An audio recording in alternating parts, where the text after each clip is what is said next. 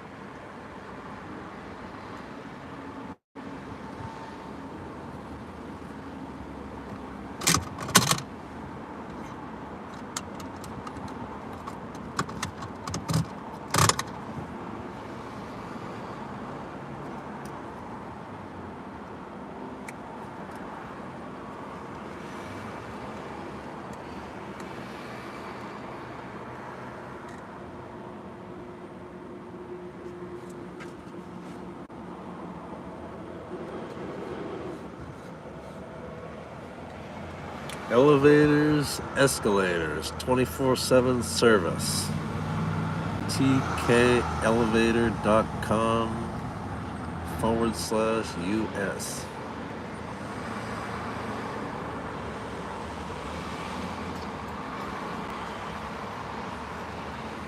I'm not advertising for them. I can't stand BC truckers. All I see from these guys is crap driving on I-5, tailgating, reckless driving, all kinds. Just always, it's always a truck with British Columbia plates on it, every time. Sorry if I sound like a jerk, but that's what I've noticed. Excuse me.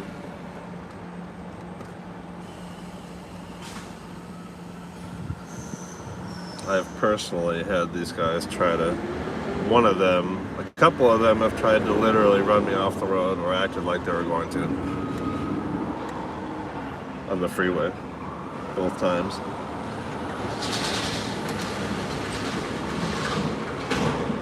Anyway, the reason they're headed up and down Everett Avenue is they're going to Port of Everett, getting containers and stuff.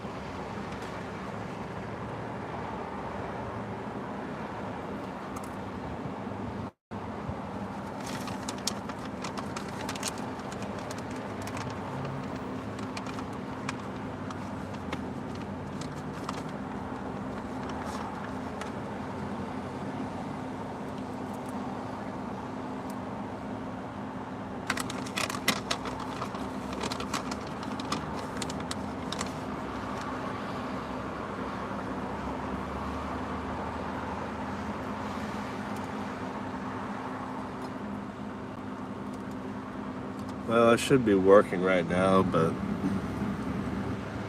I'm not motivated.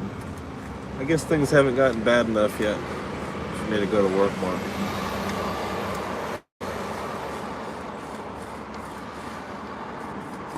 Kind of tired of my job.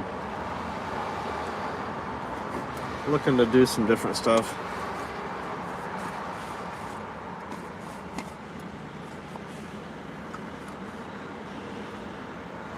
There's another truck with BC plates, a BC company. Is that the same company? I think it is.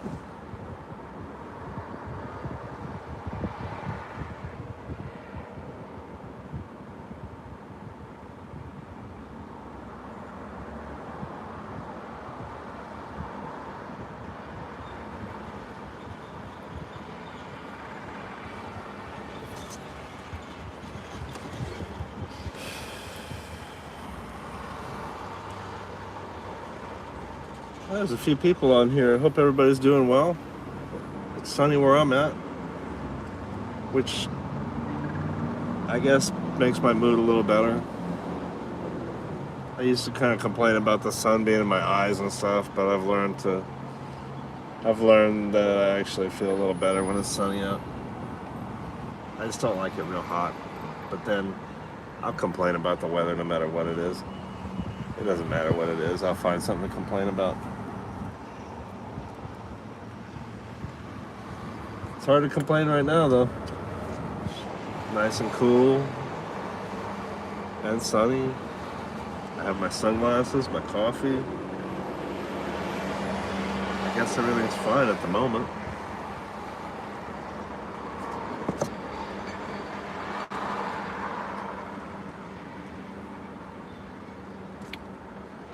I start getting in my head, things aren't fine, but if I just sit here and just sort of just live right this second, right now, and in this moment, things aren't too bad. They seem fine. I guess that could change. Why spend time thinking about the future and the past? What's the point?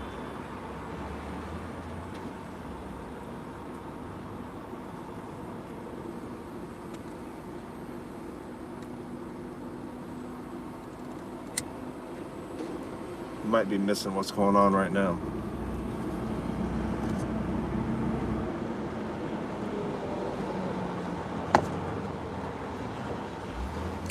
There's that same company again, for the third time now. They must be busy.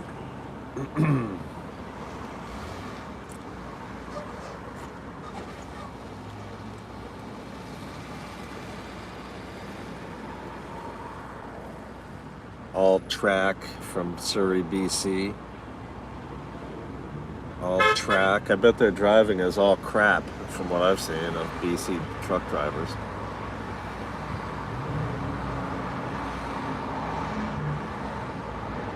That's a pretty broad statement, isn't it? But I guess that's just what I see a lot of, so I guess I'm very biased towards when I see a semi with British Columbia plates. I'm really just, I immediately get a bad reaction because I've seen their driving too much around here.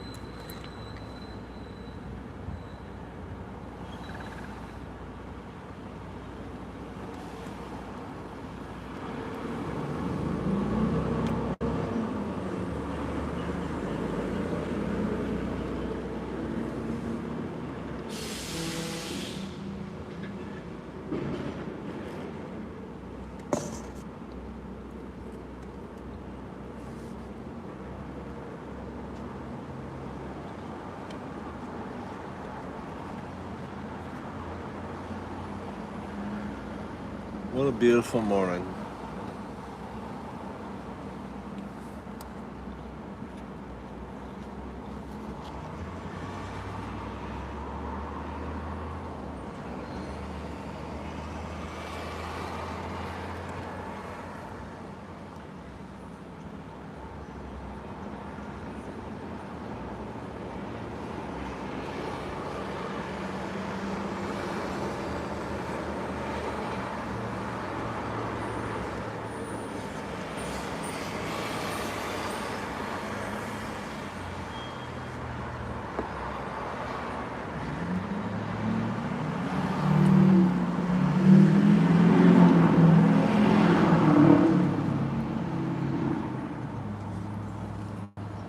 Honestly, I'm shocked how many people are coming to this channel and checking it out and hanging out. It's flattering. I'm not quite sure what I'm doing right,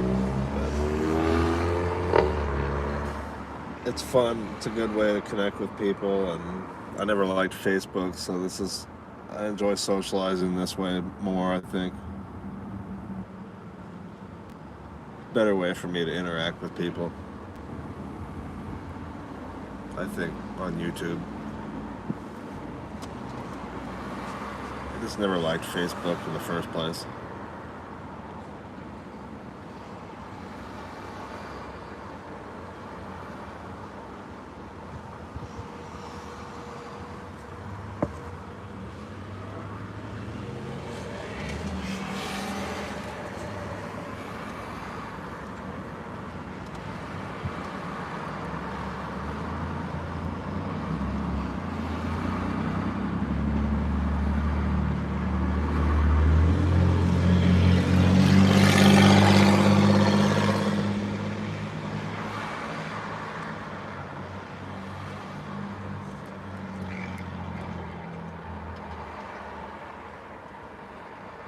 So if anybody has anything they want to say, go ahead and pipe up.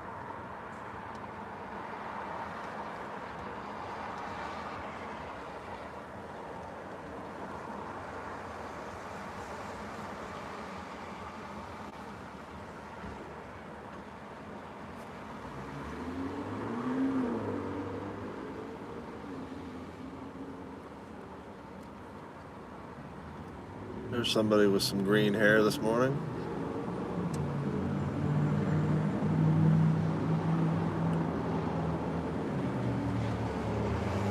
I wonder if that's for the Seahawks. People are crazy about the Seahawks around here. I might be the only person that doesn't watch football in Washington State.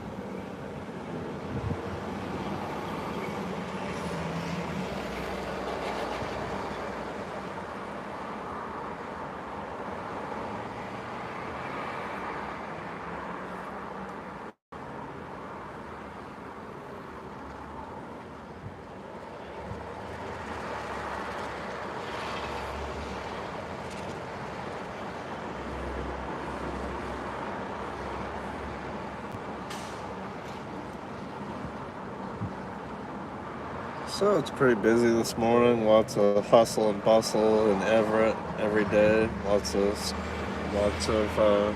money changing hands, and this is one of those towns that makes the economy go.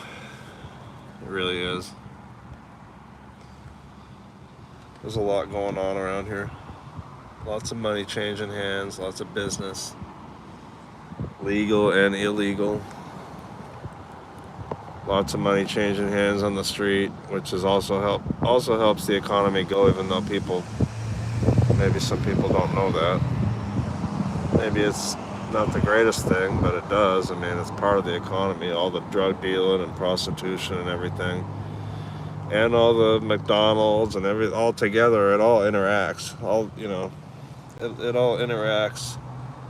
Look at that gas price. Isn't that a little high? Isn't that a little high today? I think down the street it's about 30 cents a gallon less, about 5 blocks down the street.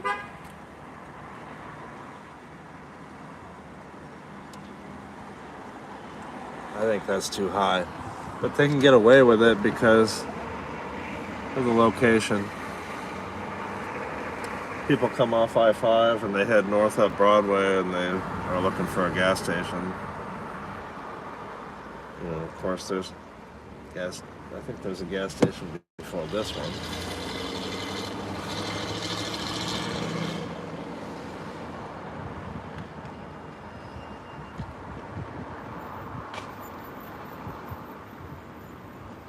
When I think about oil, I don't think about polluting as much as I always think about, well, what happens when we run out?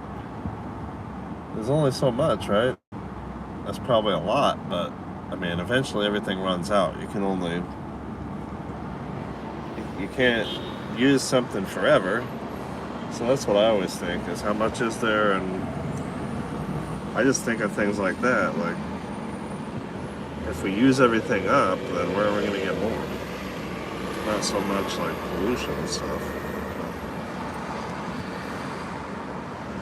Obviously we pollute. It doesn't look good, from 30,000 feet. Humans don't look good. We don't look. If you look down without any other context, you just look down, I think, from really high up, we probably look like a parasite on the earth. And I always joke and say, if aliens ever, came out here and saw what was going on down here, they'd probably turn around and get the hell out of here, because I don't think we're really as friendly as we act like we are. And think of ourselves. We think of ourselves as friendly, a friendly species, but it doesn't look that way to me. Or maybe it doesn't look that way if you were coming by in a flying saucer, maybe we don't look so friendly looking down. Anyway, whatever. Who cares about that?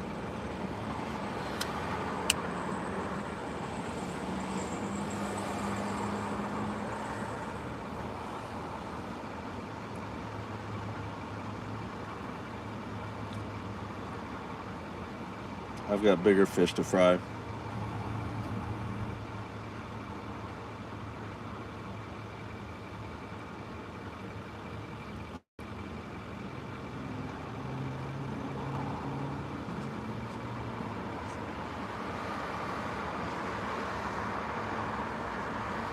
does kind of sound good, fried fish, even though it's still breakfast time probably. But I could go. It's 8:30 in the morning here, but I could go for some fried fish right now. Sounds pretty good. There used to be a place, I don't know if it's still there. There was a place in Seattle called Catfish Corner that my boss took me to years ago. It was sort of this soul food type of place in a real black part of town. And we went in there and it was, I had catfish for the first time. It was pretty good. Had some southern food for the first time. Collard greens and catfish and peach cobbler and stuff. It was good. That was a long time ago. I don't even remember what corner that was on. But I remember it was called Catfish Corner.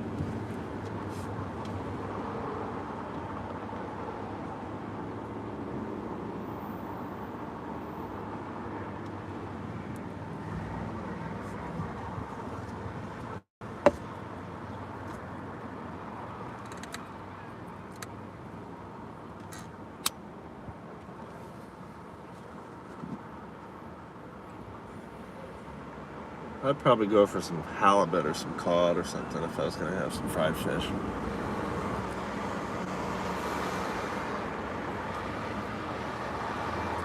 I can't afford stuff like that right now. I've been eating the cheap Wendy's meals and stuff from Safeway, salads and stuff out of the deli.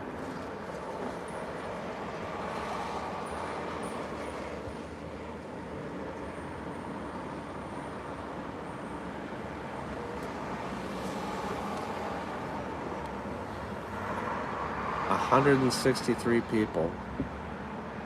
Good morning, everybody.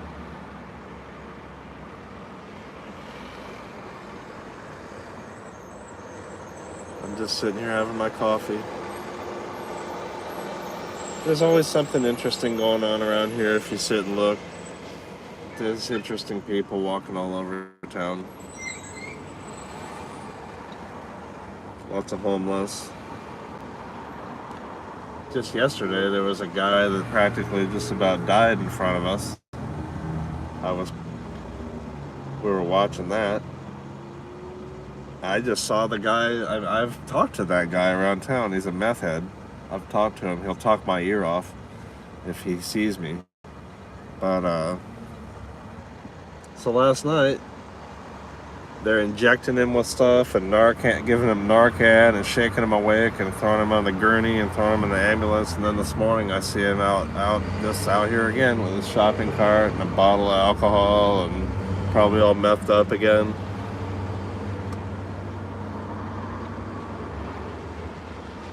That's a hard life.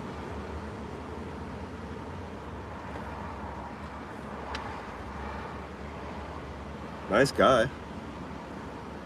He won't stop talking, but he's a nice guy.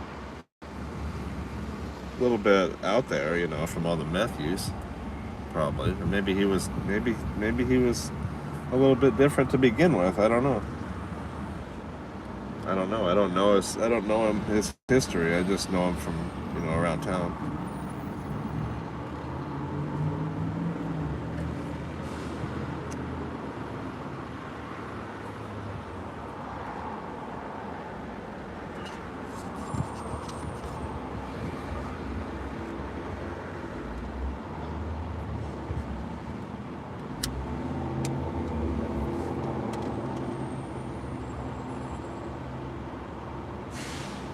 Oh, it's so nice out here. I don't even want to get up and move. I've been so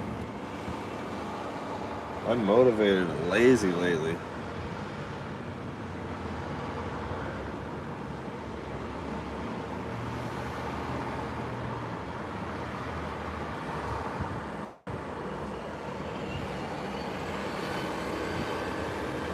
You know what?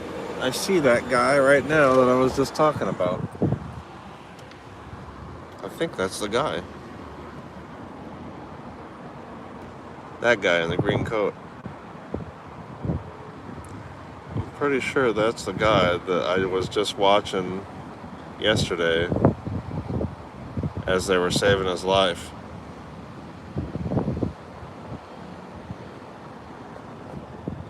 let me try to put this in a better spot. I'm just holding the stupid phone, so I'm sorry about all the shaking. It's really zoomed way in, and I'm trying to hold it still. I believe that's him. I think his name is Bill, if I remember right. I don't remember. I can't quite remember. He told me.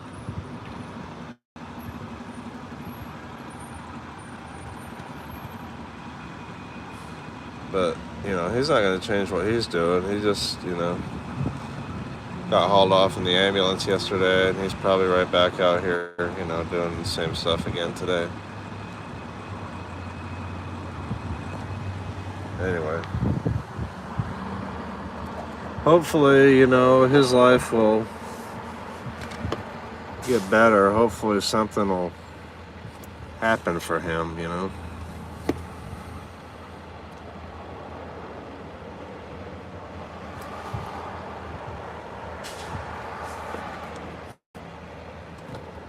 I always hope the best for people.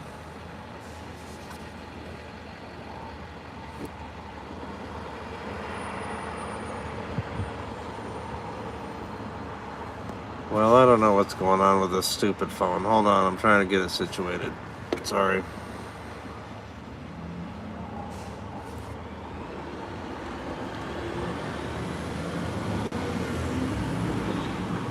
All right.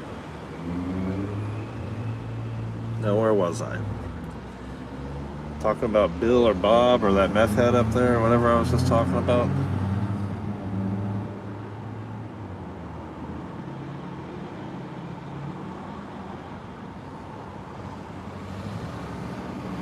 Yeah, you know what's funny about watching meth heads is they sit there and they'll do something completely pointless.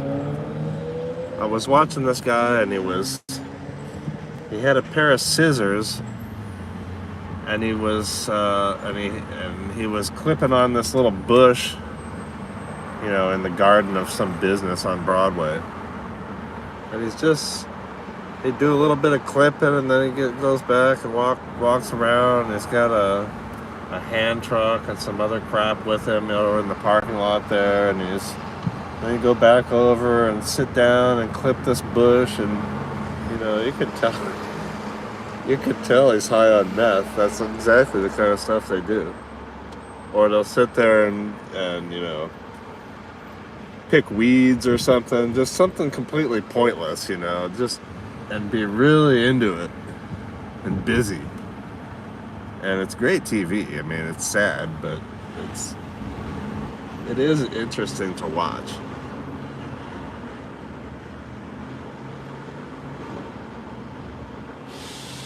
It's too bad, people can't feel that good without a drug like that, or they don't know how to feel that good without a drug, but you can feel that good and that high, just if you can find the right stuff to do in life. If you can find the stuff that you enjoy doing and manage to do it, then you can feel that good you don't need the drugs to get high. You're going to get high doing what you love doing.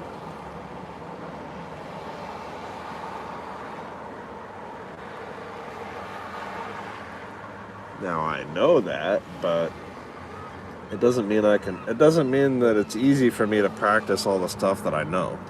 Just because I know how stuff works, I know the mechanics, I know how the right way. Doing it, practicing it is a whole nother thing.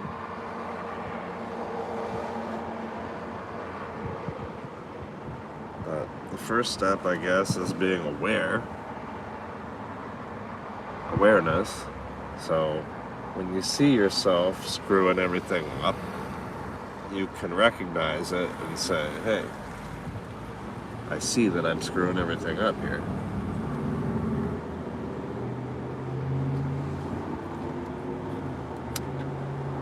Alright, yeah, I know, we don't need a sermon this morning.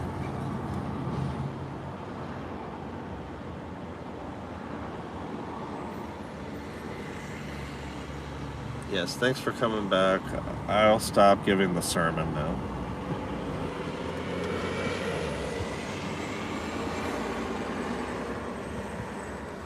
What is it? Tuesday? The Tuesday sermon?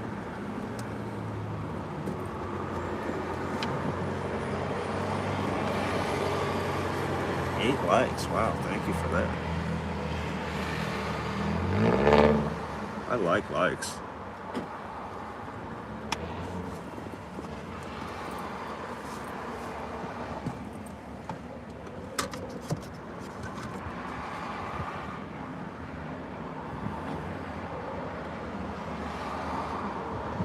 Well, how's everybody doing today? Somebody say something. For crying out loud. Put up a flag or emoji or anything. I guess a flag is an emoji. Emoji flag. Or just any old emoji. Or anything. Or nothing. I mean, I can appreciate people that just want to watch and don't want to say anything. A lot of the time I don't even turn on the chat.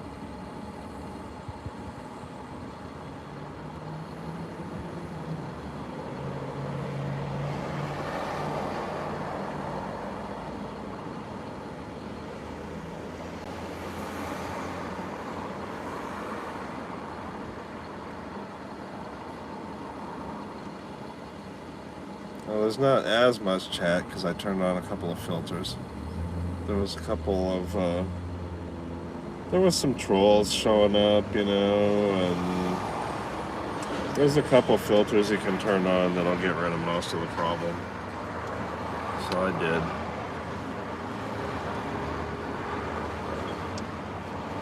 did. A troll doesn't want to usually wait 20 minutes and subscribe to leave some stupid comment. Maybe sometimes they will, but...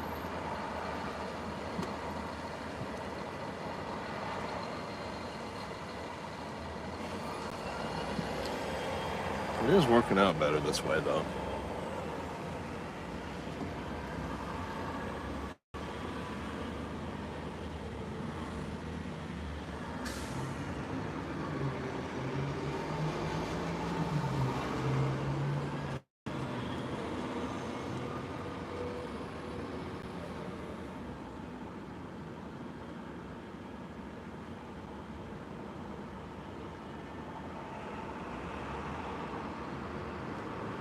Well, yesterday I really disappointed myself. I really acted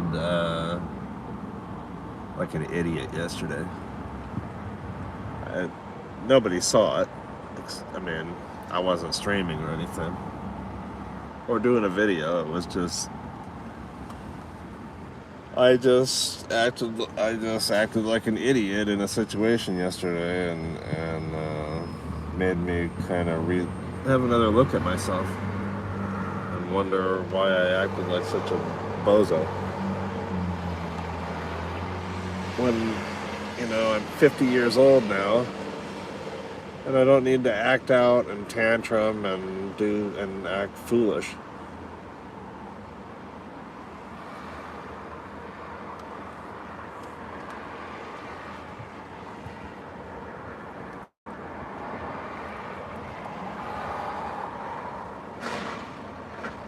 So anyway, I don't like it when I disappoint myself on something like that, where it could have been prevented.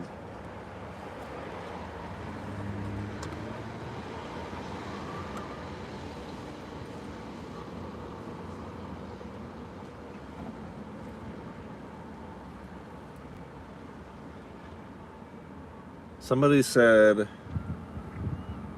if you can't be honest with other people, at least be honest with yourself.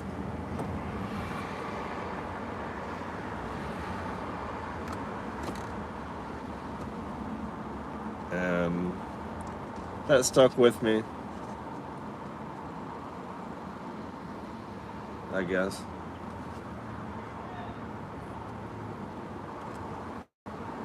Oh yeah, he's up there acting crazy again. Where is he? There he is.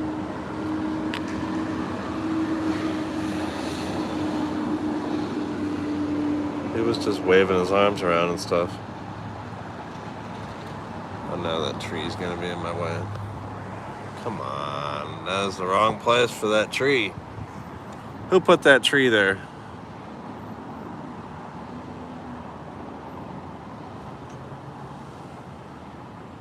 I'm trying my best to hold this camera still, but it is impossible with it zoomed in like that. Here, maybe I can put it up against something here.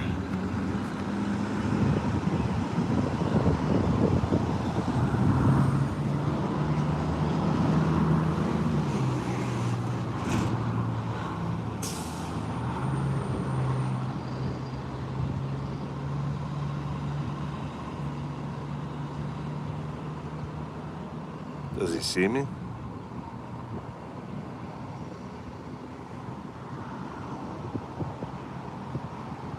Thought he saw me for a second. If I go over there, he'll talk my ear off. But he probably wouldn't. I don't know. Maybe he would. If I said, "Can I film you?" I don't know what he would say. Up close, like to interview him or something. Ask him something. I don't know. He looks like he's super high right now. I'm pretty sure that's the same guy.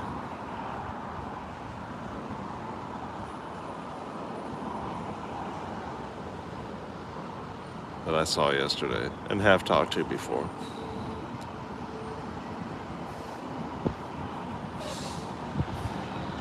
Anyhow.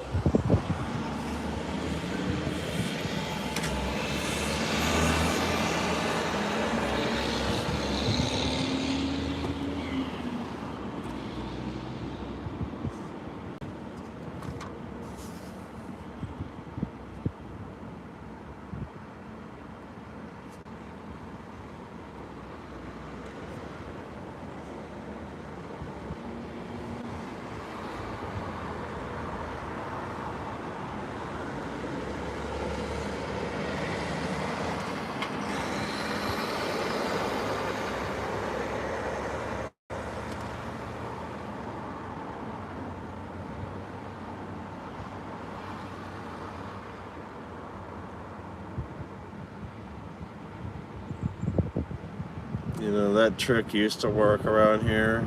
I guess it used to work everywhere. The walking around asking for gas or walking around with a gas can and asking for money and stuff. But too many people, you know, lied about it and scammed, and now it doesn't. You know, I don't believe anybody anymore carrying a gas can around town.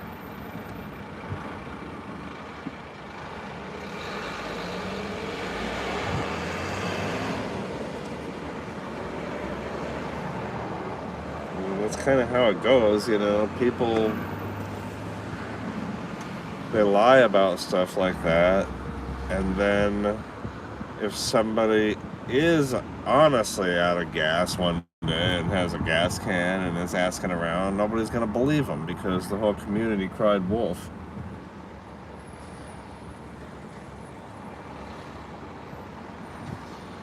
I think that analogy works for this.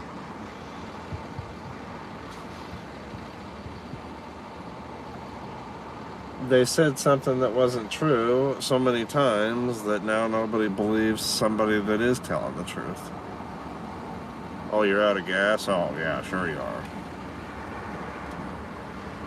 It's gotten real bad to the point where, you know, people are asking questions to other people, and then people just walk by and ignore them, you know, because nobody wants to talk, nobody even wants to acknowledge anybody anymore if they don't look a certain way or something. I don't know what I'm trying to say. At least this is stuff I'm noticing around here in this area. I don't know what I'm babbling about.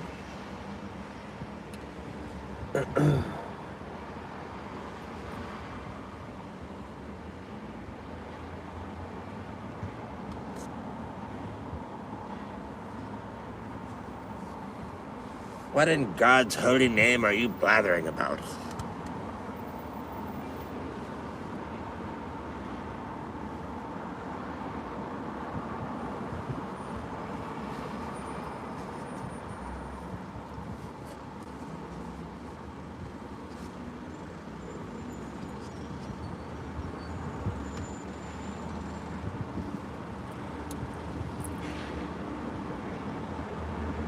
Well, is it time to go and see if there's a train, or if Gabriel's outside, or Marty's outside, or any of those crazy guys that come out of that apartment over there when I try to film?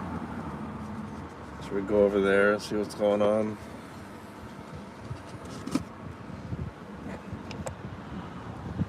You know, since I moved into my van and I'm just around town all the time in my car, I've met a lot of people around here. Just people on the street, people that come out of there, just, you know, because I make my rounds, and so I see the same people all the time, and eventually, you know, you start talking to people. It's interesting. I don't know how long I'll stick around this area. There's no reason why I have to be here anymore. It's just my comfort zone, I guess. Just fear of leaving. Probably fear that keeps me here. Road closed ahead. Well, I should have turned there anyway. What the heck am I doing? Okay, now I'm putting on my seatbelt so the car will be quiet. And we got some kind of, oh, they're painting lines on everything. That's what they're doing. And I can't turn there. Fantastic. Okay. No problem.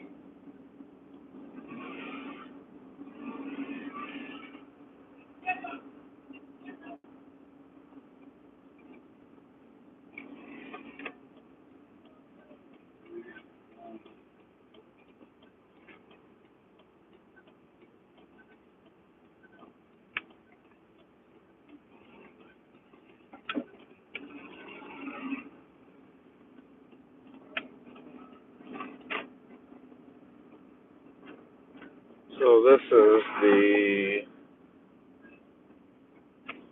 street with the court and the jail and all that sort of stuff. Which, I don't know who's in the jail, because it doesn't seem like anyone gets punished for anything. So, is there even anyone in the jail? You know, I'm not big on jailing people either. I mean, I don't. I'm not one of these people that gets excited when somebody's going to get thrown in jail or in prison. I think it's sad, you know, it should be a last resort. I think. I don't know. Maybe people that I get excited about somebody going to jail and prison, maybe they've never been to jail. If you have ever been to jail, you know, you wouldn't want to wish that on other people. At least I don't. That's how I think anyway. I don't wish anything on anything bad on anybody. Hey, look, it's the battle box. Don't forget to drop off your ballot at the battle box.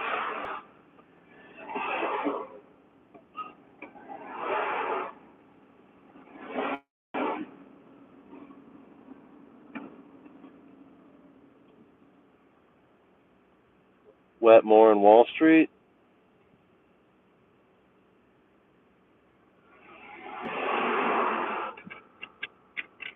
They went and put some, what looks to me like some native type of,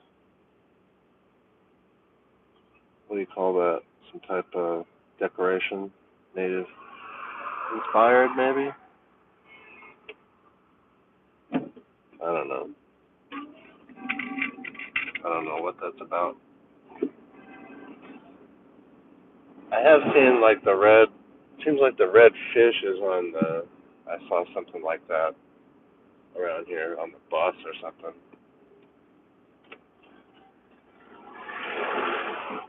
Oh, who cares, Tim? What are you babbling about now?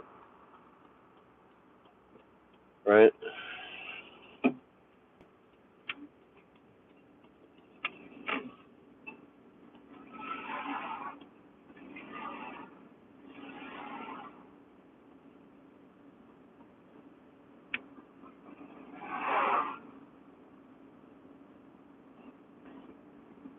Nice morning downtown.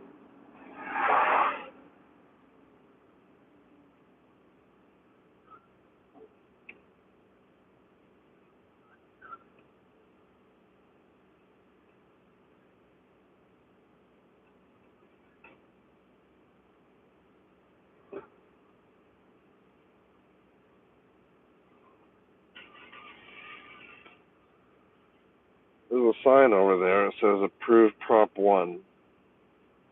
What's that all about? What is that? There's nobody behind me. Protect public safety. I think that's to do with Providence. Something to do with the nurses, I think, at the Providence Hospital. And I think the gist of it is that they're saying that people are cutting corners and putting patients at risk or something. I don't know. The hospital's probably it's I don't know. I don't know what I'm talking about. I thought I saw something to do with people complaining about the hospital cutting corners and that people didn't know about it and it was putting people at risk.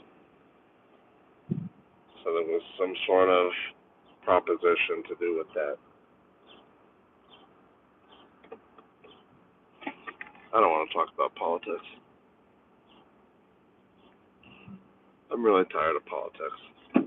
I just want to vote when it's time to vote and then forget about it and go about my life.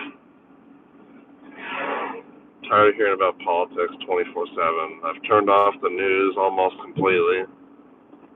I will check in and just sort of look sometimes out of curiosity, but I can't get a straight story from anybody. All I get is a bunch of rhetoric and buzzwords and baloney, and everybody's trying to spin every story a certain way. Nobody just wants to. I mean, I hate to use everybody and nobody kind of terms, but you know what I mean. You can't get a straight answer from anybody. Everybody has they want to tell a story in a certain way.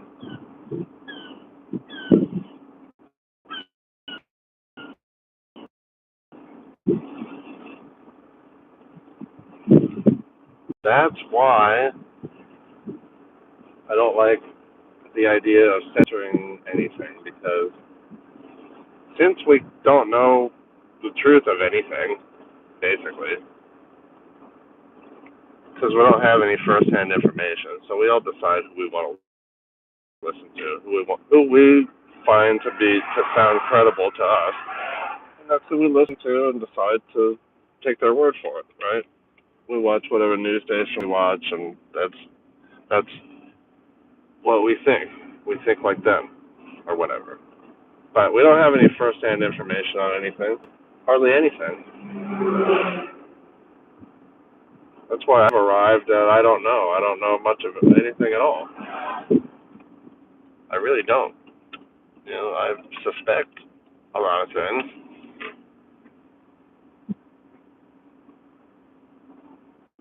I was not going to go to the train.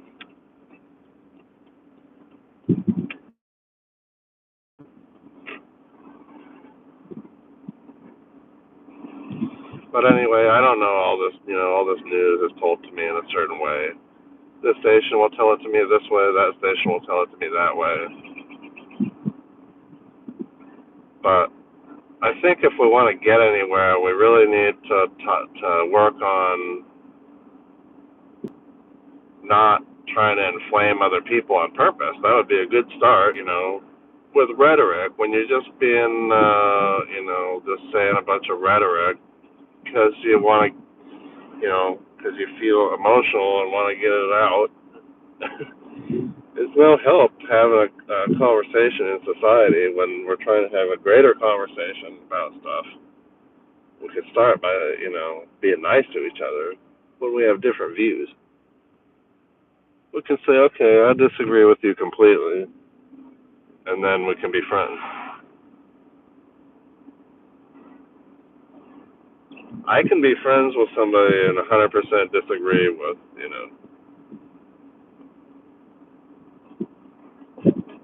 what they think. I can still be civil. There's no reason to be mean to each other because you think this and I think that.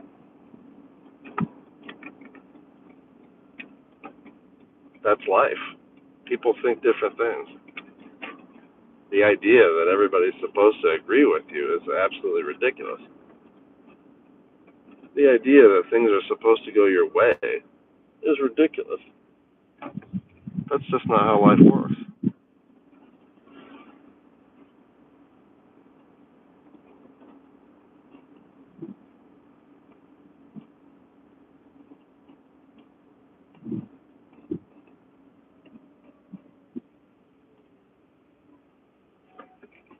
Here's the way I see it, and the way it was told to me, is do the right things and the right things will happen. That's pretty, that's, that's a really condensed version of how things work. Do the right things and the right things will happen. And when I say do the right things, I mean micro decisions all day long, every day. Your daily decisions from the moment you wake up in the morning. Do the right things, and the right things will happen. I've been doing the wrong things. That's why the wrong things are happening for me. Some of the right things are happening because I do some right things, but I do a lot of wrong things, so it's really a mix. What I get is a mix, I get because I do I do so many right things and so many wrong things. I don't know how each day is going to work out. I get good news and bad news all the time. I don't ever get terrible news. I get a lot of first world problems. What I call first world problems, like dumping coffee all over myself after I just had a shower and all over the car, stuff like that. Road closed. Why are they closing me everywhere? I'm just trying to get to the train tracks, guys. There has to be a secret passageway to these train tracks. Closed to through traffic. Well, I don't need to go through, okay? I don't need to.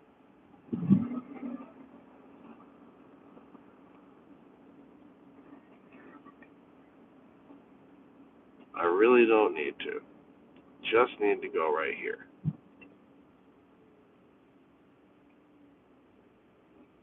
Or maybe right over here.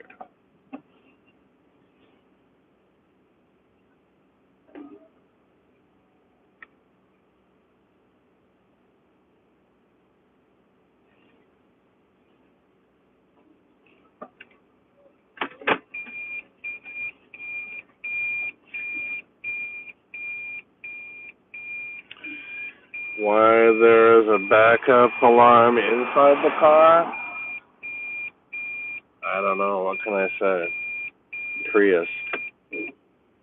I guess Prius people need a reverse alarm inside the car. So that when I'm reversing, anyone inside the car knows to get out of the way, right? That's a great idea, Toyota. Put the beeper on the inside of the car for me, right? So we can all know that the car is reversing and we can get out of the way. Brilliant. Bravo.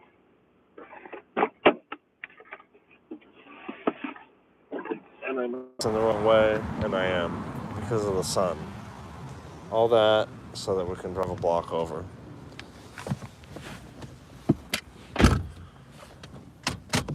That's fine. This will just take a moment, and we'll go to the other bridge.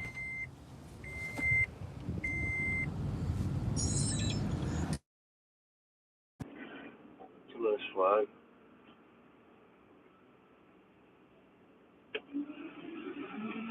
fire department.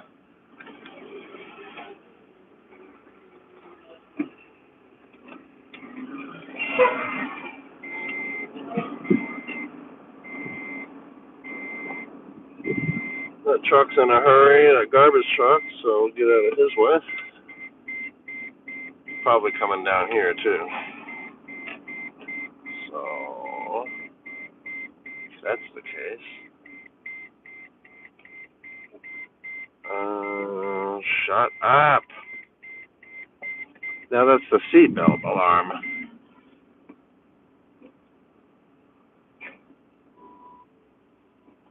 We'll go above this Prius. Hold on a second here. We'll just go right over here. One time this guy with this other Prius came out, and I was sitting in mine, and his looks just like mine. And I saw him in the mirror walking up, and he's cursing, he's saying all this stuff, and then he gets up next to my car, and he goes, "Oh," he goes, "I thought you were in my car."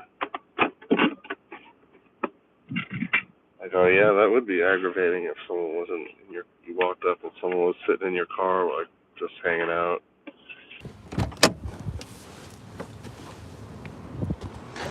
Because as you can see, his looks pretty much just like mine. So you can tell. Except I took off all my hubcaps. He still has one.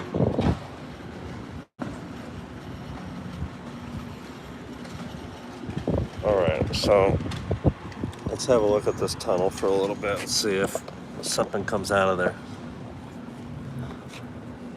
Sorry about the wind. Now usually when I set up right here, these characters walk out and start wanting to visit. I don't know if they can see me from their apartment out here or what, but they're nice people. I just don't always feel like visiting on the sidewalk.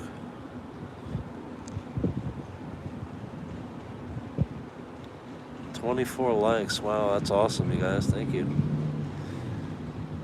I'm flattered.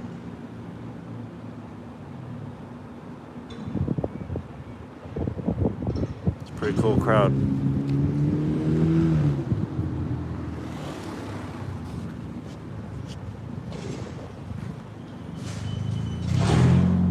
gonna have to lean the phone a little more. The wind's really picking up here, and it has blown the phone over.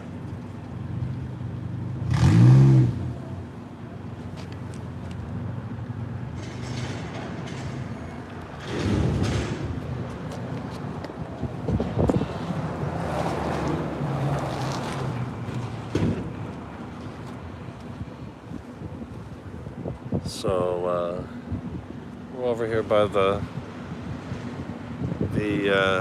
Labor Temple. It's actually called the Labor Temple on the front there. There's the fire department from the back. The firehouse. There's that flag over there. Brooklyn Brothers is over here, and those apartments. It's underneath those apartments.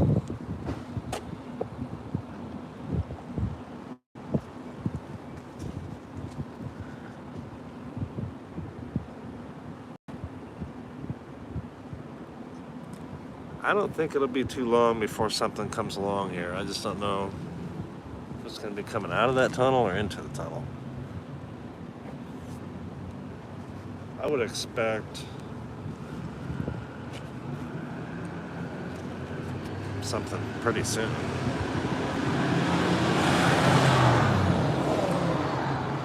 You know they want to keep stuff moving through here because of money.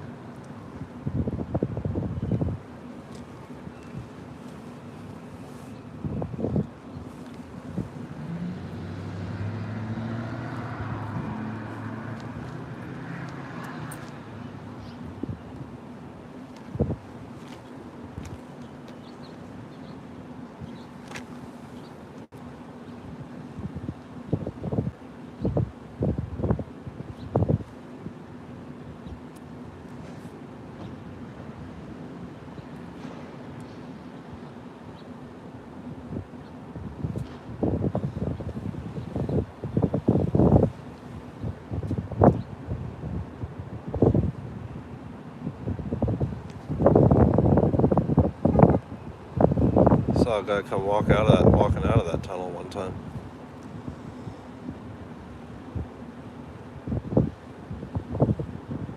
I heard there's not much room to get out of the way in there.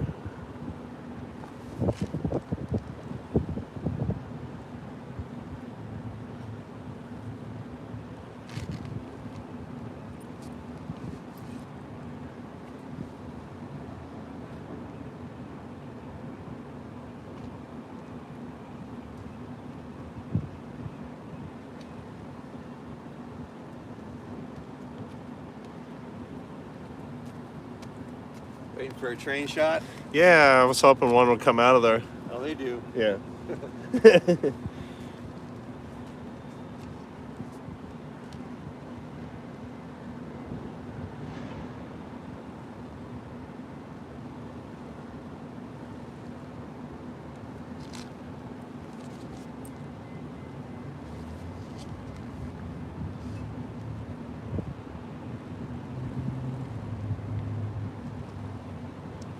Sometimes there's a lot of birds out here, and the bird sounds are pretty amazing sometimes here. Several different types of birds flying around. Crows and pigeons and seagulls and this, that, and the other. Oh my. Crows and seagulls and pigeons, oh my.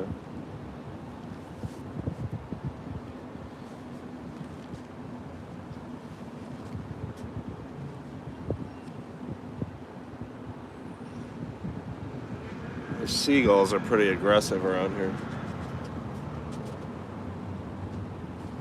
I've had them come up, and when I was eating at Burger King in the parking lot, they came up, and one of them actually came up and pecked the door, standing right outside the car door staring at me, and they started getting impatient, so he pecks my door.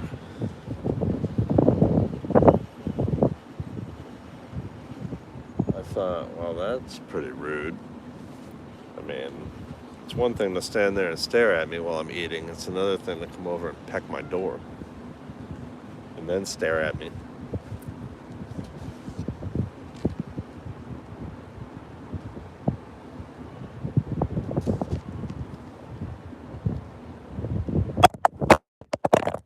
Wow, that was interesting. I turned my head, and the moment that I turned my head, the wind blew the phone off of here onto the ground.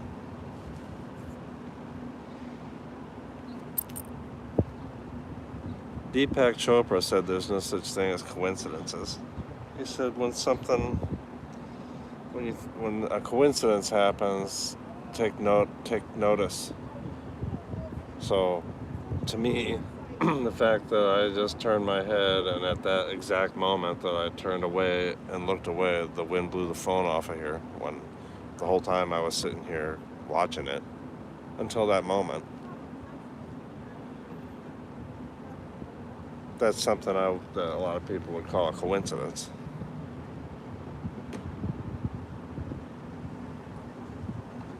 Oh, it's just a coincidence that you turned your head and then at that exact moment the wind blew the phone all the way onto the ground.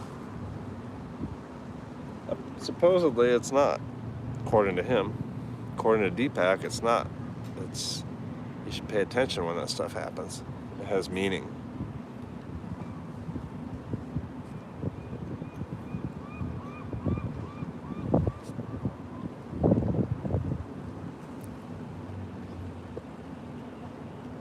Well, the meaning for me is to lean the phone over a little more.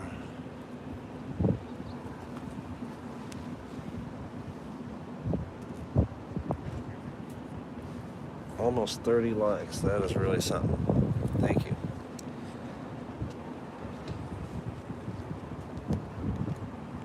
Yeah, now there is 30. Thank you very much. It means a lot to me. 31. Thanks, guys. 32. Awesome. Now you guys are just showing off.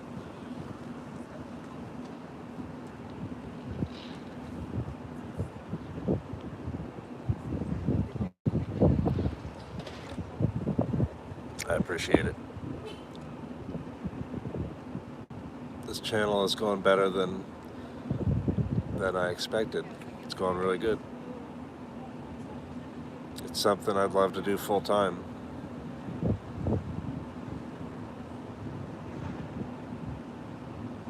Maybe get out of this town and take you guys somewhere else. And take me somewhere else. I don't need to be buzzing around here anymore. There's nothing here for me.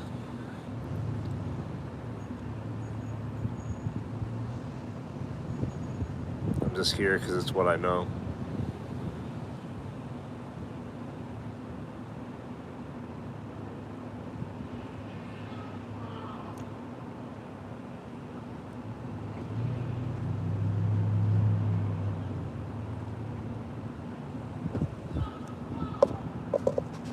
Somebody's up over there somewhere shouting to get off the phone.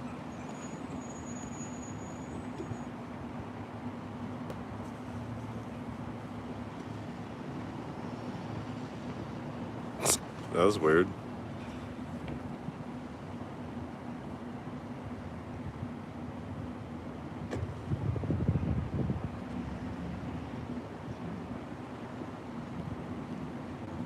Somebody's yelling, "Get off the phone!"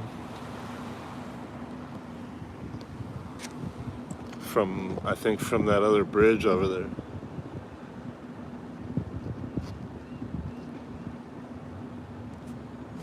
Maybe somebody was driving and doing something stupid while they were on the phone or something.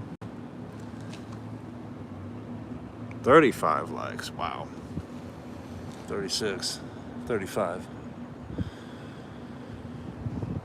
That's pretty awesome.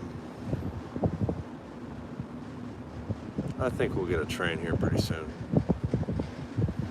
If not, we'll do something else.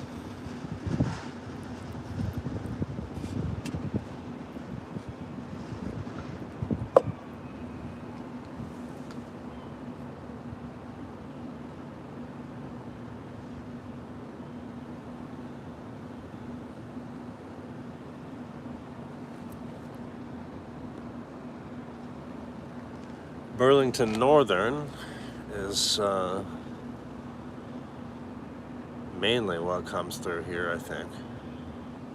Amtrak also, and the commuter train, the Sounder train, but most of the time it's a freight train, a Burlington Northern freight train, with all sorts of different stuff: oil, coal, Boeing fuselages, scrap metal, just like debris, cars full of debris, like construction, demolition type debris.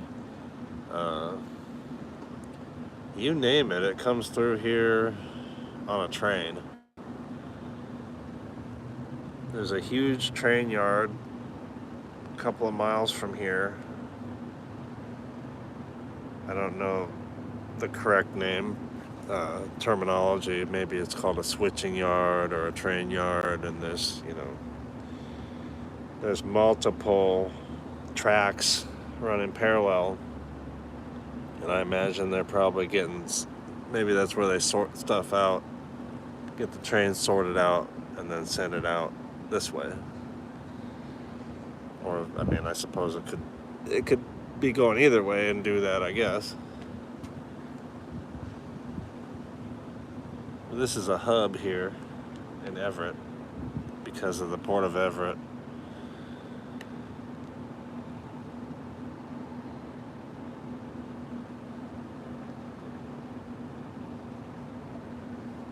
So there's lots of trucks and lots of trains here, and ships.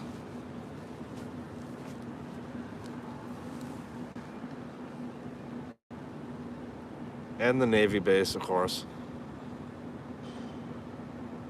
Oh, some hearts, that's cool. Where are those hearts coming from?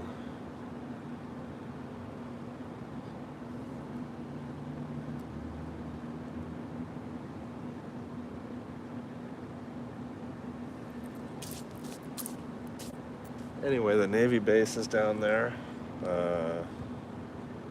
There's a marina. Could go walk around the marina.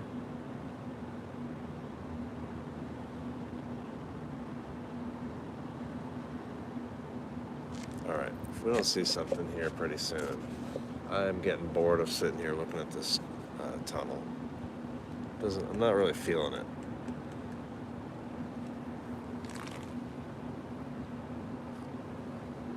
My coffee's cold, so that means it's time to stop drinking it, probably.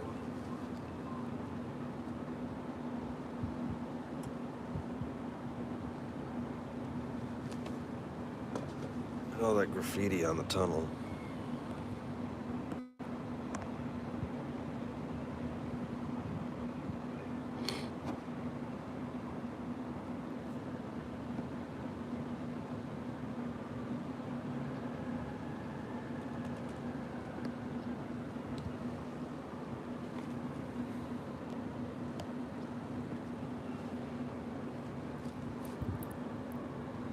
Have we had enough of this?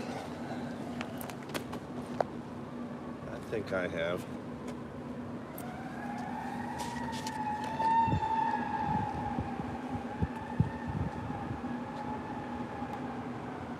Register and vote.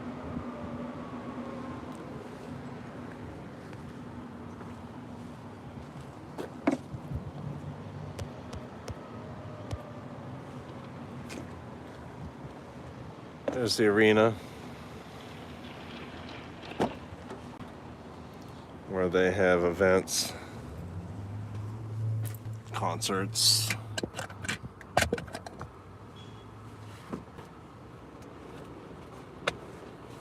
I thought I lost my wallet this morning. I was pretty freaked out. Are you kidding me?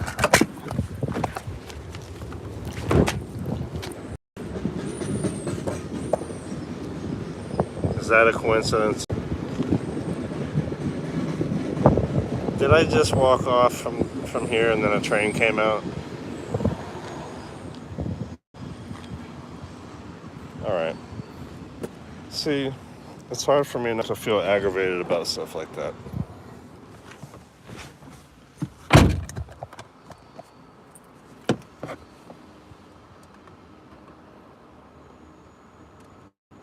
Hey, how's it going, Mike?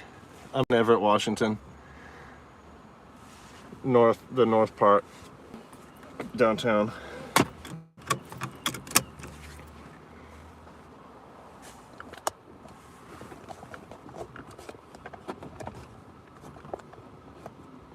Yeah, sorry, I had to sort of weed some people out because there was too many disingenuous trolls and stuff. People that just wanted to pop on here real quick and just aggravate everybody or aggravate me.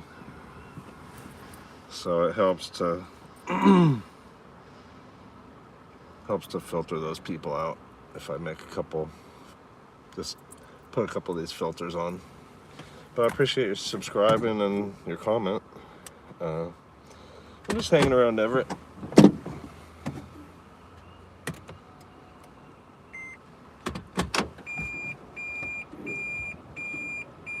Yeah, you know how it is. You gotta make a couple to weed out the worst of the worst.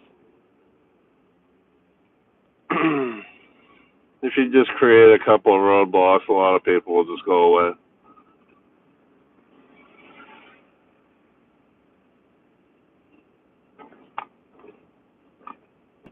If they wanted to, if they just want to come on and say something rude.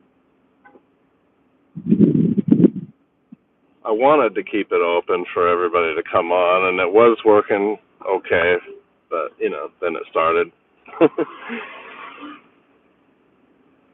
But like I always say,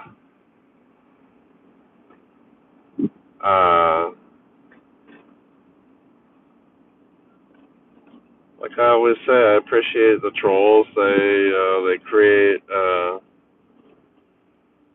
they actually help the whole algorithm work.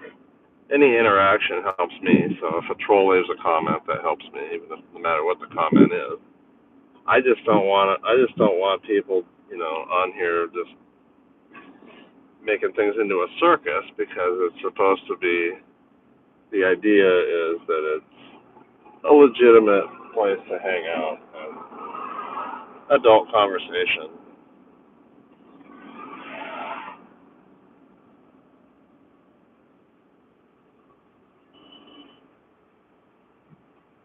I don't like censoring anything, but I suppose I have to censor once in a while. I try not to unless unless it's really important. But that's kind of the nature of censorship is somebody thinks it's important.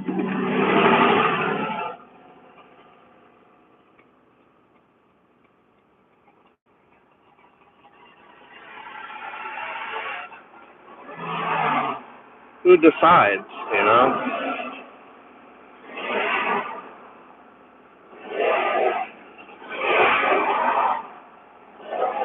Oh yeah, I said I'm in Everett, Washington.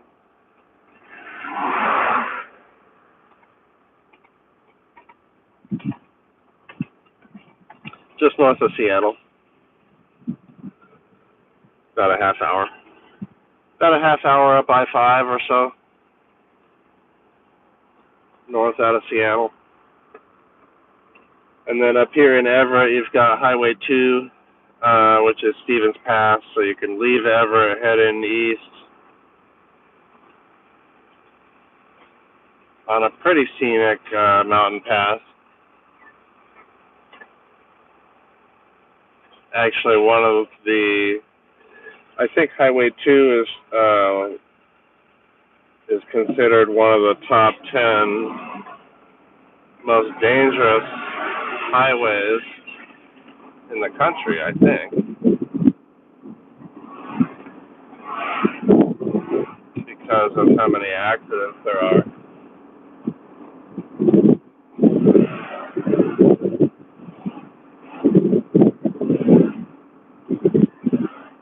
No, the trolls don't have anything important to say. They just say, you know what they say. They say stupid things. They just want to say something stupid that's going to irritate you. That's the whole point. They want to irritate somebody. And they're looking for a fight. So the best way to handle a troll is just to ignore them.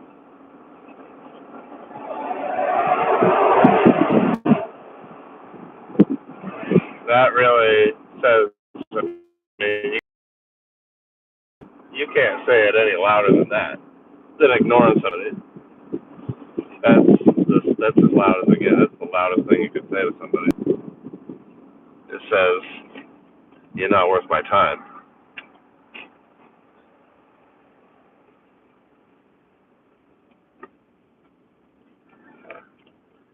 And for somebody that's looking for attention, there's nothing that's going to be more destructive than that.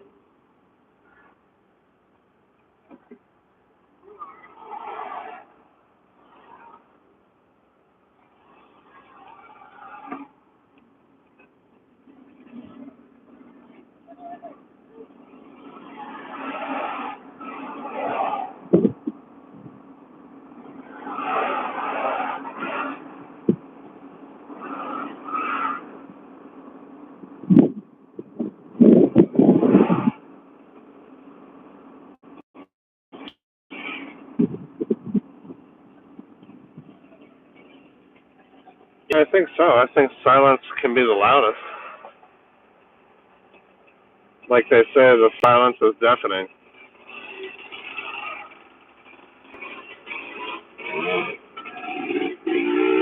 That is not, there's nothing legal about that to be on the street.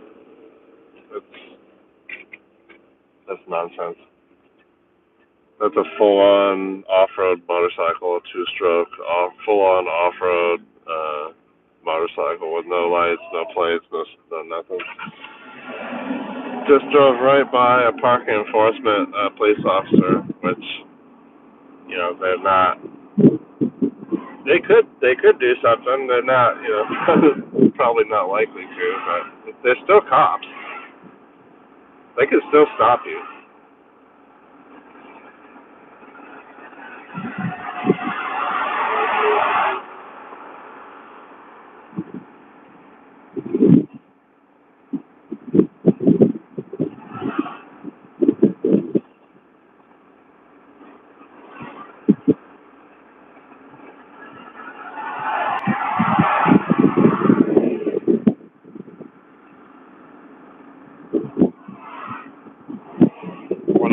younger, we used to get in trouble for anything like that.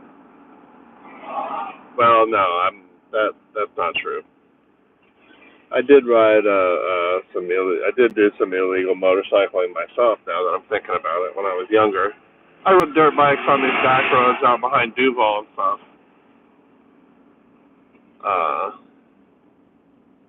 These guys are doing it right in the city, so I mean, I don't know. Does that matter? I think it does. Seems worse to do it in the city than out in the country. Maybe I'm just saying that because I'm the one that was doing it in the country. I don't know. But I was young. I'm 50 now. That was, 35 years ago.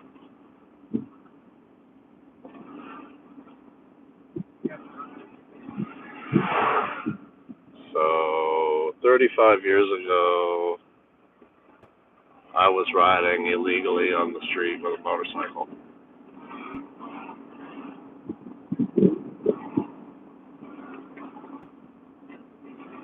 Baltimore has a dirt track? That's interesting.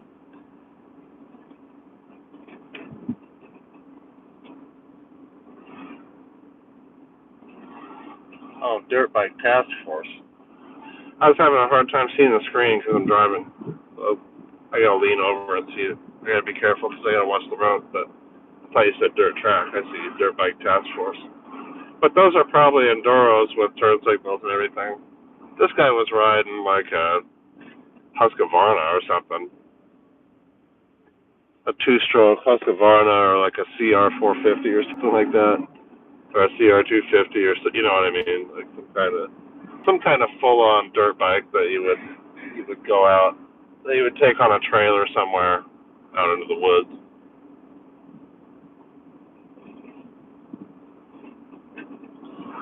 Well, that would be a good kind of motorcycle for the police to have. That way they can, because sometimes they need to, follow people off road when people turn up onto the grass and try to get away from the cops and they go weird places. So you could probably follow them anywhere on one of those motorcycles. But then again, are they allowed to chase anybody in Baltimore? Probably not.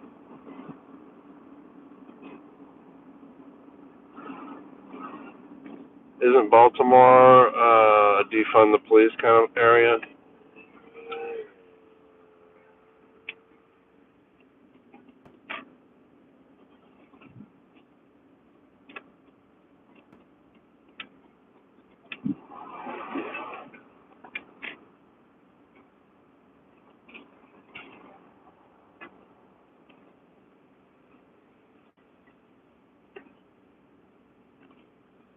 Well, I'm going to have to go over to the hospital and use the restroom.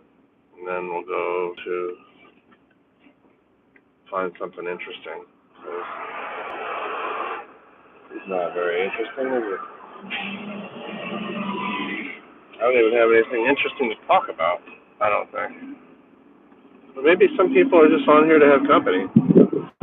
That is one thing I imagine.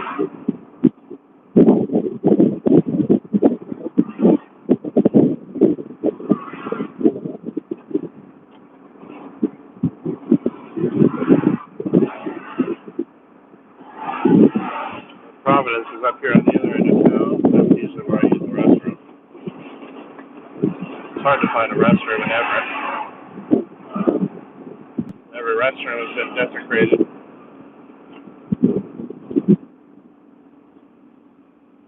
by the public and the homeless. Like Larry David said, the public cannot be entrusted to flush a toilet.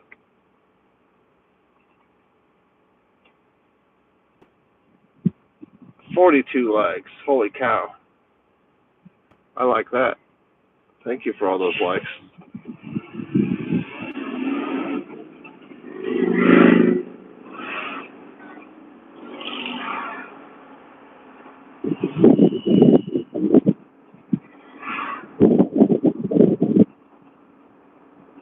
Are you in Baltimore, Mike?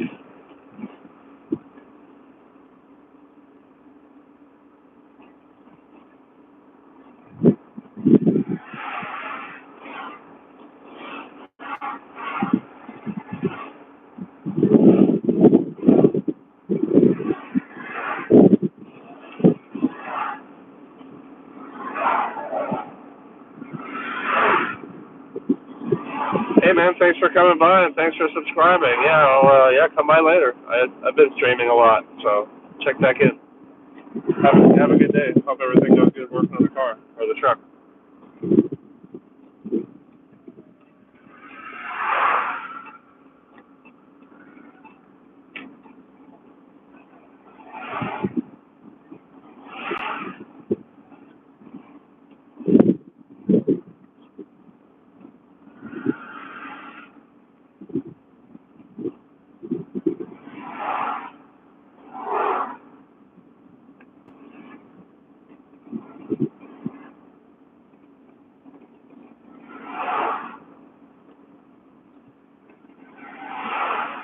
So I'm just gonna pull in here and park and leave you in the car for about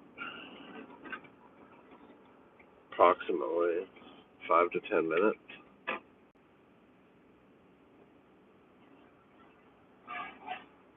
Pretty busy right now. This area is not usually this full.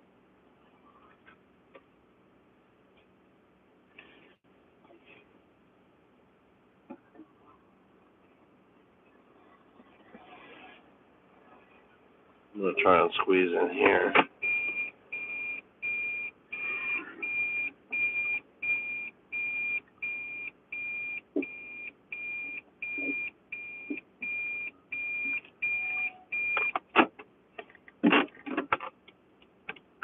About like that. I'm gonna put you guys right here.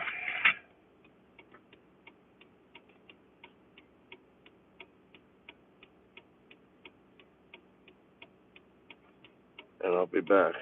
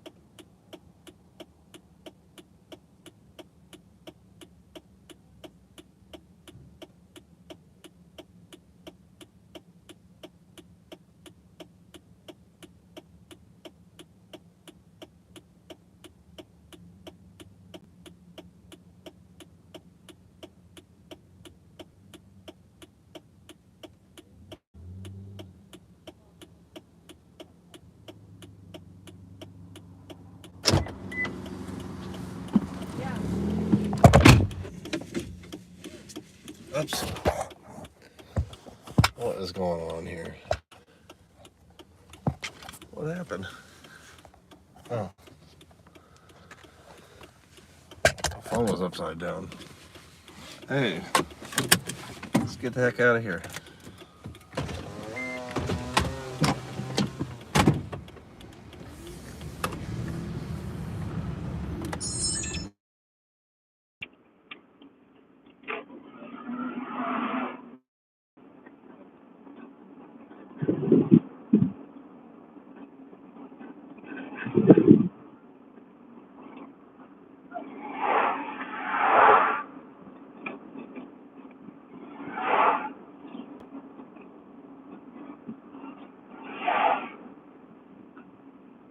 I gotta tell you, I'm not having a very good hair day.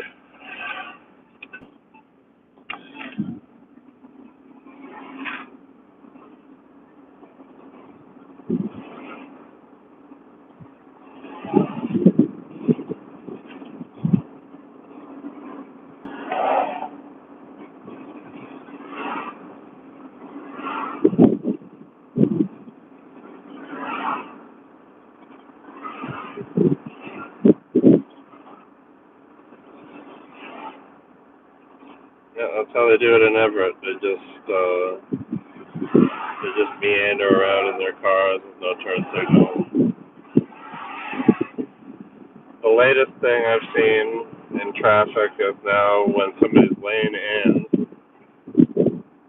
they just act like, get out of my way, like, no signal, no. Apparently they think that it's not their job to pay attention to their lane ending, it's other people's job to pay attention to their lane ending. That doesn't make sense to me. I mean, you got two people, one person's lane doesn't end, and one person's lane does end. So, if your lane ends, then it seems to me you should be the one, dealing with that, not the other person. Well, that doesn't mean be a jerk and don't leave any room for anyone to get in. What is that? That's some fantastic driving.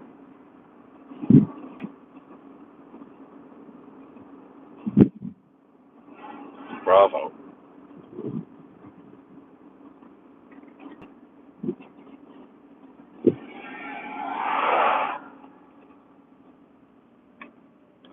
Where to? To the cemetery? I'm kind of bored with the cemetery.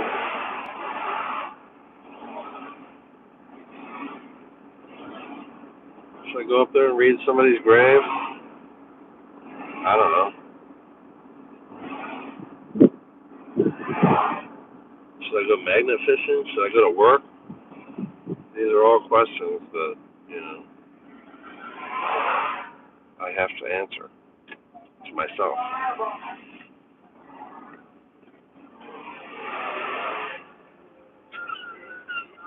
I do have some stuff to magnet fish. It's just a matter of where to do it.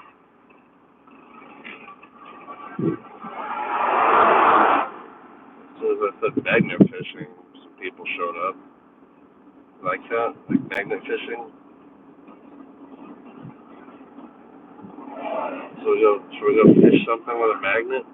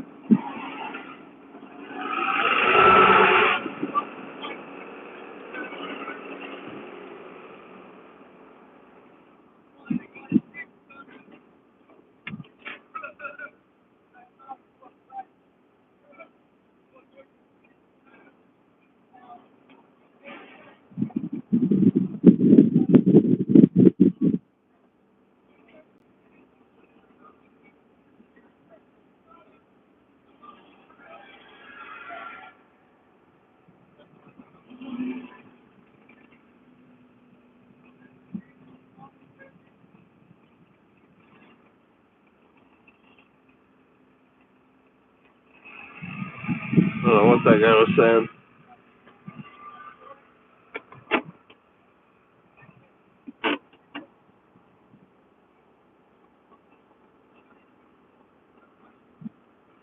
And I went and dropped that stupid penny down here on my dashboard where I can't get to it. There's a little, oh, I got it. Cool. I don't have to get into the story of the penny blocking the screen.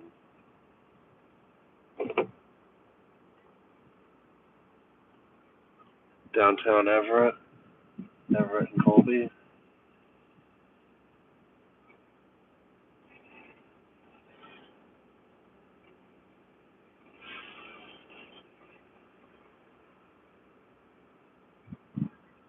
Pretty busy down here right now.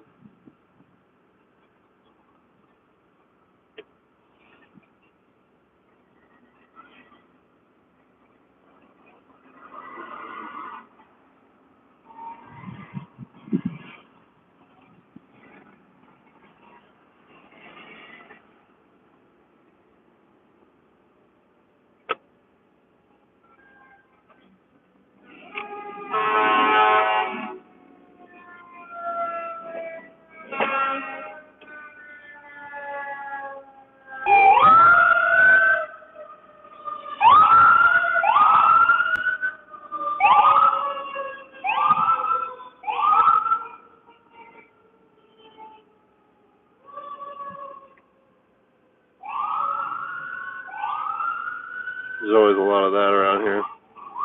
That's normal. Constant ambulances, police, and fire around here, around North Everett.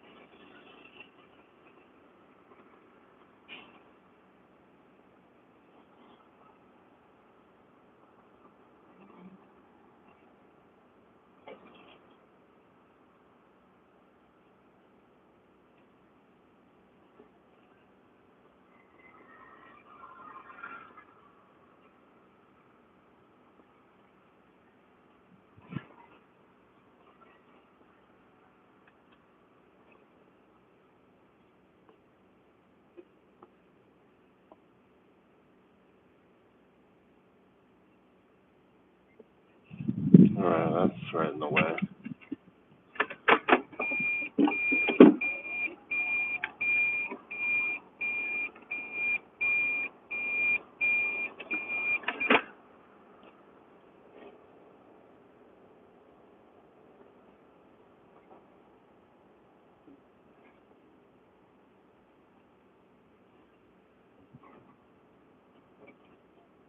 Oh, I don't know. I don't know what I'm doing.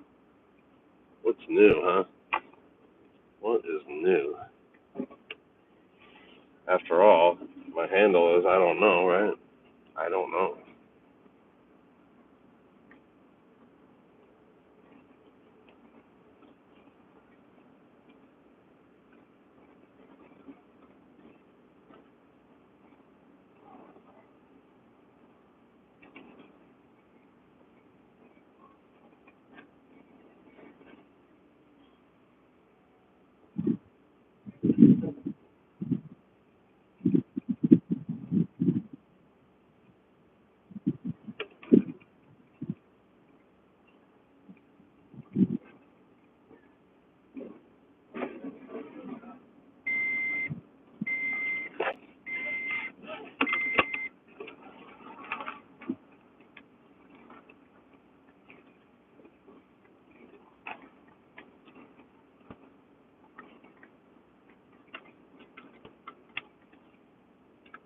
And what's next?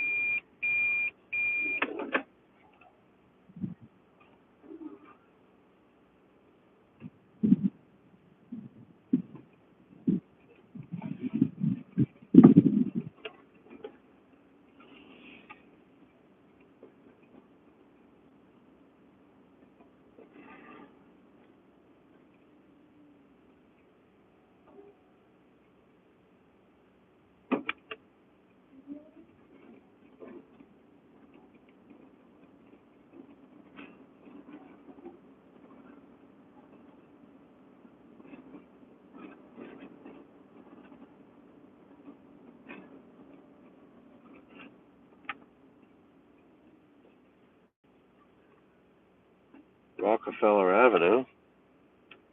You know, the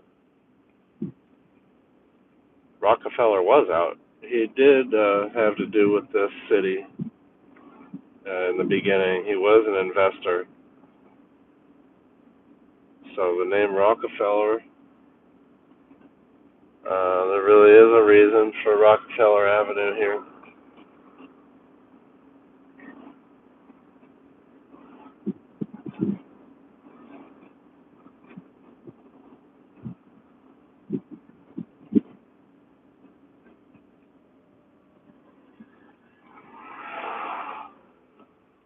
I don't really know anything. I haven't looked into anything about the Rockefellers. I just always hear stuff. People always talk about them. Rockefeller. Oh yeah, that Rockefeller. Yeah, he did this, did that. All kinds of stories and things, and who knows what's true and what's not. One thing's for sure, they're rich.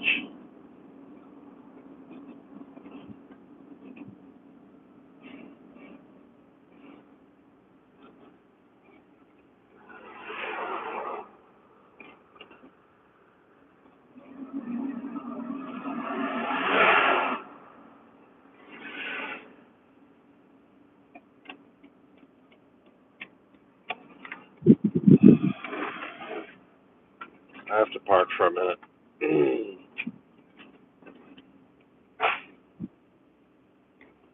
you guys want to say anything, go right ahead. This is something somebody wants to talk about or say, or put an emoji up or anything. It's fine.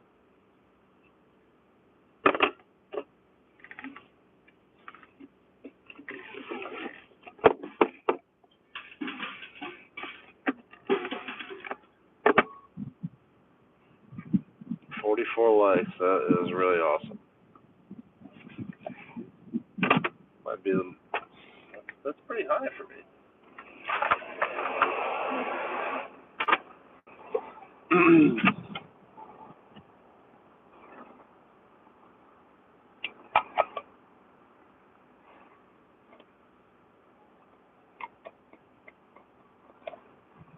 Where's everybody from? Where are you from? What's your town? What's your state? What's your flag?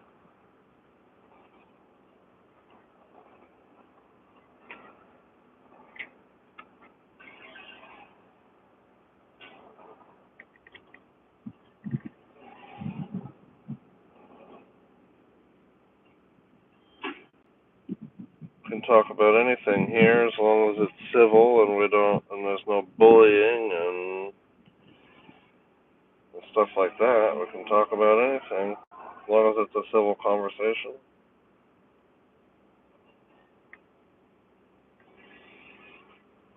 We can have different views.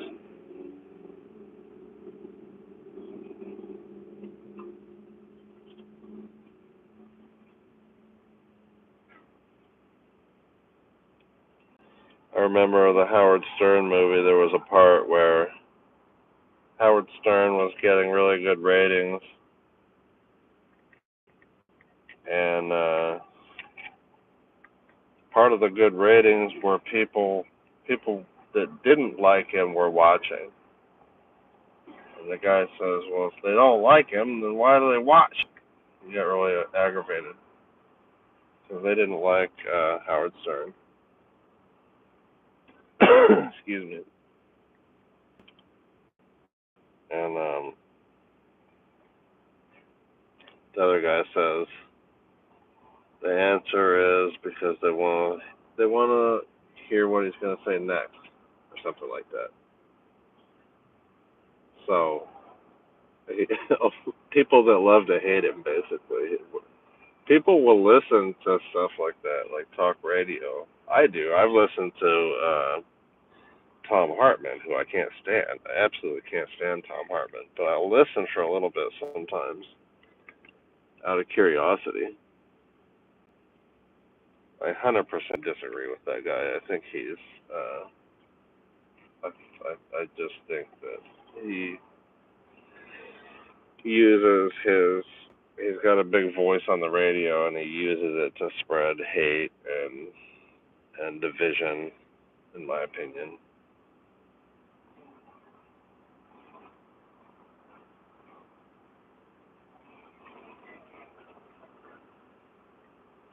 I don't think there's any place for rhetoric on the news or talk radio. You know, unless we're going to 100% say it's only for entertainment. There shouldn't be any rhetoric on a news channel, in my opinion. Eckhart Tolle talks about, you know, get over, you know, what you think should happen and shouldn't happen, and or whatever he says. He talks about you have to let go of the idea of what should happen, should have happened, that shouldn't have happened.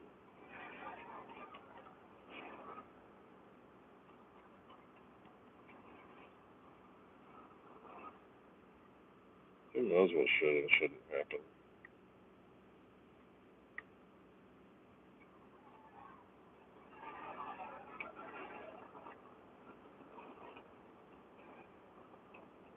What should happen, I think, is we should all learn to get along on this planet because there's nowhere else to go.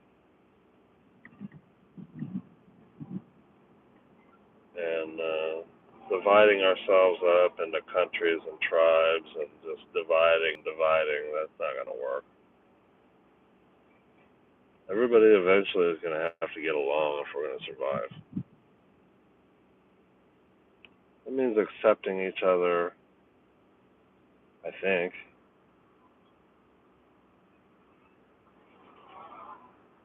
Of course, there's, you know, stuff that you always have other things in the mix, like, you know, serial killers and stuff. You know, how do you deal with them and all that sort of stuff.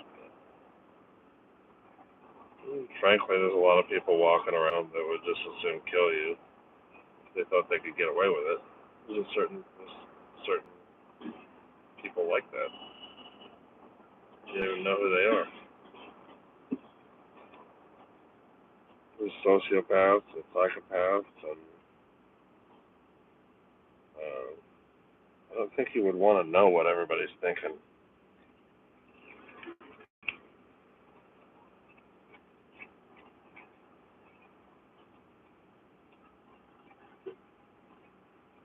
It's a very complex world. This life is complex and it's difficult.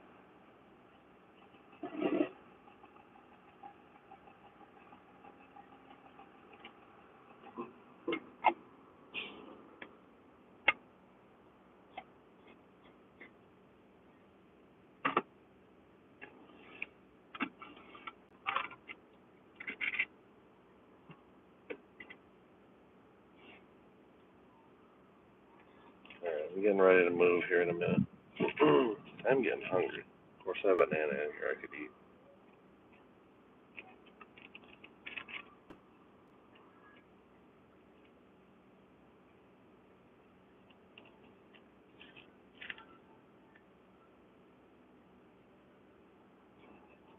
Oh, I hear some Christian music blasting over there.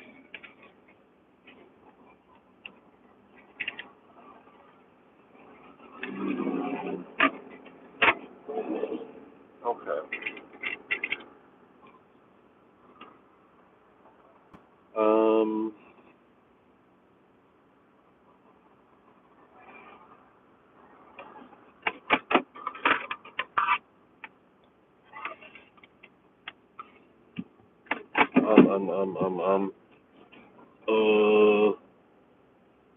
uh, uh, I don't know. I used to know this guy that said, all the time. He'd go, like every other word, the whole conversation. And,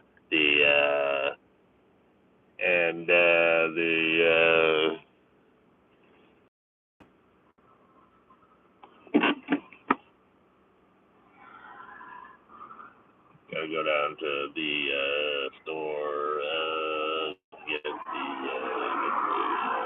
the gas and,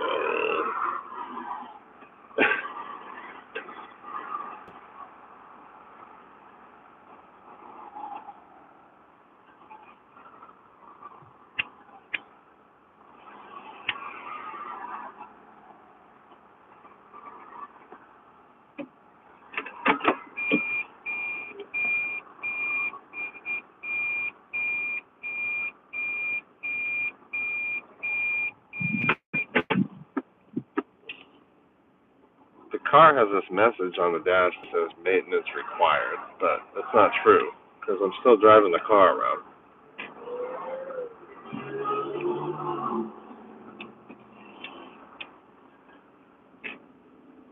So it's not required.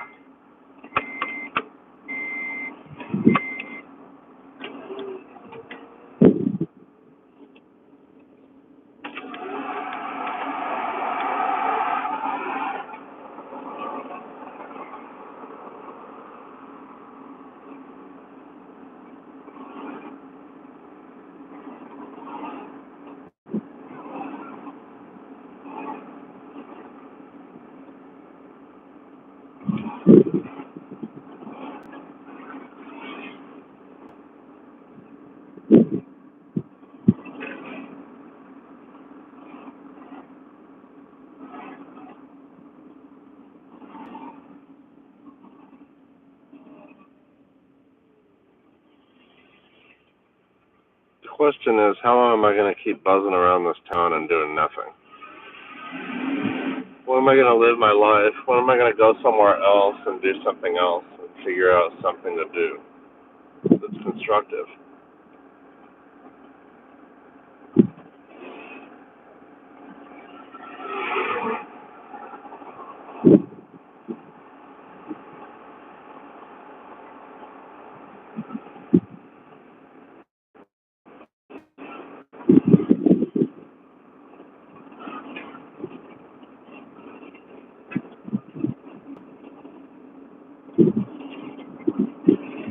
Like I said before, there's no reason that I have to be here. It's just compulsive behavior, roaming around this town with my addictive, compulsive behavior all day. The only thing that can break that cycle is action. You have to consciously take action and break the cycle. Whatever it is that you're doing or not doing. If you keep doing the same stuff every day, then you're going to get the same results every day.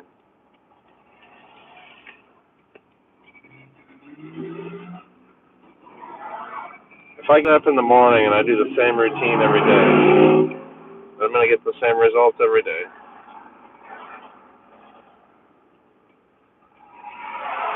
Right? Right. Okay, you can go.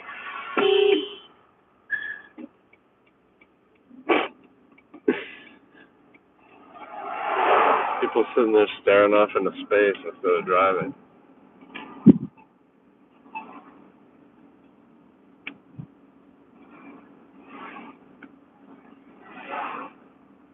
Geez, when I pressed the horn, it was like I pressed their gas. So as soon as I hit the horn, they just peeled out and took off. That was kind of funny.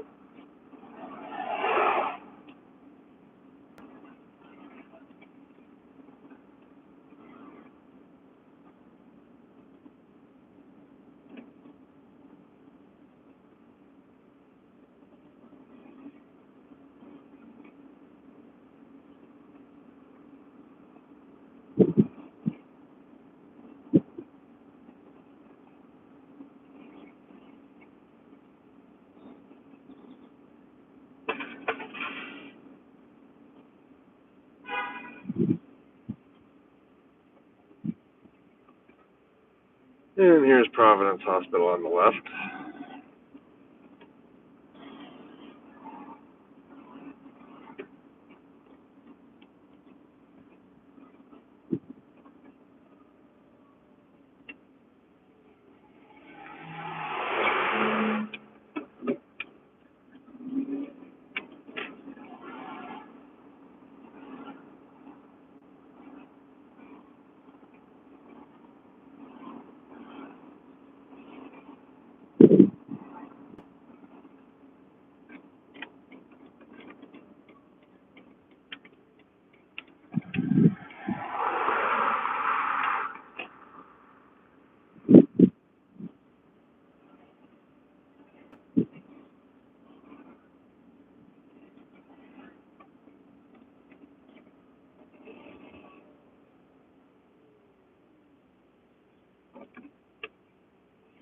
Very cool houses around here.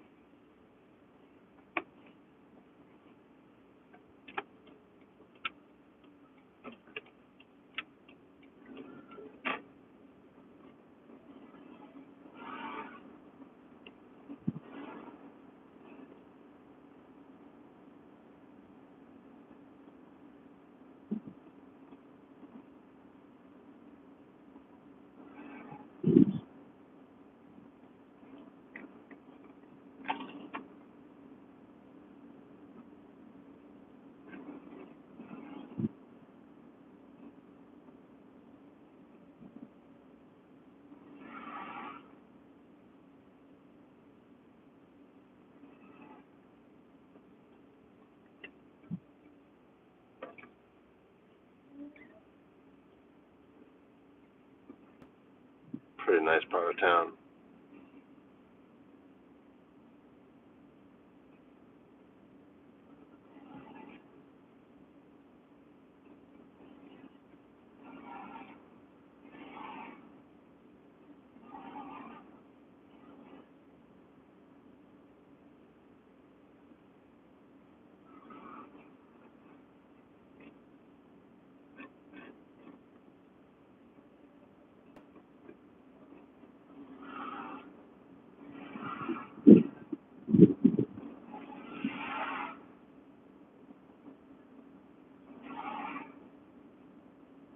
I think I could pretty safely say that every one of these houses is well over $500,000.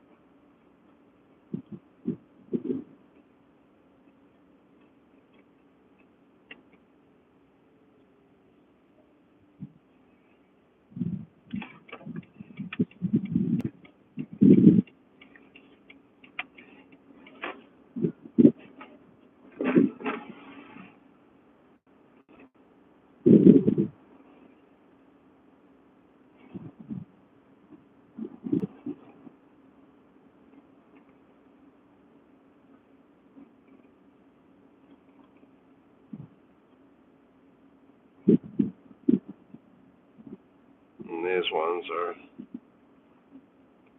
worth more than the other ones because on the other side of these houses there's a view of the Puget Sound. So I would be surprised if there was anything along here worth less than $1,000,000.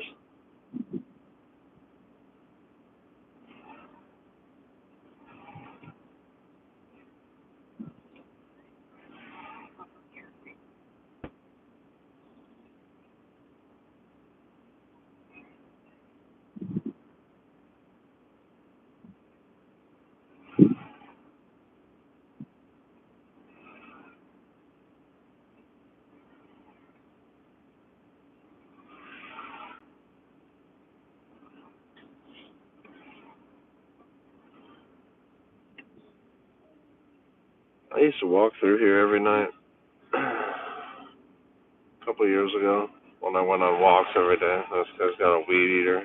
Gotta roll up the window or you get hit with stuff. People are just, they won't stop doing anything for you most of the time. People will run the weed eater when you're walking right by them.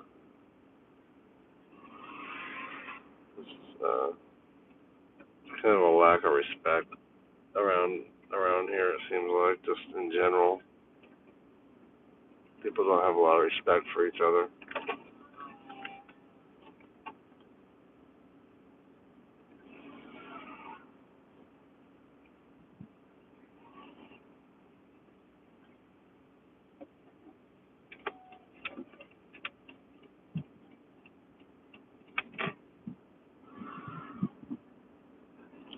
Well, let's get back downtown. Looks like that was more interesting to people based on the numbers I'm looking at. I think people wanted to. Maybe you guys are more interested to see back down on Broadway.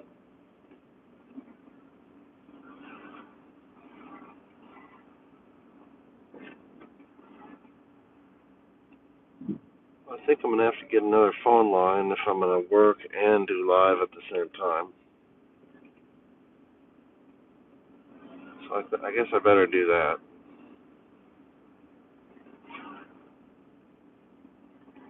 That way I can just stay live all day while I'm working.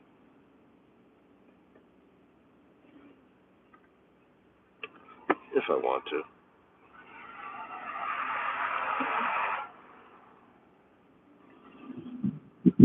There's Providence.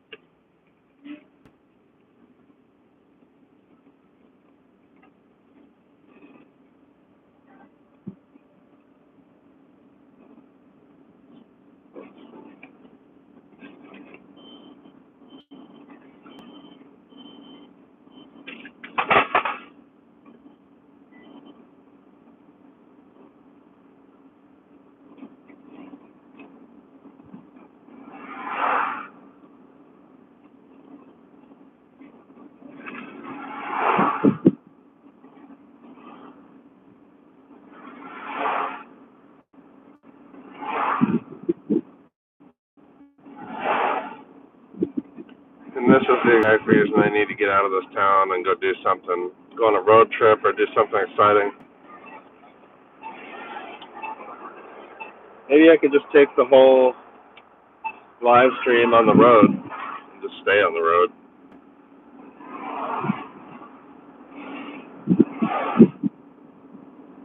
Not like I have anything else to do.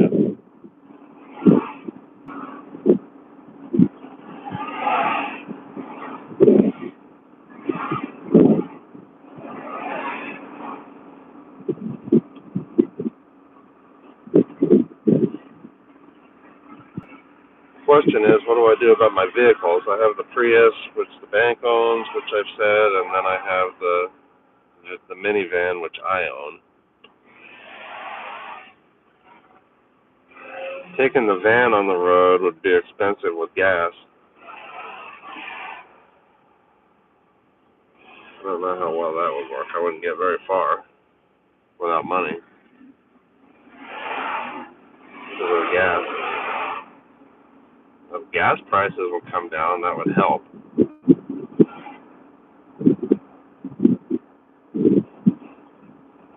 But regardless of gas prices,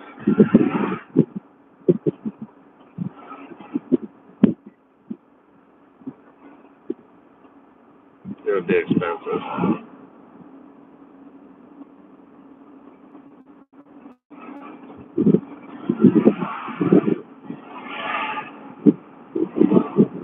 if I could find a way to do that, then this channel would be more interesting, that's for sure. Going new places every day instead of the same places every day would be better for me, too.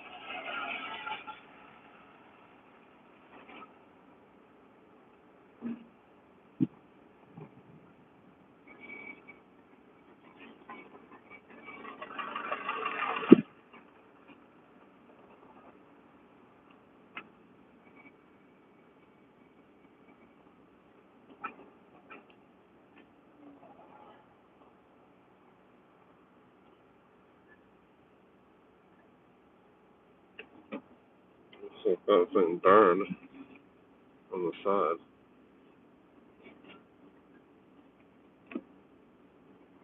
Is that what I was seeing?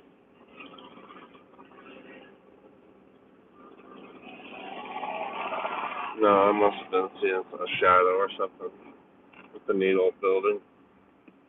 I bet there's all sorts of cool stuff in there. Well, it looks like Erickson Furniture is using some of it. Look at those wagon wheel ornaments up there on the top. That's pretty cool. Or car wheels. I wonder what that building was. Something to do with cars? I never noticed those wheels on there before. Pretty cool.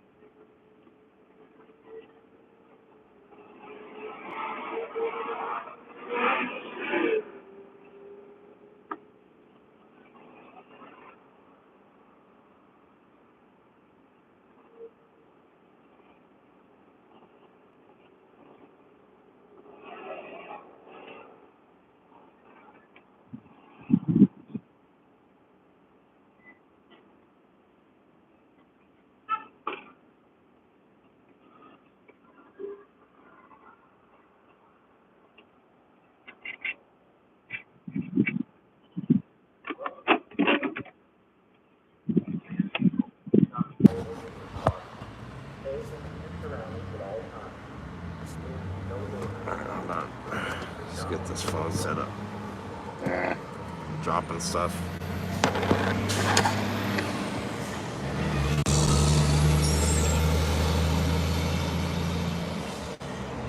You know me. Fumble fingers, fumbling around with the phone.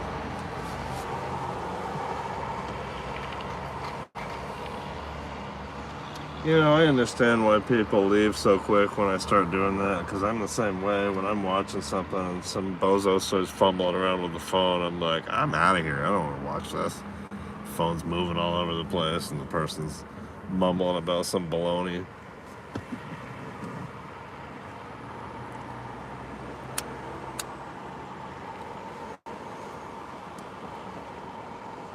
Because there's a lot of stuff to watch. I've seen some pretty cool streaming channels. There's some cameras that are pretty interesting to watch, especially some of them in the inner city. Some, I guess you would call them security cameras that are just on 24/7.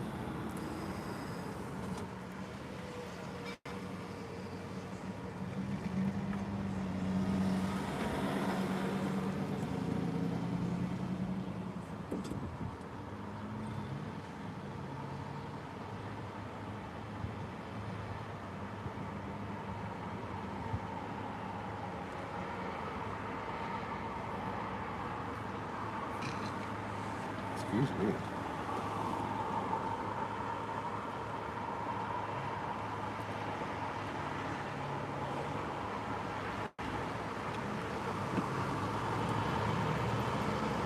I thought there was a way to invite a guest on while I'm on.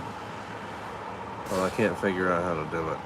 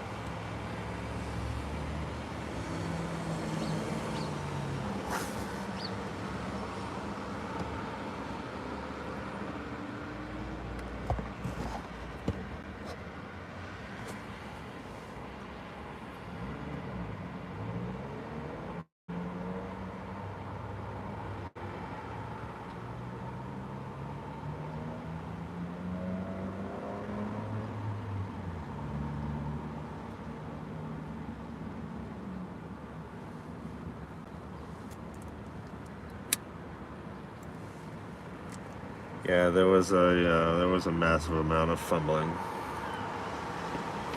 with the phone. My fault. Oh, look at this. This phone won't stay put now. It's just sliding all over the place. Come on, man.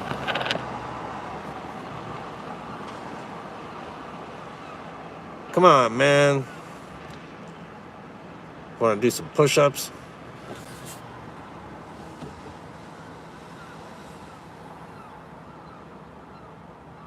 Come on, man.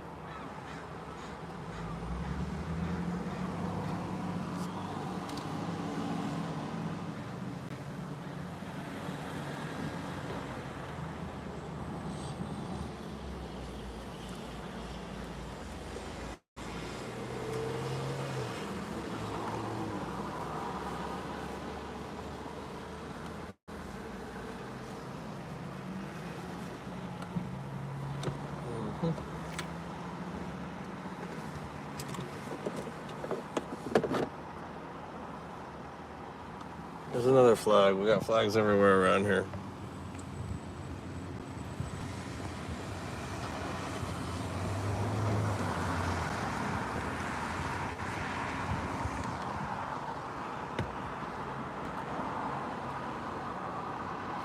That's the flag I like to see.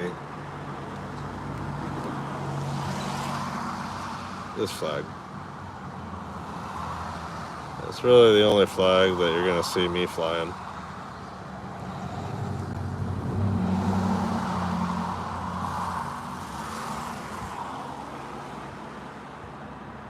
I don't like the other versions of that flag particularly either. I don't like blue and black flags or flags that resemble an American flag that have some other meaning.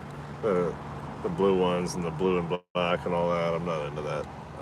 I like our flag the way it's supposed to be.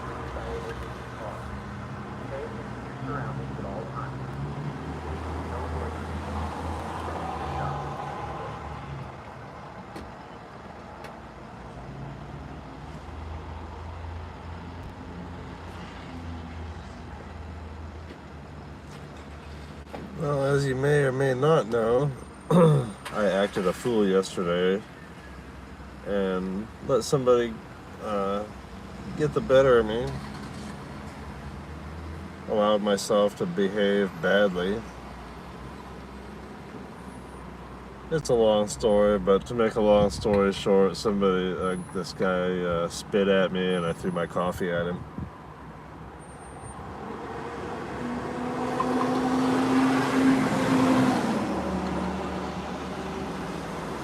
So that's the condensed version.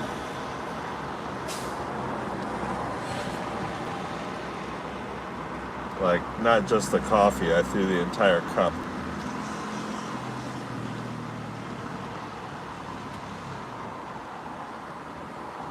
Which was accompanied by cursing and pointing. So, not my proudest moment.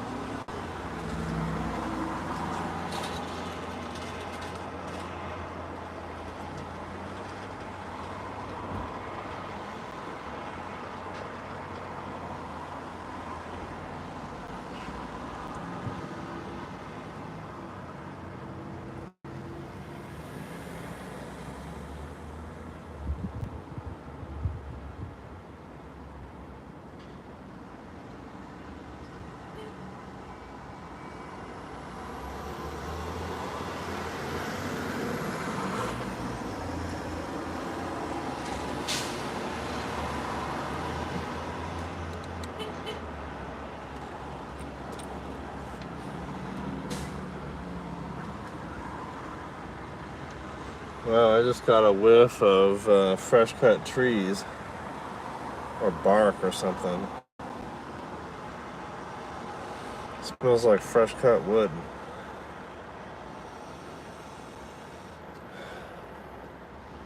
Where is that coming from? It smells like somebody just cut a tree down right next to me. I used to work at a tree service. I remember that smell. And I've handled a lot of raw wood when I was younger. I sold some firewood and stuff, cut some stuff with a chainsaw and sold it after storms out here.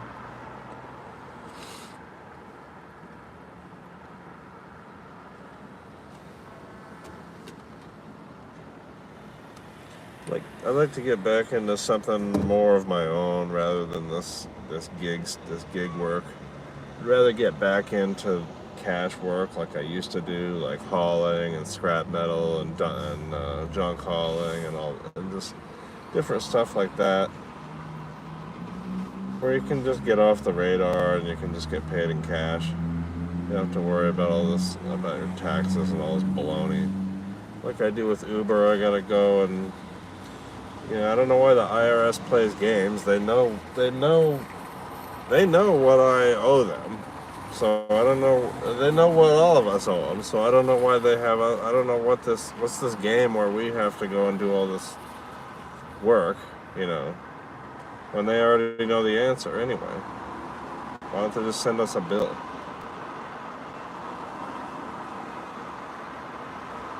Personally, I think they should just get rid of the IRS. I don't think any of us should be doing taxes like this at the end of the year. Especially not people who are just working to support themselves. They shouldn't have to go through this headache and give money at the end of the year.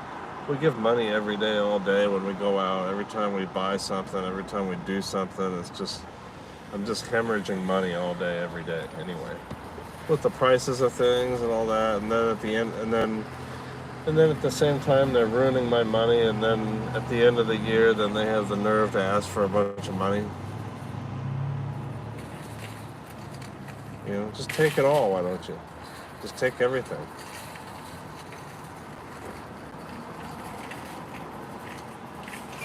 They want our labor is what they want. However they can, that's the real commodity. So however they can trick us, con us into doing work, they'll do it. Whatever BS they can tell us to get us to do work and make the machine run, they'll do it. Promises, threats, whatever.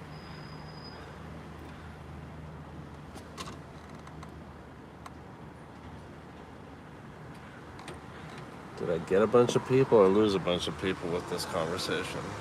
Can't really tell. Anyhow,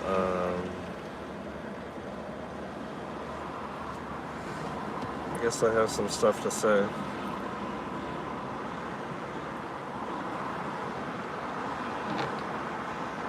About some stuff.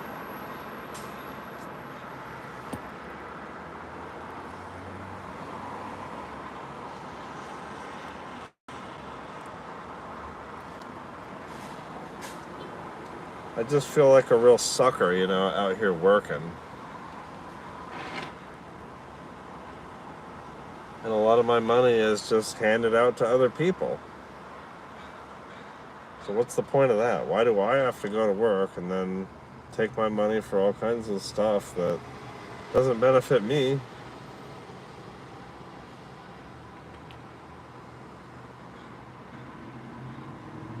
I don't agree with student loan forgiveness because I have other debts I'd like to be. A debt is a debt. Why do you help some people out and not other people?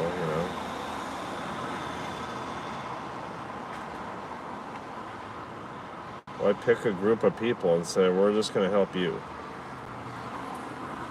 I'm up to my eyeballs in debt. I could use some debt relief, but I don't expect it because I understand that that's just my own money paying for my own debt. It's not magic. The government doesn't have its own money. It's not magic. It's our money. It's our labor. It's our money. So if you think the government is giving you something, they're not giving you anything. It's like somebody taking from you and then giving it back to you and saying, I'm giving you something. They don't have anything to give us because it's all ours.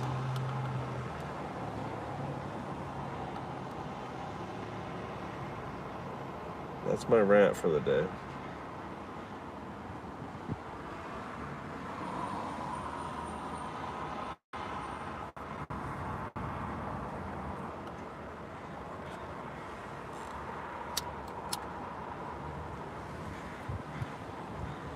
That's my rant.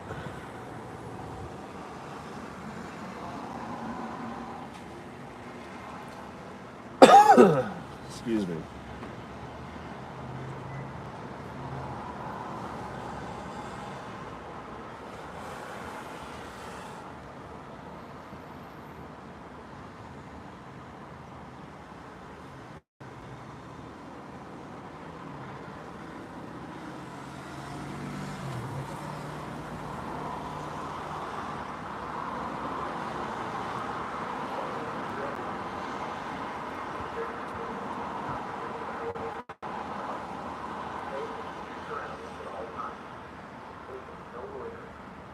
I'll say again something that I say a lot, which is I don't think I'm better than anybody, so I don't want you to have the idea that I think I'm better than somebody because I complain about stuff.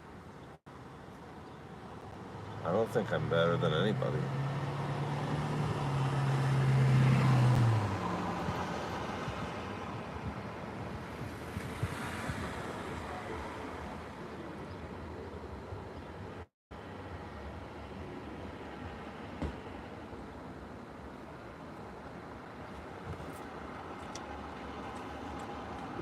But I don't like the way a lot of things are happening, so I guess what I would say to myself is go clean up your own backyard. That's the way that you change the world, is you start by looking in the mirror and cleaning up your own backyard. You look at what you're doing wrong. That's the hardest thing to see, is what you're doing wrong yourself. It's just human nature. We don't smell our own crap. It's easier for me to smell your crap than mine.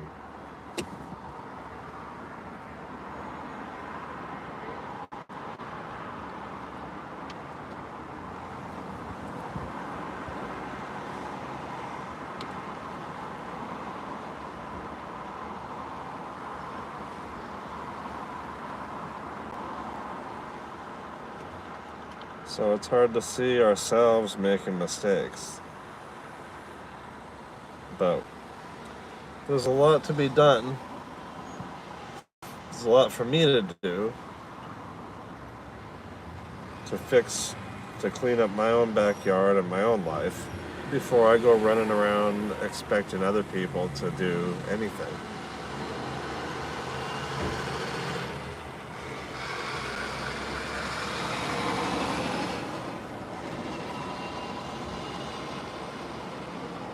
There's a lot to do.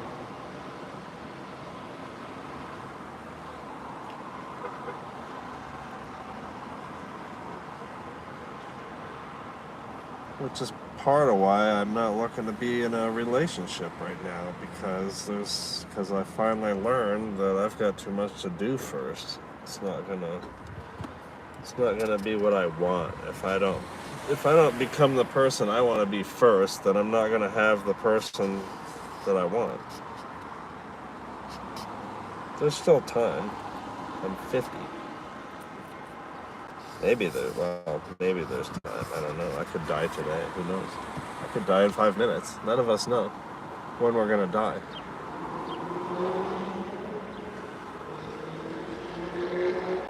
So we don't know how much time there is.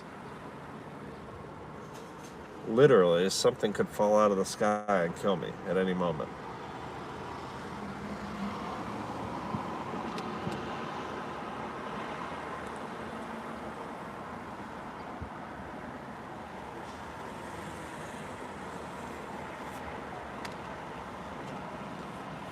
So we're not here very long. Just a very short time in the scheme of things. Just like a blink. Just a little blink of an eye. Not even that.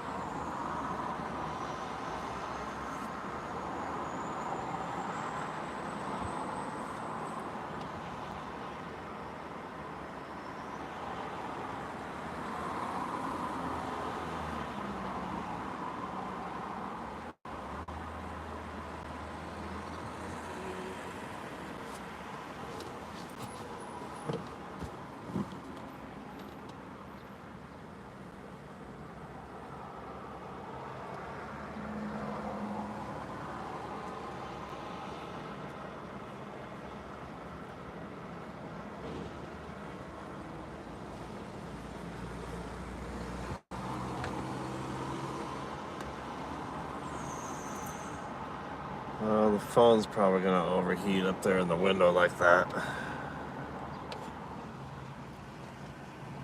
'Cause this phone is weak. Like my friend used to say a long time ago. They used to say weak sauce. I don't know where that came from. That's what they used to say. Weak sauce.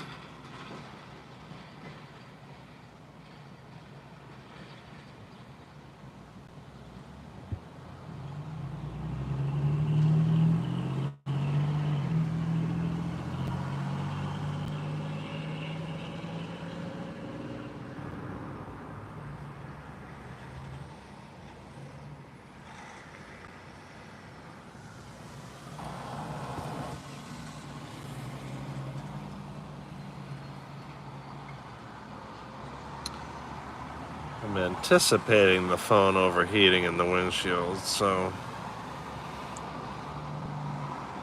I'm gonna have to find some shade probably.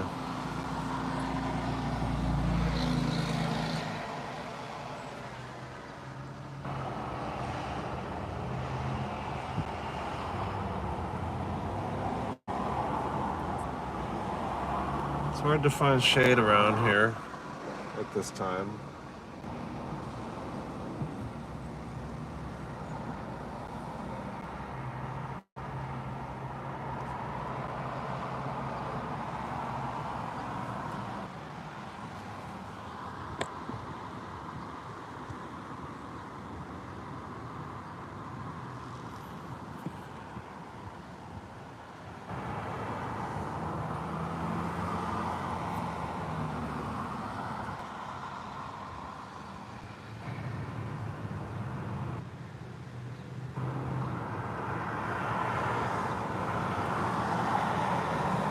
It's so bright I can't see anything.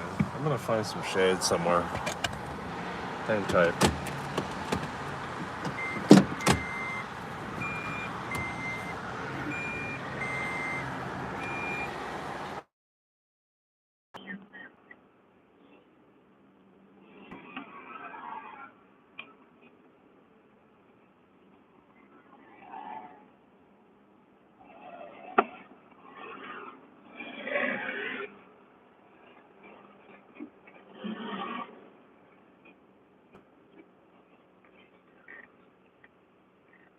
Okay.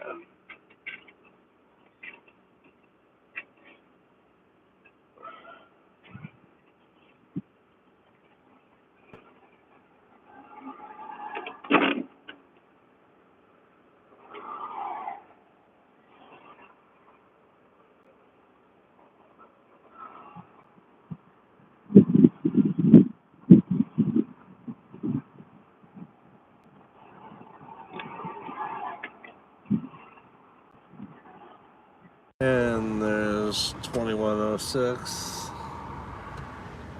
Jack in the Box.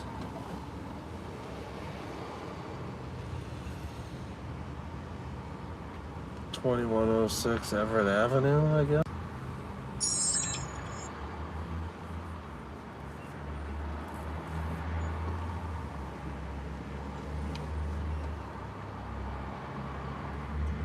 Everett Police, or as I affectionately call them, the Fuzz.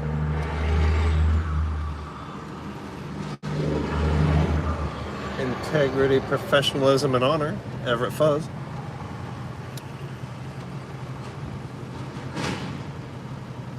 I always say they're not too bad.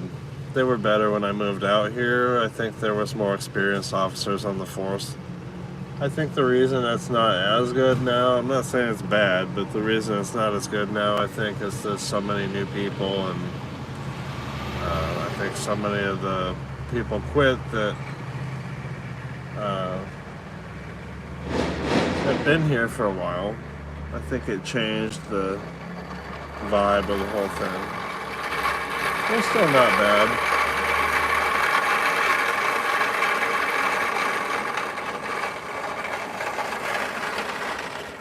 They don't seem to just go around hassling people for no reason or anything. Welcome to USC. Please secure your vehicle. Do not leave any valuables I don't in your feel car. like they're gonna pull me over when they're behind me like I have in other areas and at other times. I used to get hassled by the police a lot when I was younger. And so I've always gone around.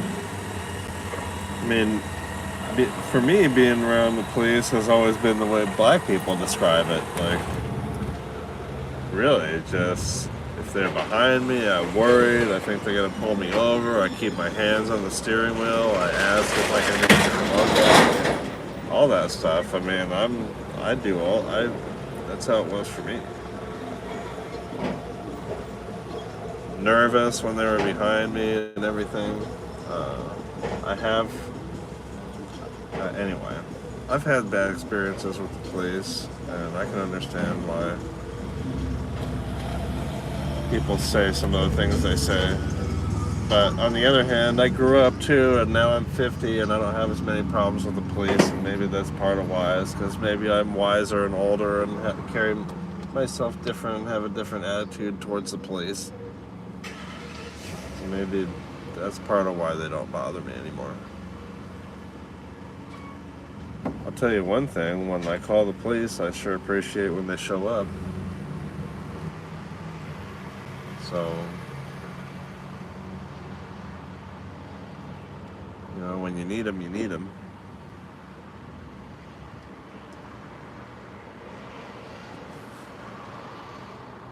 So anyway, the point is, they're not bad around here. They don't bother me around here.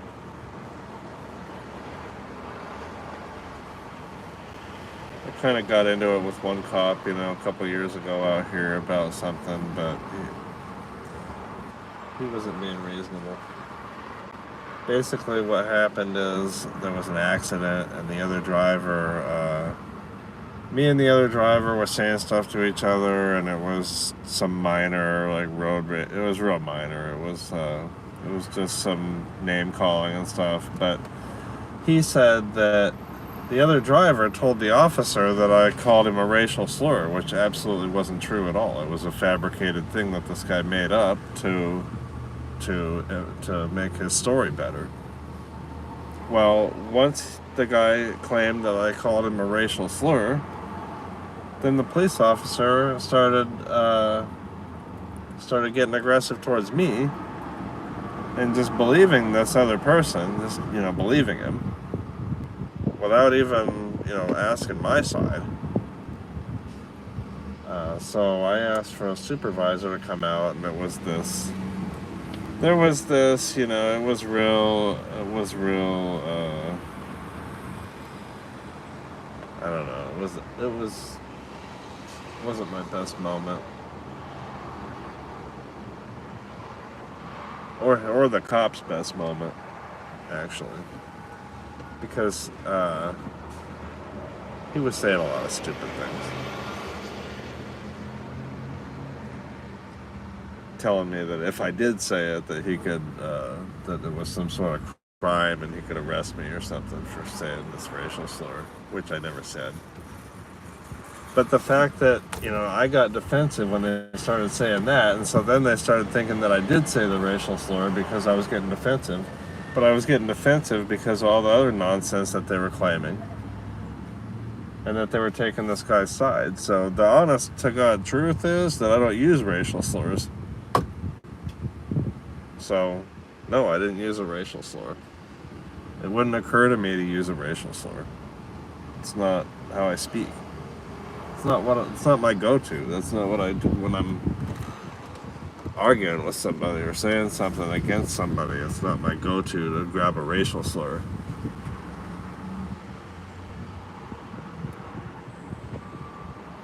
So, you know, that's one of few times in my life when somebody's just lying, just literally fabricating a story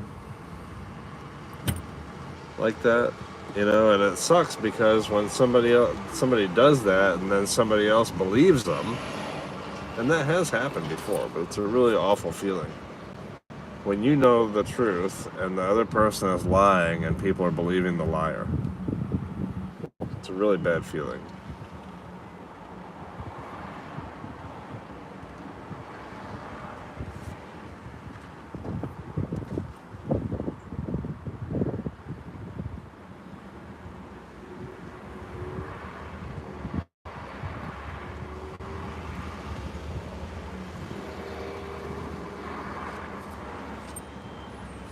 I just can't believe 43 people on here and 49 people like this. Who is this crowd? What are you guys up to? Where are you from? Tell me your city or your state, or give me a flag or something, or an emoji or something. Let me know you're alive. I sure do appreciate you being here.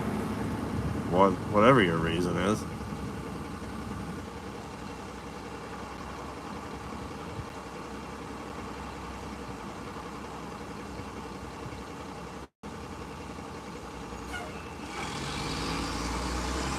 Well, there's a nice lady waiting over here at the bus stop, but I think she'd notice if she seems to be paying a lot of attention. I think she already might think the camera's pointed at her.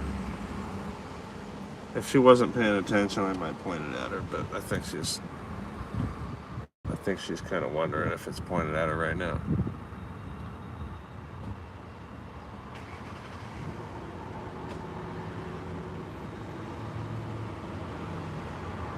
I do like people watching.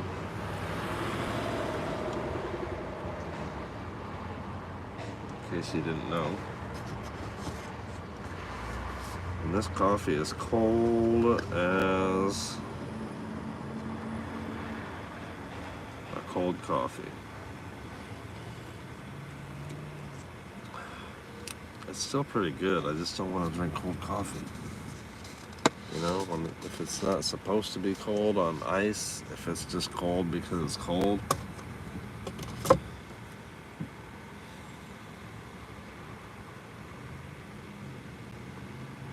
So I'll tell you something funny. There was this guy digging. Well, this part's not funny. This is really very sad. But I'll get to the funny part.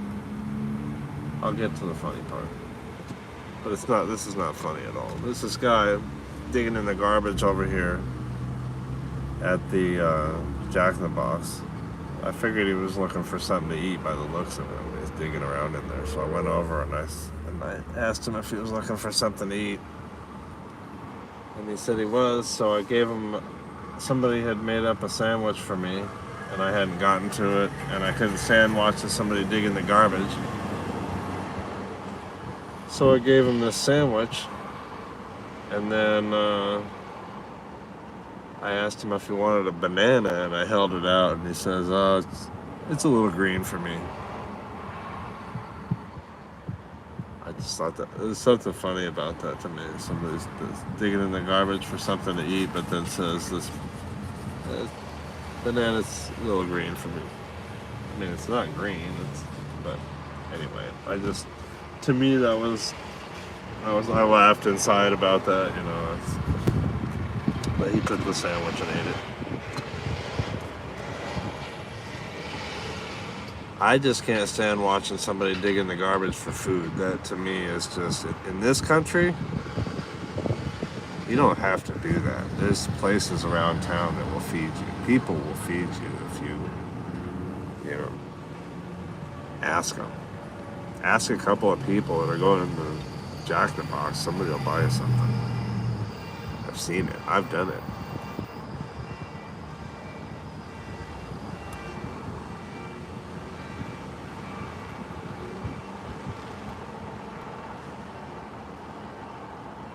Yeah, sharing is good.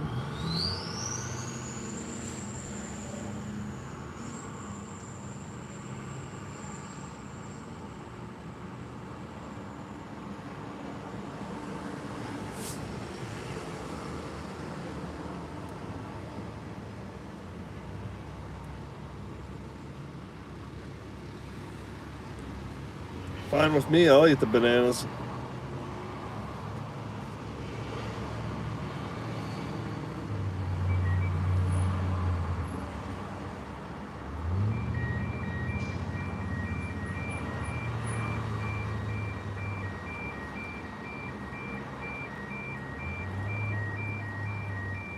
What is that sound?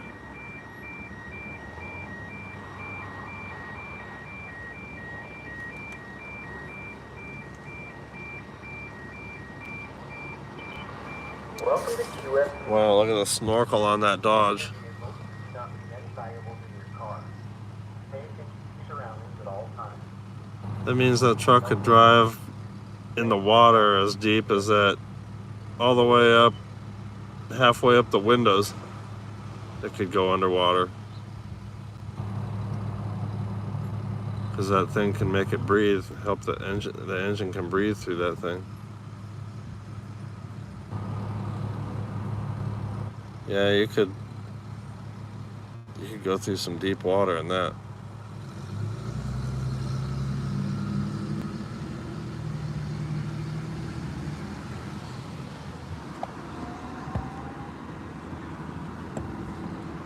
Now, what was I doing here?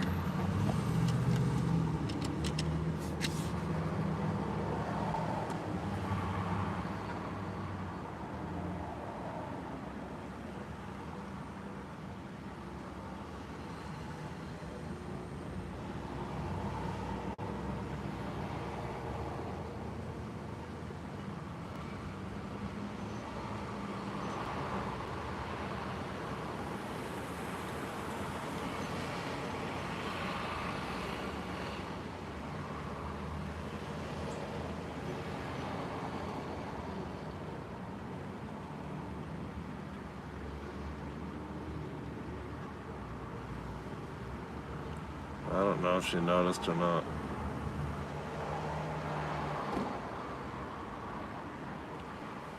Think she noticed? I just barely turned the phone.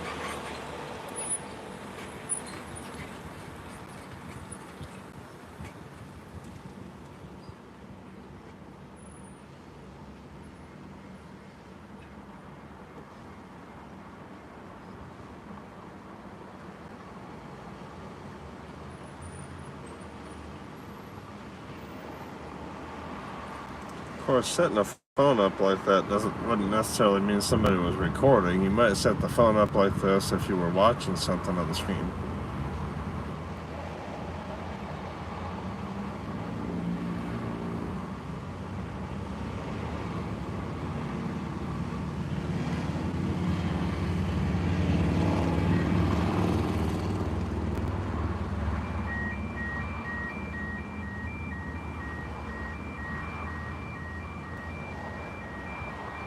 What on earth is that sound?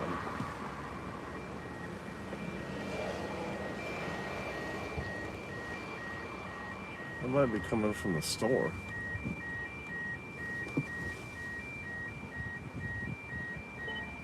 Welcome to QFC. Please secure your vehicle and not leave any valuables in your car. Pay attention to your surroundings at all times. Please, no loitering. Thank you for shopping at QFC. Is that Orwellian or what?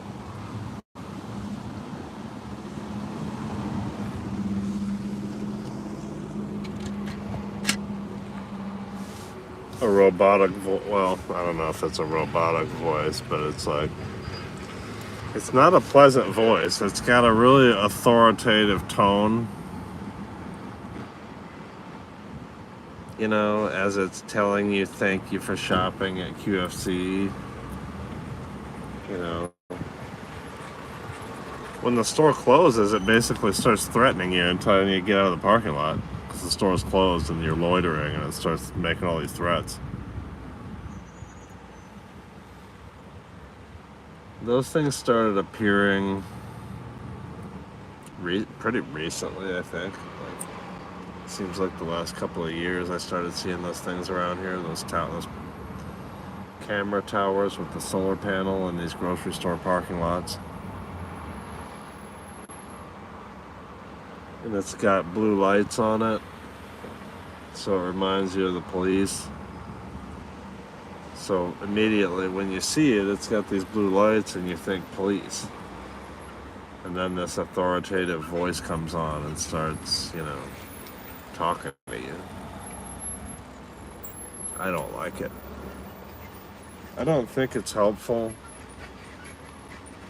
I think it's off-putting. I think you could at least get rid of the voice, it doesn't need to talk to me. I think that's the part that they could get rid of for me.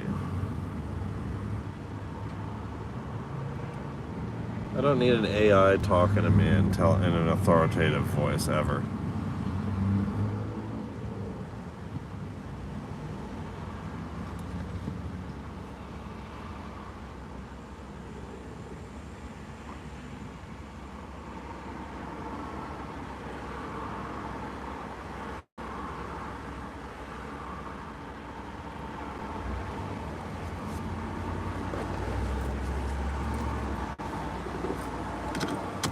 $49 likes. That's just incredible. 49 likes and 49 people on here.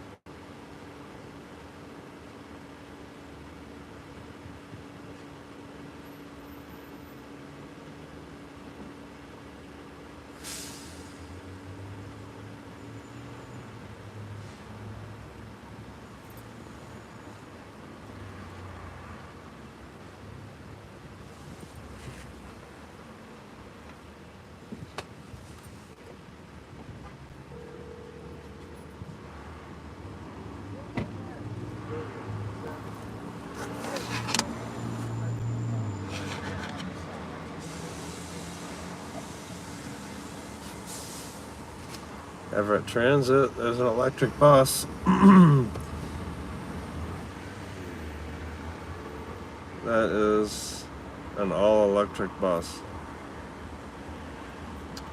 And I'll tell you my favorite thing about electric buses is that I don't have to smell them.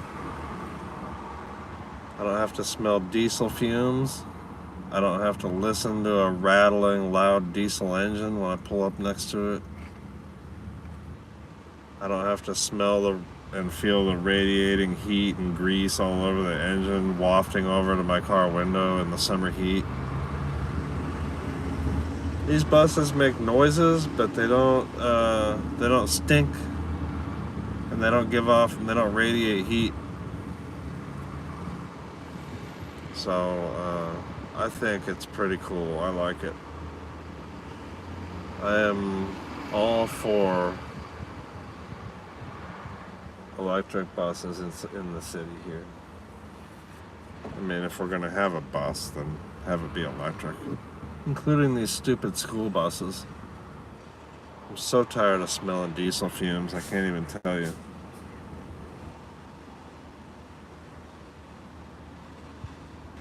I don't think there's a good reason to have diesel. I mean, I think that there needs to be a very good reason to have a diesel engine, or else you shouldn't be able to have one, because for obvious reasons. Because it stinks like hell. You can see it. I mean, it stinks as bad as it looks. You can see it in the air, and that's what it smells like. So I don't see the need for that level of pollution. If we have to burn something, there's stuff that burns a lot cleaner than that. You know, all it takes is one person in a diesel truck to stink up the whole block.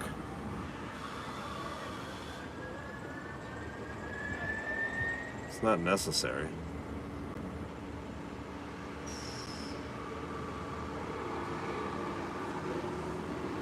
I don't care if you like diesels or not, it's not necessary.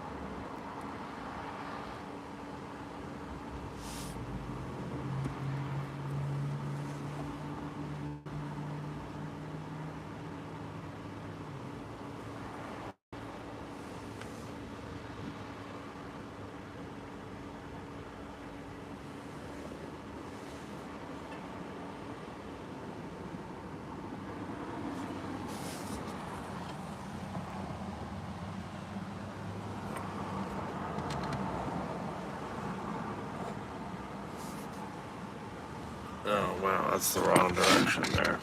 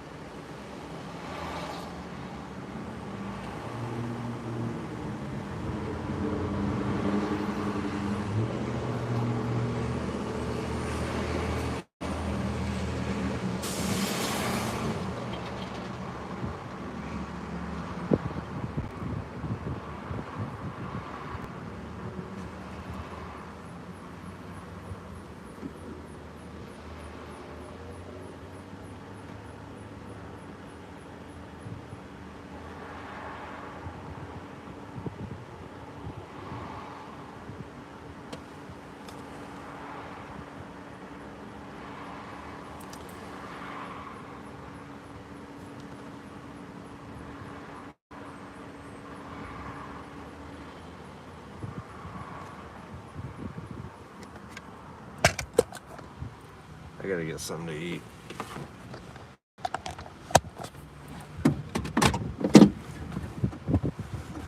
$72 people on here? Holy cow. How's everybody doing? Good.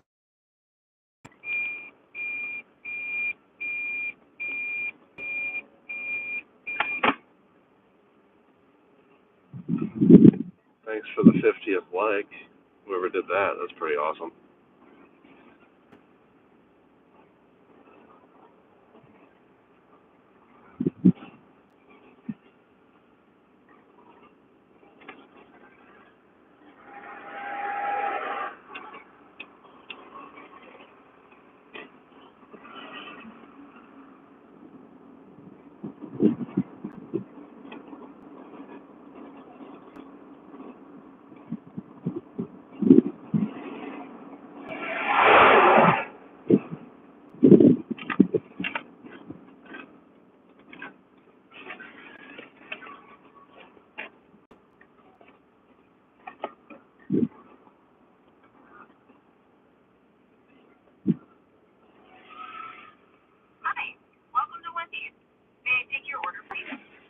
Order when you're ready. I'll have a crispy chicken biggie bag. With... Yeah, do you want to upsize that to medium or large? No, thank you. And what's the drink? It will be a bottle of water and 2 honey mustards, please. Anything else? That's all. All right, 537. Thank you.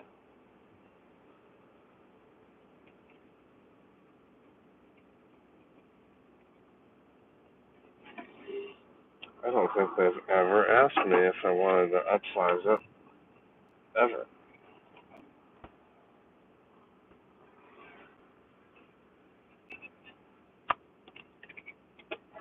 Morning, 537. Thanks.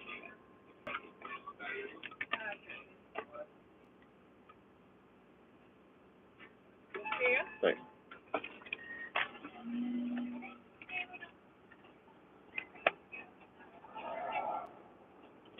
Here you go. Thank you. Have a good one.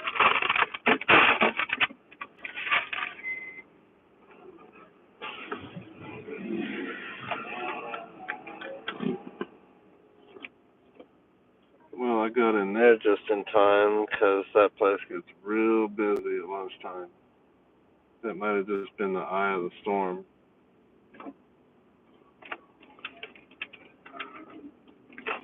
At 11:30 almost to get through the drive-through that fast. I bet there's a crowd coming right behind me to that place. They get a lot of business because it's one of the better fast food, of the main places. It's one of the better ones on Broadway here because of the staff. Honestly, some of the food is better, I think, but I think the main difference at that place is they've got a good crew. Probably run well from the top down, from the owner.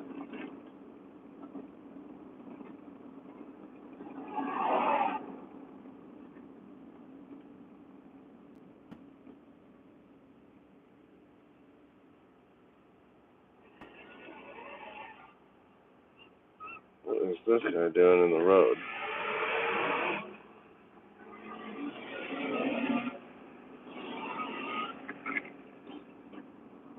I've seen that guy all over town, but I've never seen him ride around in the middle of the street like that.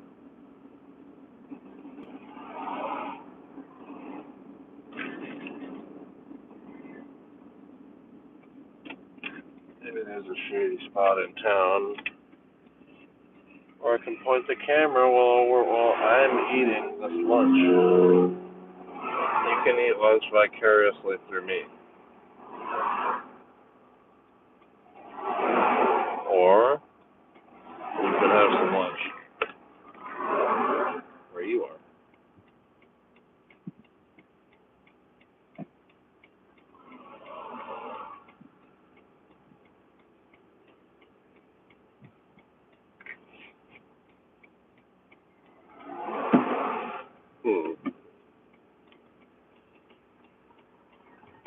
Come on, come on.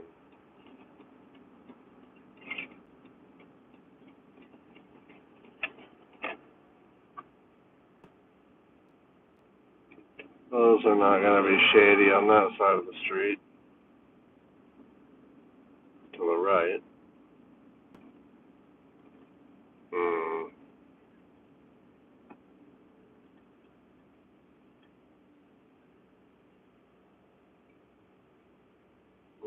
All I want to do is eat this food. There's this guy I listen to, and he says, when you're hungry, you only have one problem. Then after you eat, you've got a million problems.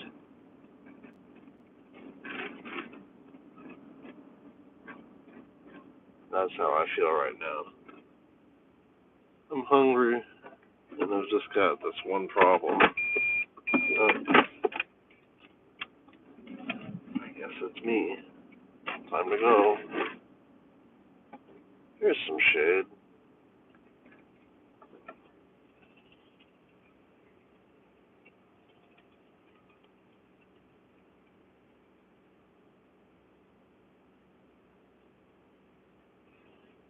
There's a newer apartment.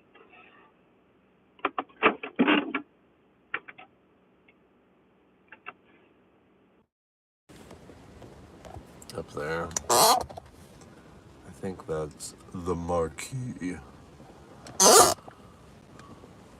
I live at the Marquee. I'm sure it's real nice. For probably about $2,500 to $3,000 or more a month. You know, if that fits your budget, I'm sure it's a great place to live. My apartment went up to $1,500, and I wasn't working as much, and I couldn't afford it anymore on my own.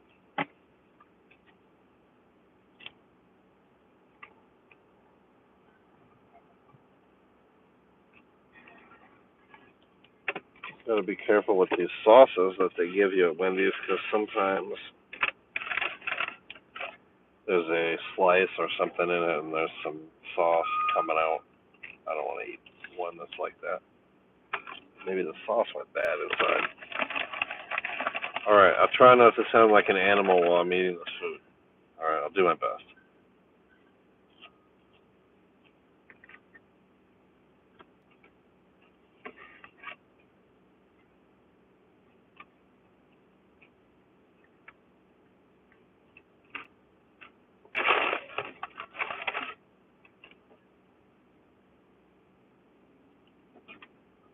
I should have got a little frosty for the drink.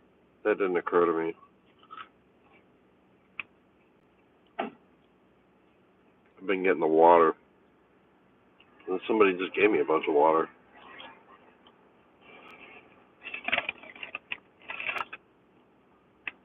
Oh well.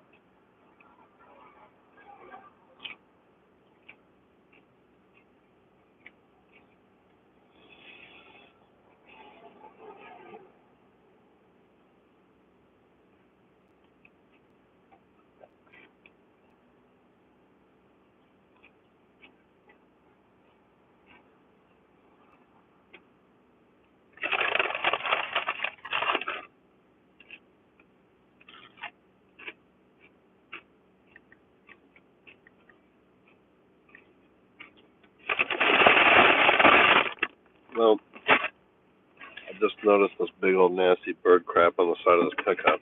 So now I want to move, and I can't quit looking at it, so I'm going to go eat somewhere else. I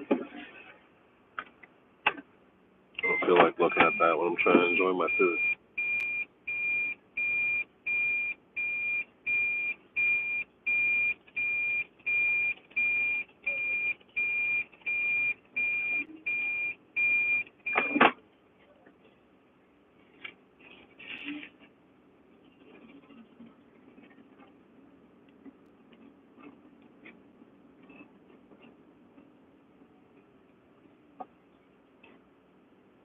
Well, actually, maybe not here either, because that diesel truck is running, and I don't want to smell that. Remember I was just complaining about diesel a minute ago? Here's the janitor.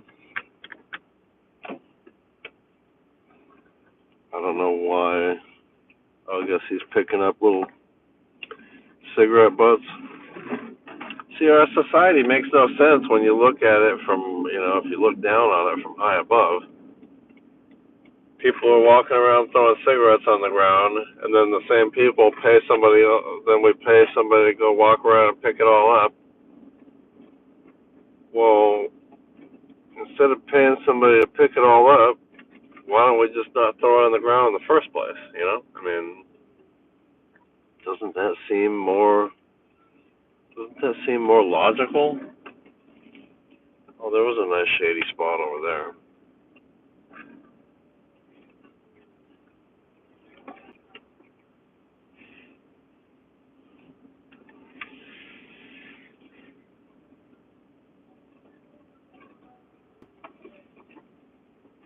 That'll work.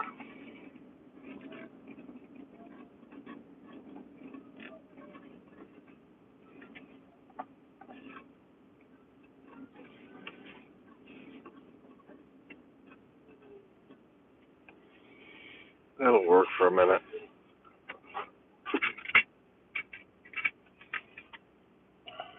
Broadway's down there a little ways.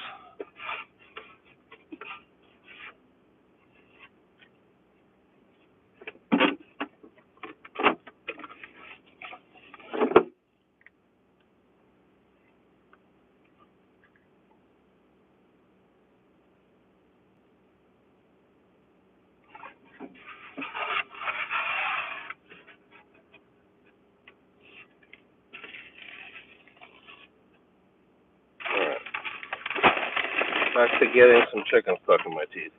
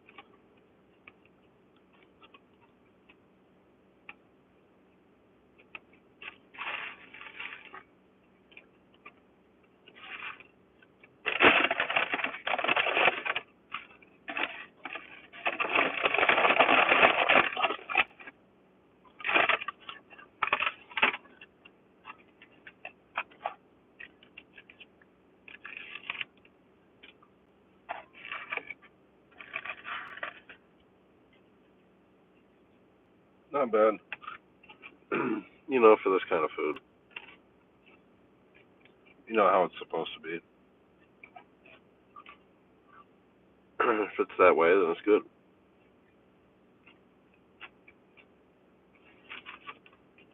The sandwich is the way it's supposed to be. Fries are fine.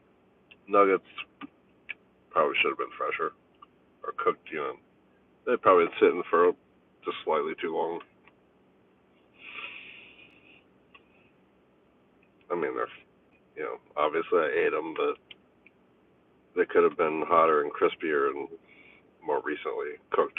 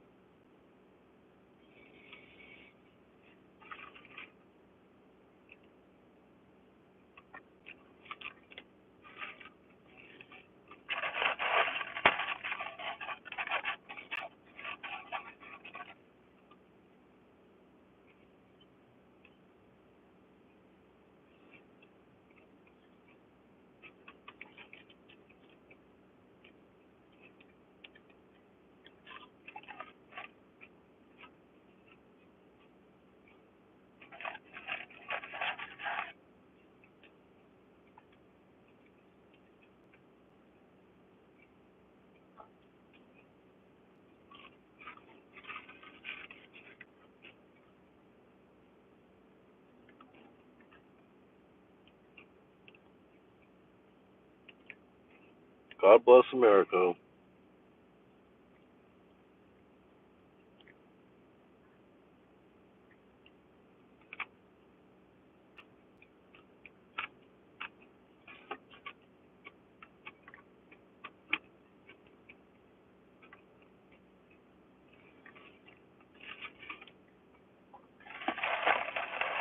Americans, we need to get along better.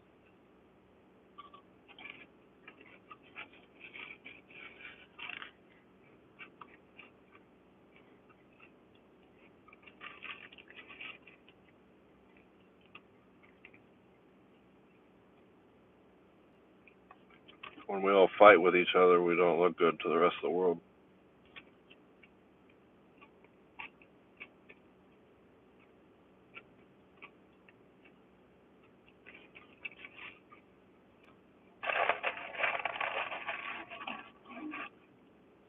I think most of the fighting is just on TV and stuff. I don't see that in real life.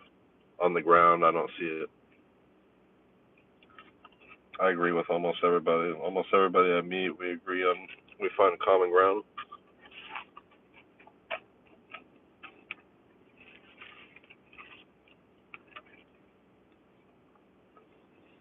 Race doesn't matter to me at all. It really doesn't. What matters to me is how somebody acts, how they treat me, how they treat other people.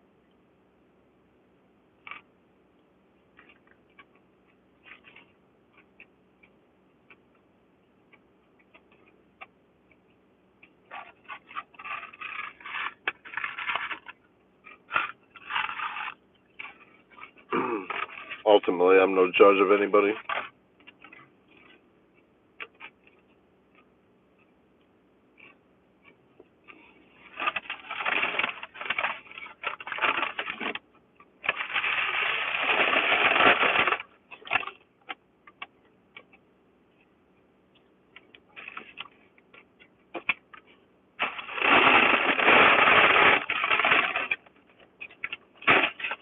Well, that's that. That was good.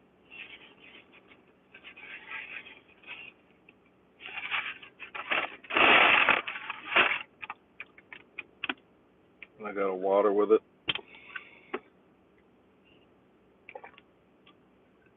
Not very exciting, but healthier than a soda.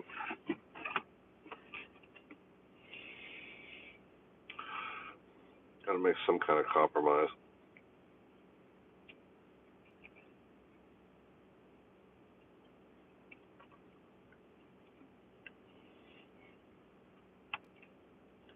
Sugary soda is really bad for you.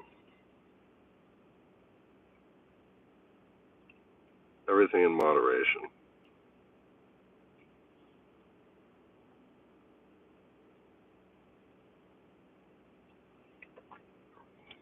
So if I'm going to drink sugary soda, I'm not going to do it very often. Just once in a while now. Although I have been drinking Rockstars, so maybe I'm just lying. Maybe I'm just completely lying right now since I've been drinking Rockstars almost every day. That's even worse than soda. See that? So in my mind, I had quit drinking soda. I just realized this. In my mind, I had quit drinking soda, but I've been drinking these Rockstars every day. Like I just said. Oh, there's the fuzz again. Everett Fuzz. Integrity, professionalism, and honor.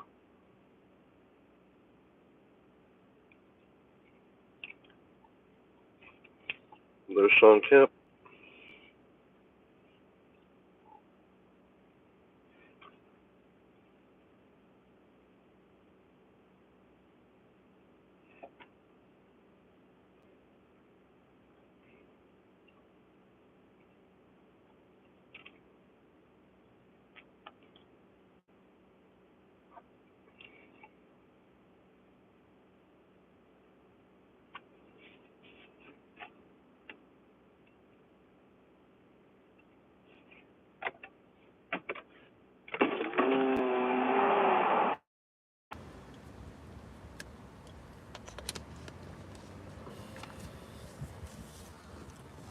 Now what?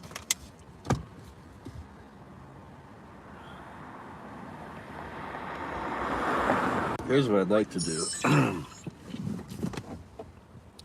Here's what I'd like to do is I'd like to quit my marijuana habit and head out on the road with my channel and start something new. Away from here and go on an adventure and leave the addict behavior behind.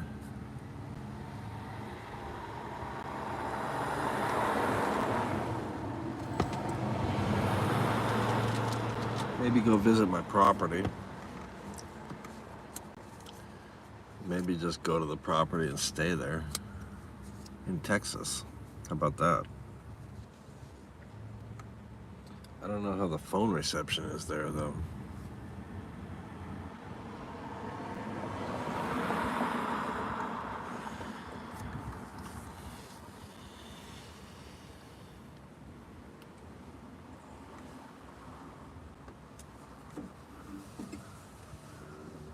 So I don't know if I could do live there. I might have to make videos and then go somewhere where I could get phone reception to post, or internet to post them. Unless there's a way to get satellite. I don't know how much that costs.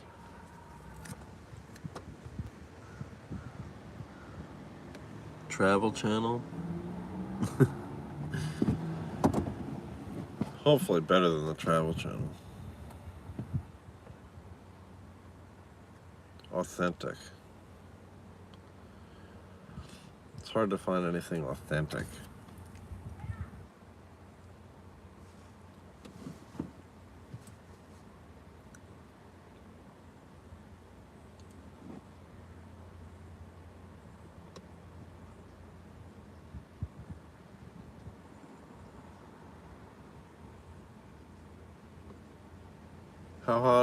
How hot is it out there in Spokane Valley right now?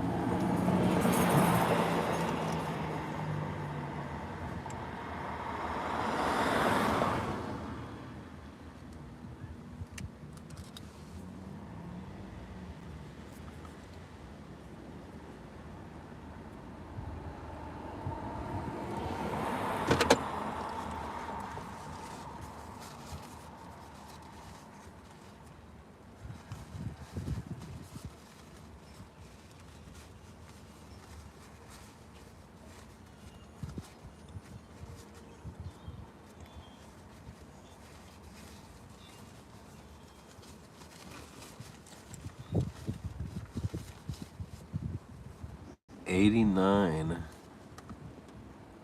Wow.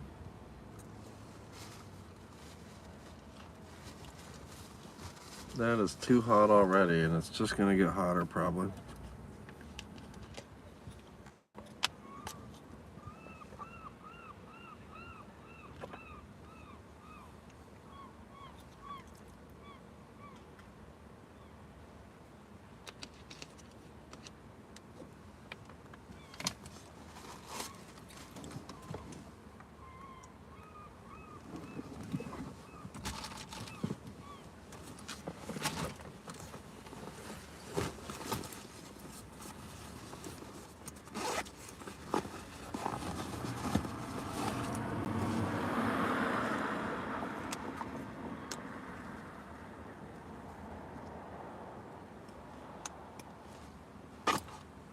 I think I'm gonna have to brush my teeth real quick here after that meal.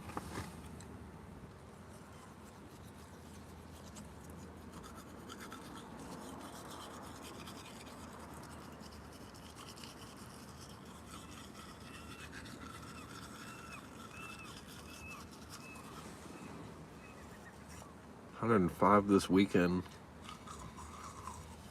Cooling to the 80s and 90s. Yeah, Spokane, it gets hot out there, real hot. I remember when I lived out there.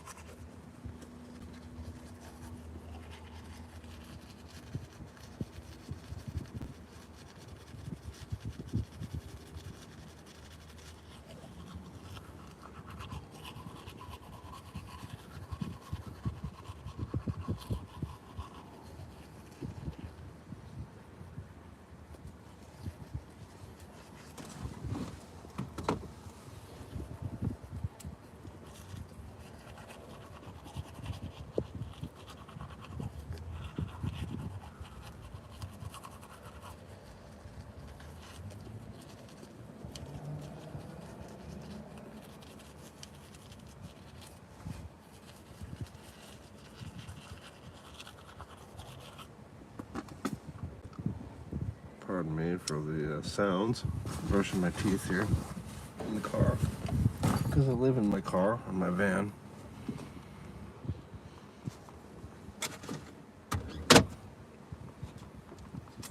And these guys are walking over here.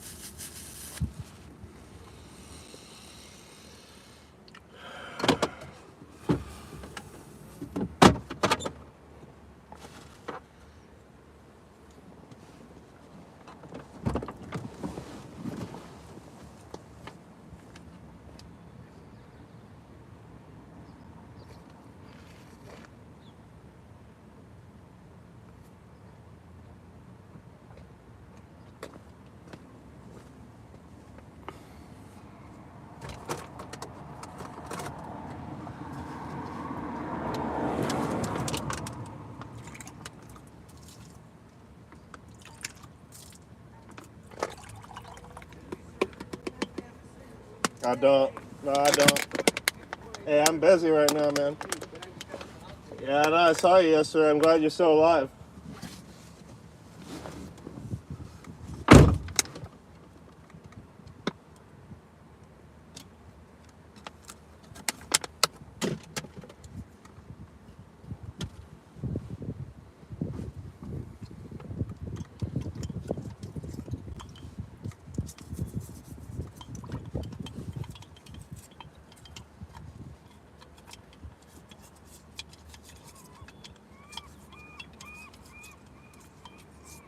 Umbrella guy? I wasn't paying attention. You mean the guy that I was just talking to?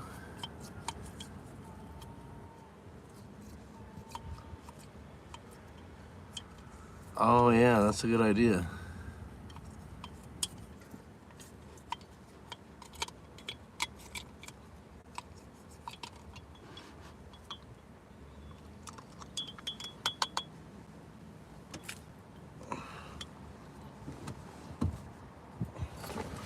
Yeah, that's the guy. That is the guy.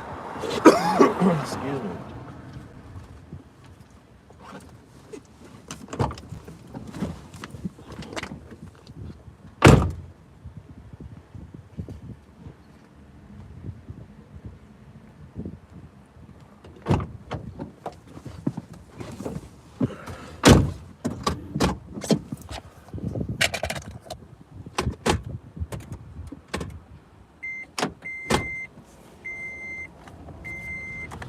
Yeah, that's the guy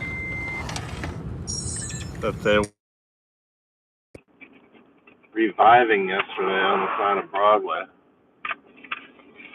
Shooting him up with Narcan and injecting him with something, and for a few minutes there, it looked like he wasn't going to make it. And then they get the guy up and throw him on a gurney and throw him in the ambulance, and then I see him today out here, same stuff, out here getting high again, same,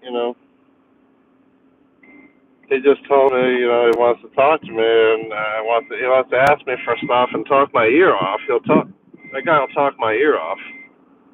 And so that's really why I don't want to talk to him. I mean, I don't have any problem telling him no, I don't have anything, but I can't stand it when somebody like that just won't quit talking and I can't get away. Or I feel like I'm rude if anyway. Talk about keep on talking with the seatbelt. Anyway, the guy's a meth head that took my ear off, and he's gonna die one of these days out here because he's doing the same thing every day. He's lucky he didn't die yesterday. I guess that's lucky. I don't know. I mean, maybe maybe if somebody's gonna do that to themselves, we should just let them die.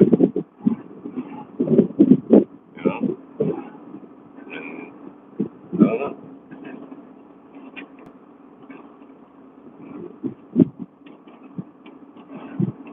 If they don't care to live, then why do we? Why do we think we have to save everybody all the time? Maybe that's not good to be saving everybody all the time. Maybe some people need to die. I think that was the premise. Wasn't that part of the premise of that movie? I can never remember the name of it. Anyway, this movie where in the future everyone's dumb.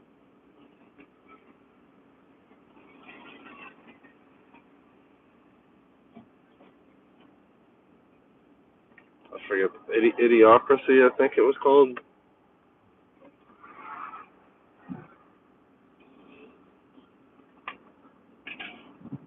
You know, if no one ever dies from doing something stupid, and then they go and they have kids,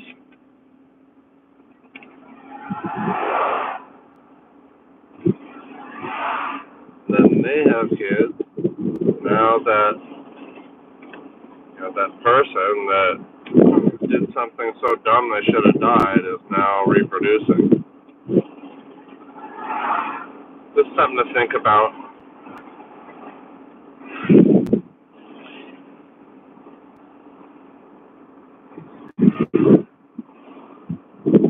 Yeah, if you're alive, yeah, you still have a chance.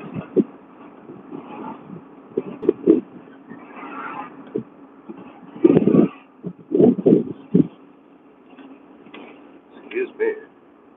Hey, what is going on over there?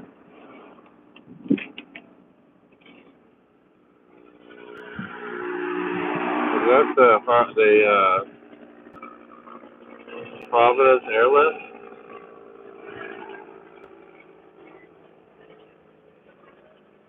I think it is. Huh.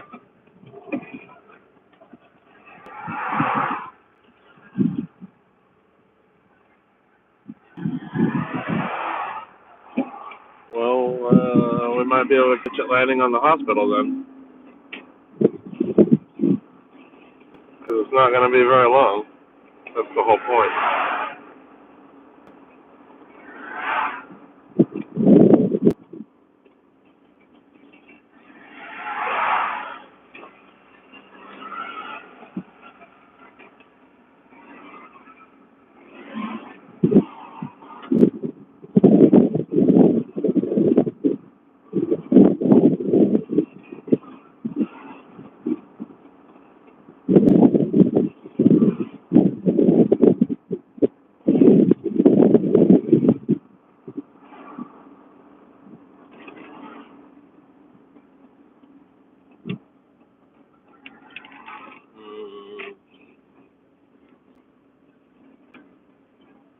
This is not the right street.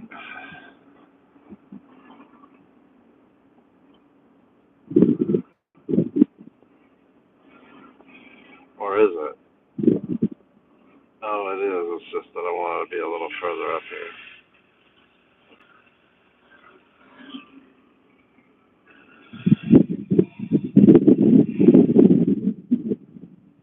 Shade would have been nice, but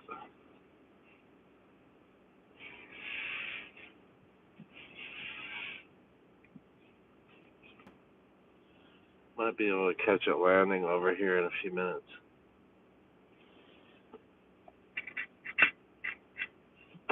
Oops. Come on. Come on, man.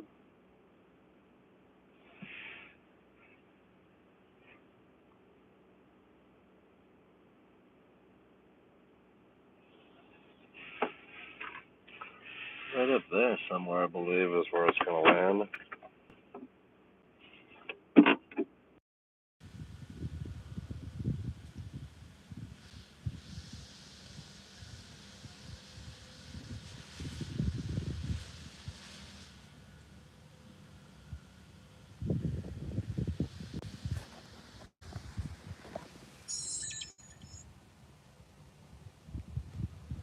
Yeah, they fly people in here, and people that are in real bad condition, they helicopter them in here.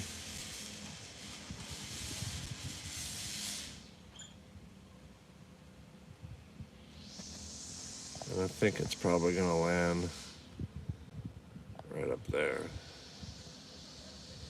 Right about. Once it lands, we'll probably just only see the rotors. Or the rotor. I don't know what it's called.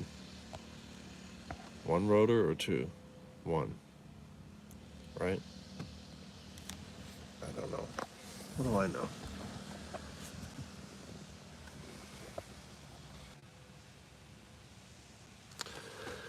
I don't know why sometimes it says reconnect on my phone and it shows the symbol of a lost connection in the middle of my stream. Somehow I become disconnected.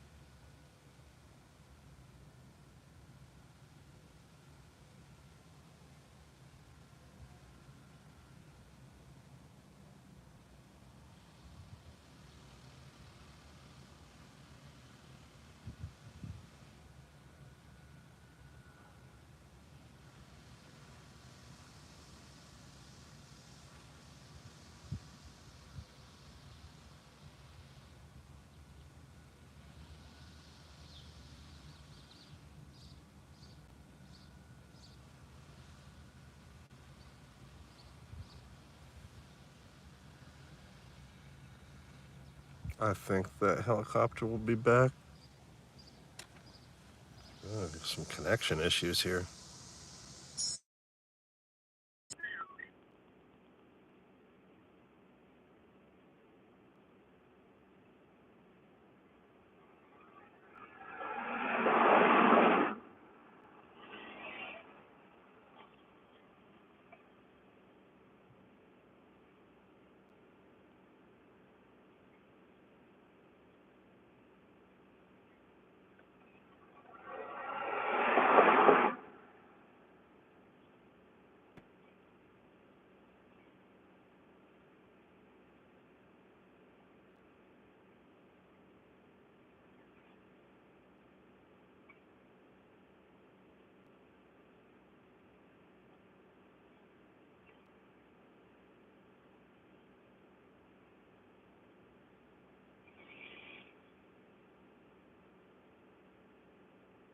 Can you imagine living in this really nice neighborhood and then one day they put that hospital in there? Because those neighborhoods were here long before that hospital was. In fact, on the other side of it, I talked to somebody that was here when it was put in. They were not happy about it.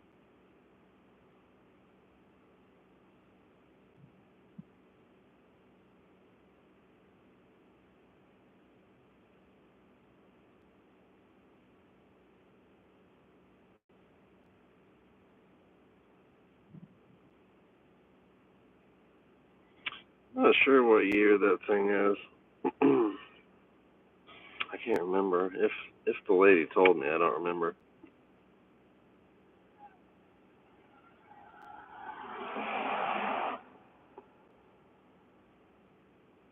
To me, it looks like 1970s. And over and over. I don't know what's going on.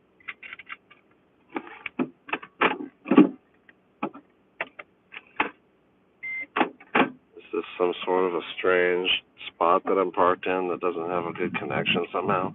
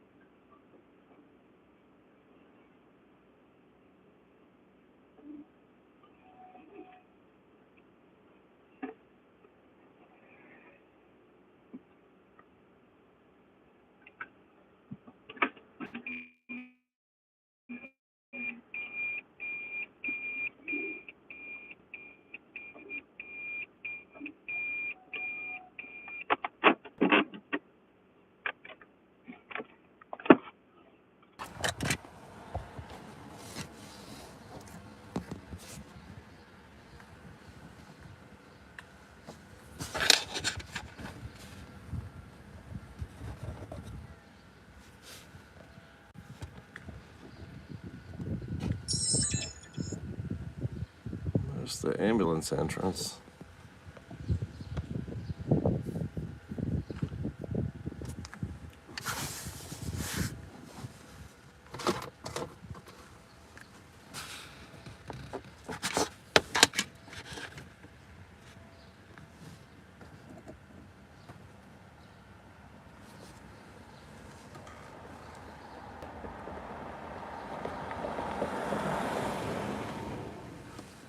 Cops are over here all the time. I don't know what that's all about. Seems like they're always over here though.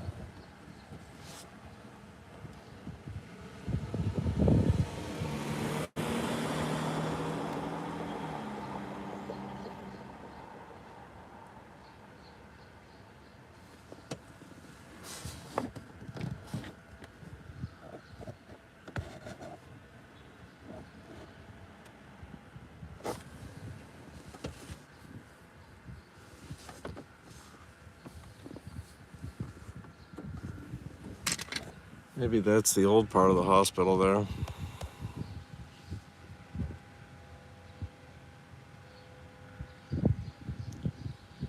Or maybe that's the original hospital. That brick building.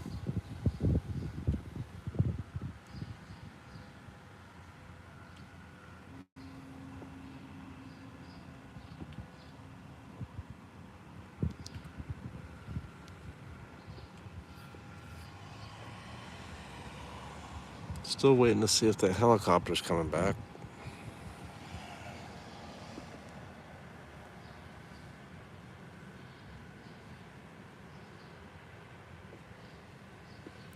At 14th and Rockefeller.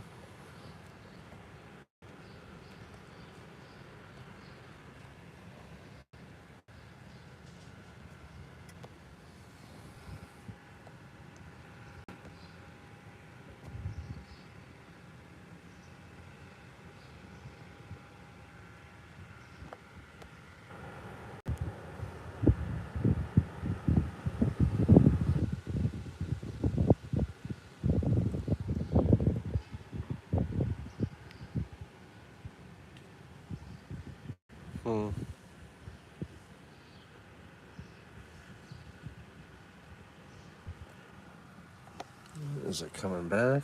Was that the helicopter? I thought it was.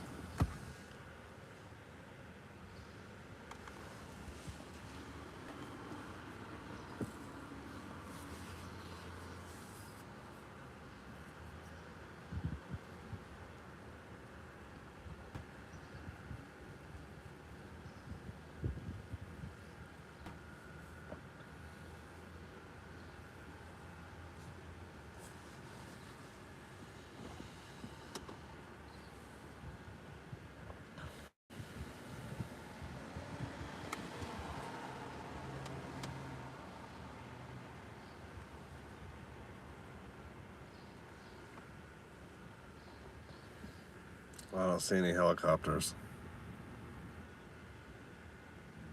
But when that helicopter leaves here, as far as I know, it has to come back.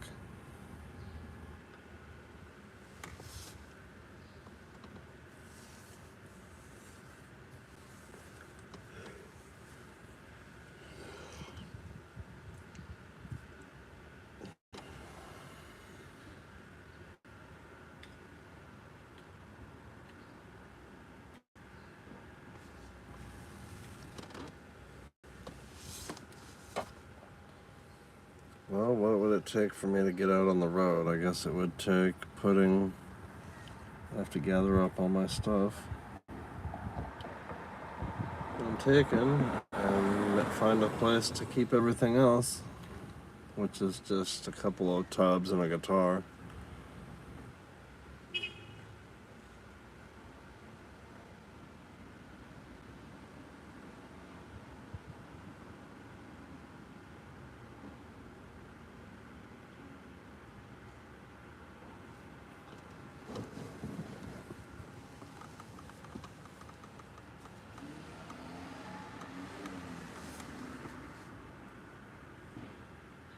I could probably condense some of those tubs into one tub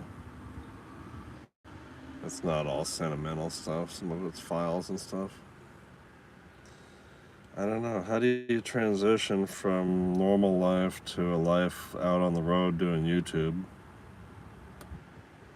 I don't know. I guess you just start doing it. And then things sort of will start working out, I guess.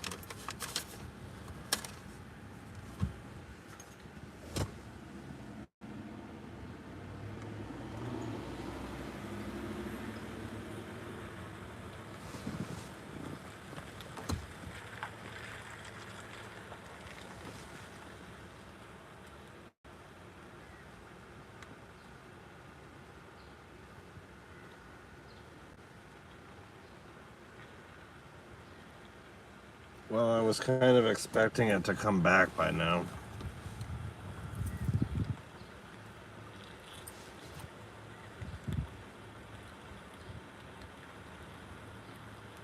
I kind of had this idea they sent it out when traffic was really bad, but maybe they send it out to people that are way out in the country.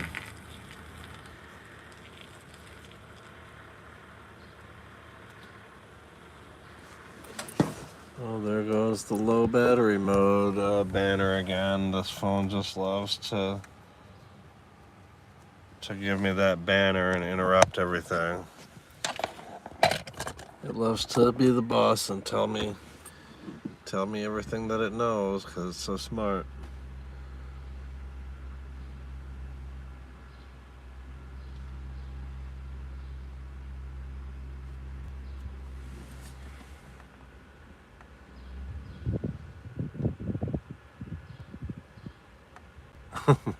Yeah, that would be cool. I mean, that would be presumptuous of me to think I could do that, but I don't know. That would be awesome if it could be funded somehow.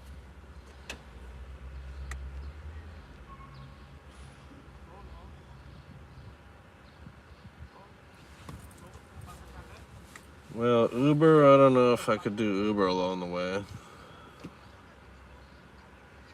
Or how that would work. I probably would get rid of this car and take the van.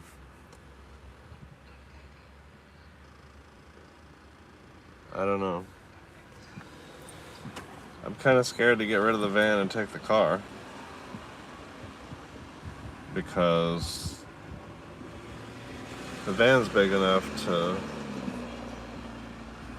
I could live in there better than in the car.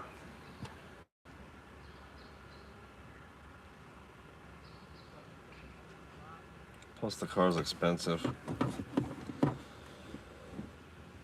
I don't own it. Yeah, DoorDash maybe.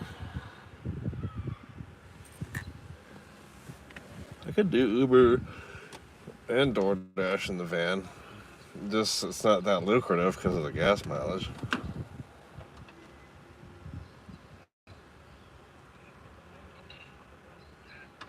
There must be some way to do that, though. People do it.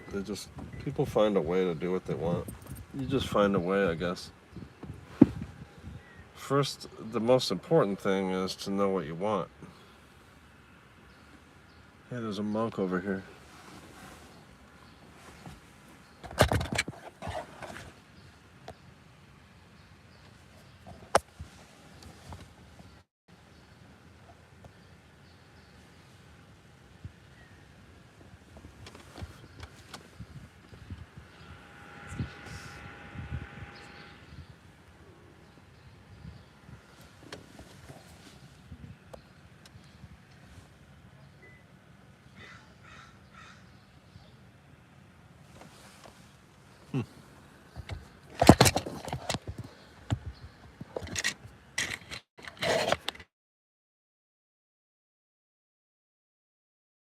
Grabbing at the phone. This is the worst design of any phone. You grab the iPhone 11 the wrong way. You just grab it the wrong way or look at it the wrong way and you've pressed some button. All of a sudden you're taking pictures and you're switching screens and you're doing stuff just by trying to handle the phone. Just by picking it up and trying to do something. Oh, this phone is just the worst design. Buddhist, yeah. Maybe.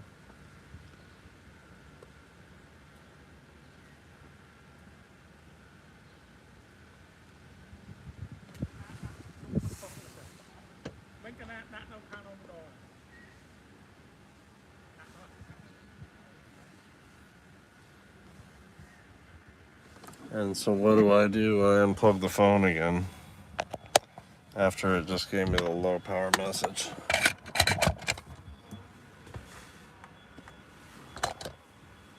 Interesting.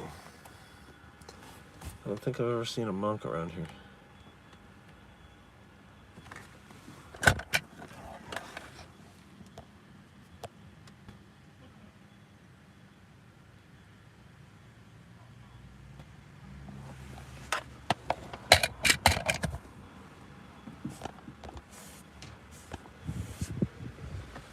I've thought I might want to be a monk, because I think they probably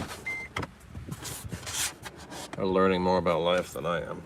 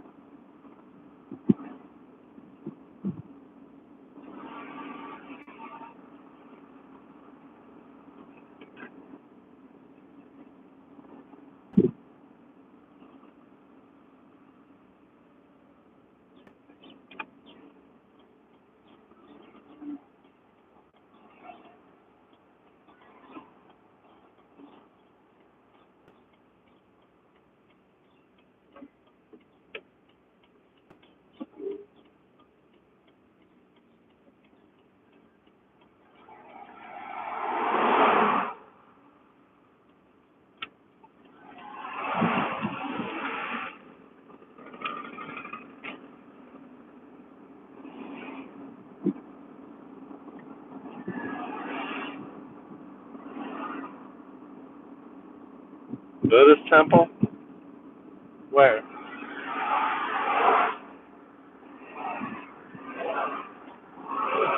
In Renton?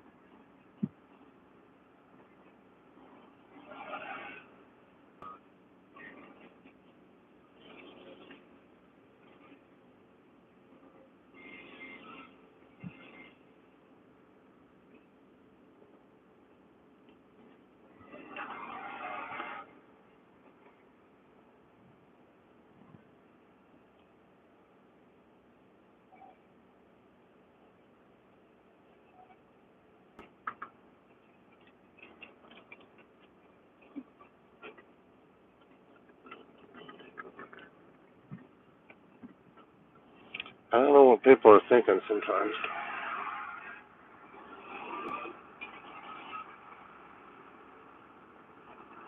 I really don't.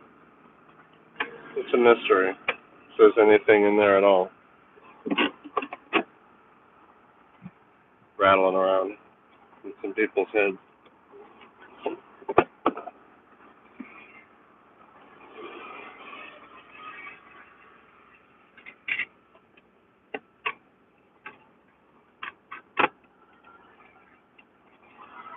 Hmm.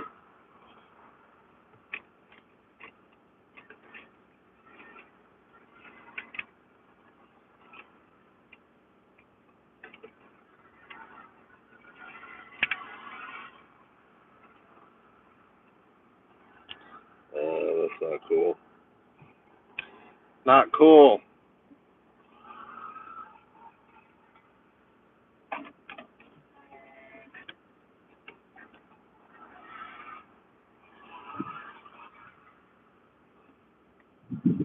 Put you in the back window for a minute.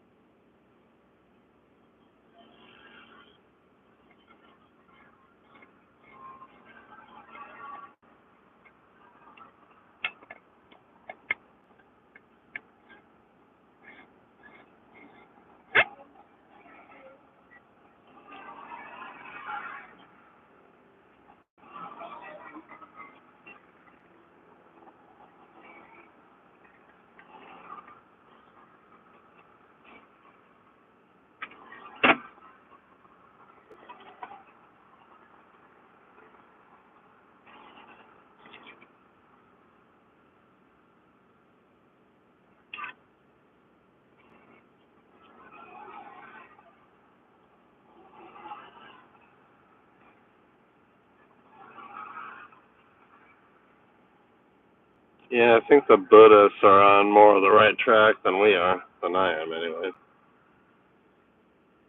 I was kind of on the right track for a while. I got to get back. Got to get back into my healthy routines. But time's running out.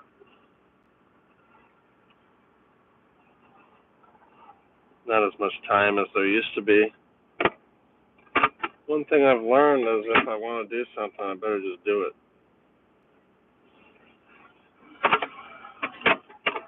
I better just find a way to do it. Because next time I turn around, I might be too old to do anything.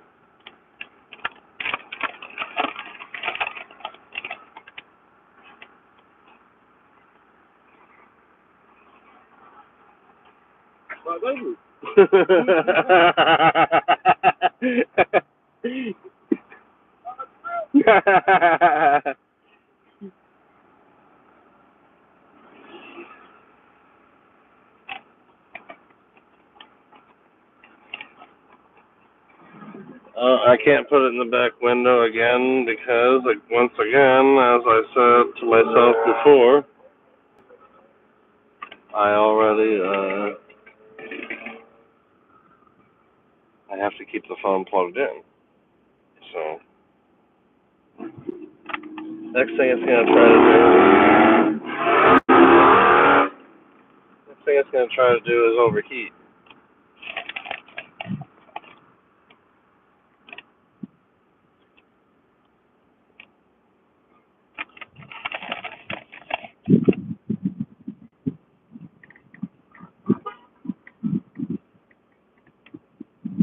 Oh, meditation. Yeah, I was meditating. It was actually working really good. Everything was going good when I was doing all that. I would meditate for about 15 minutes at a time, 15, 20 minutes.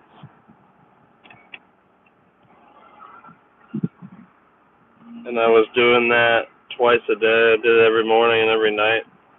Then I switched. I just did it every night for a while. Or every morning, I don't remember.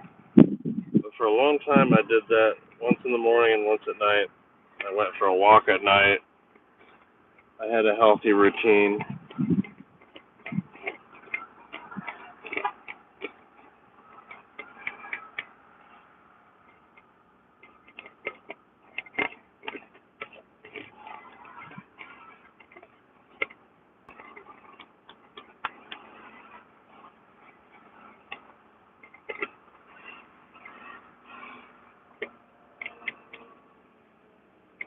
Yeah, I need to start meditating again.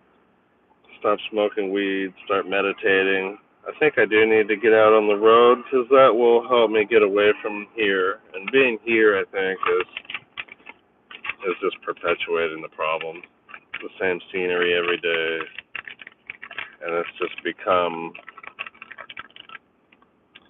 It's just become monotonous and just a symbol of stagnation being here.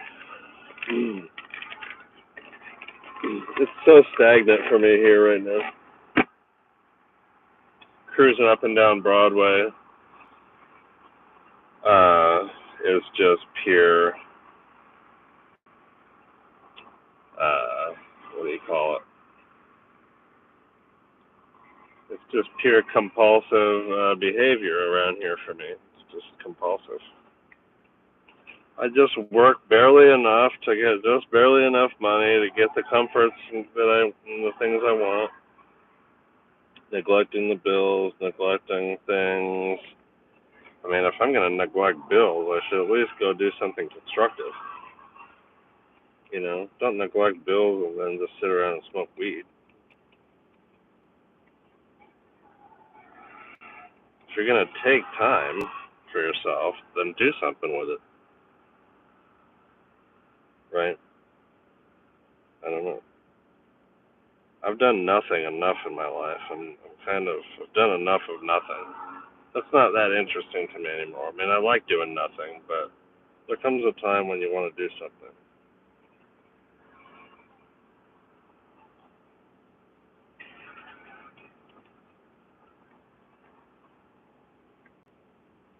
Meditation is freeway driving, yeah.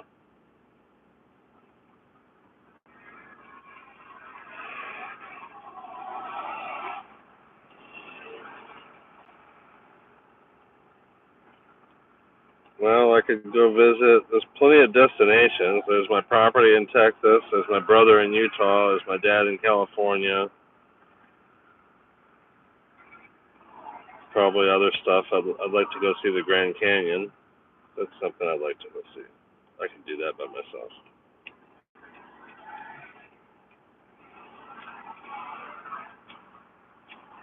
I don't know. I want to have some adventures and have some uncertainty, and maybe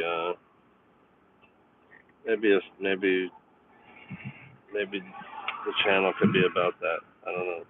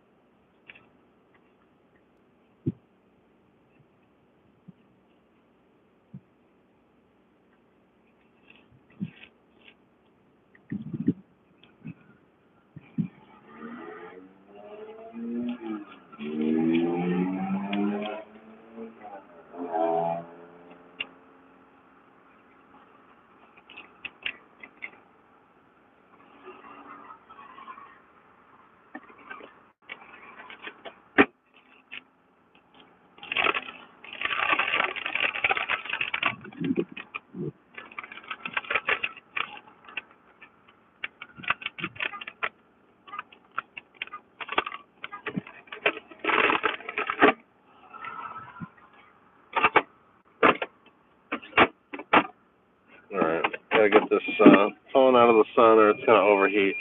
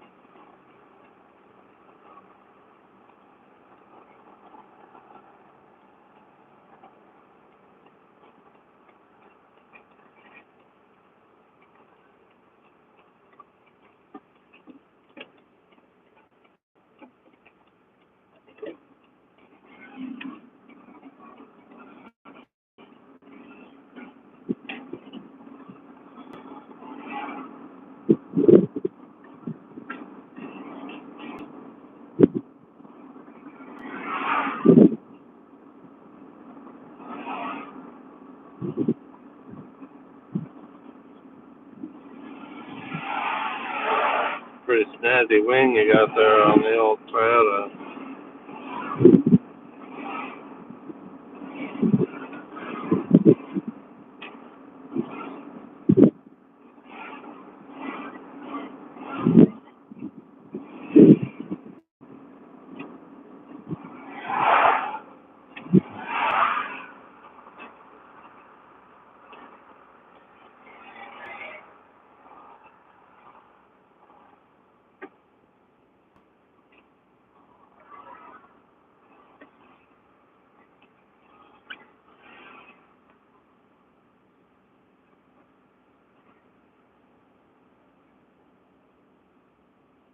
There's no shade anywhere in this place.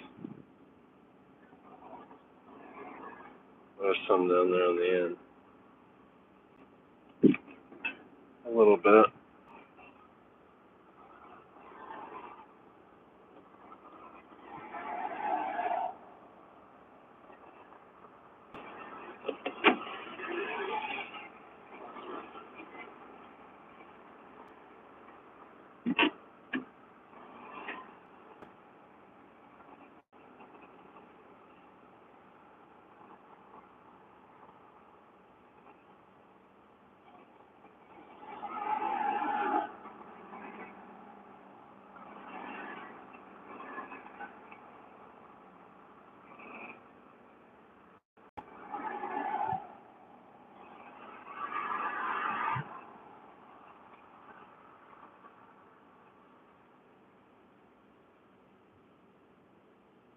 Yeah, I think I'm ready for something new. I think it's time for the next chapter.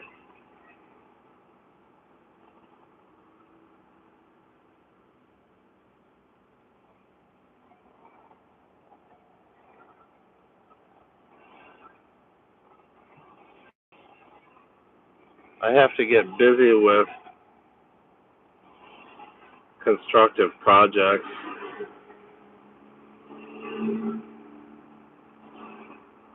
Something that I enjoy doing,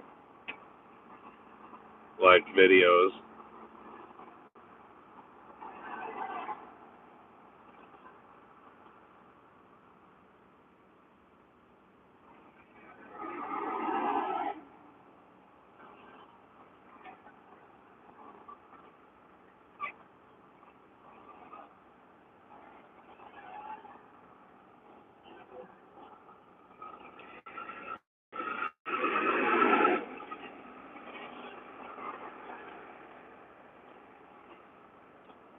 I don't know, but if you're going to change habits or get rid of habits, if I'm going to get rid of a habit, oftentimes it can help to distract myself with something else out of the ordinary.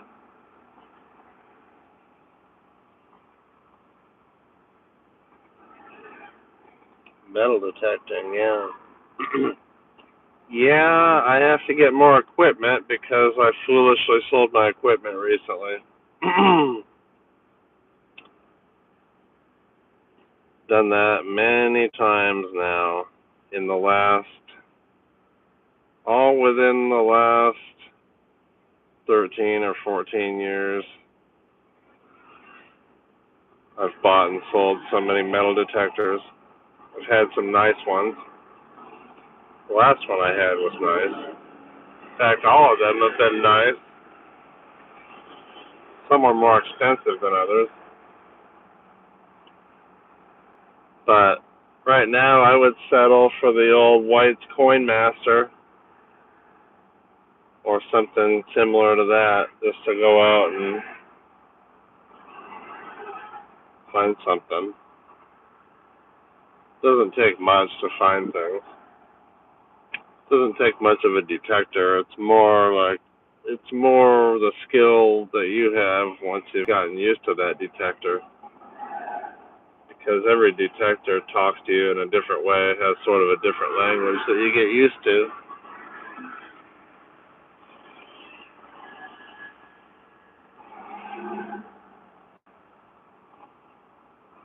You get used to every noise and when and how it makes the noises, and what you found when it made that noise, and you learn over time. I call it the language, for lack of a better term, just the language of the thing. It's electronic language.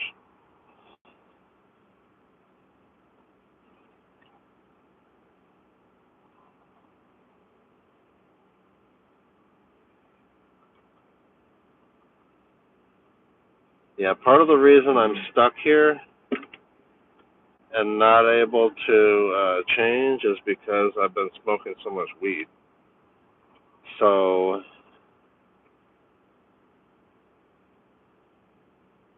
that has kept me unmotivated and lazy and tired.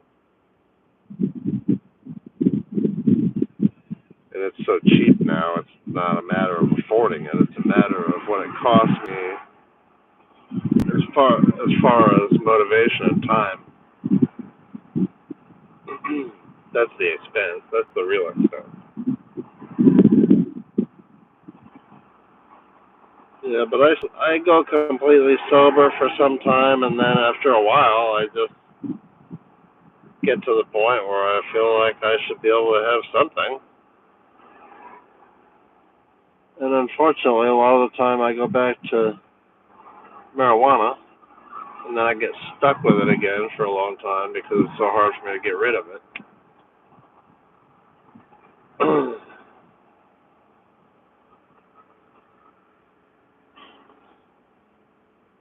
But I think leaving town, leaving the state, getting out on the road is what could take my mind off of that.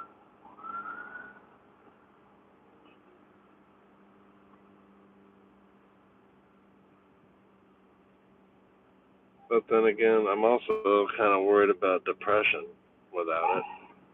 But I don't know. I know in the end, I don't think it does me any good. I have to get rid of it. There's another ambulance all day long around here. Constantly.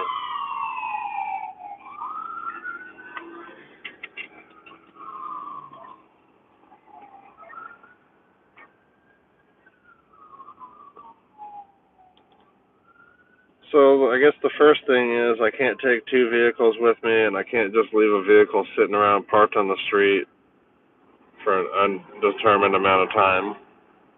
Because the first thing that will happen is it'll get broken into, or something will get robbed off it, or it'll get the windows broken and stuff stolen out of it, and then it'll get impounded, and then I'll end up with a bill.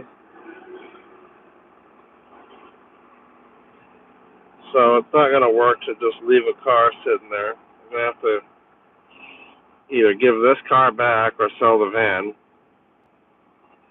Probably give this car back and just move into the van and take it from there.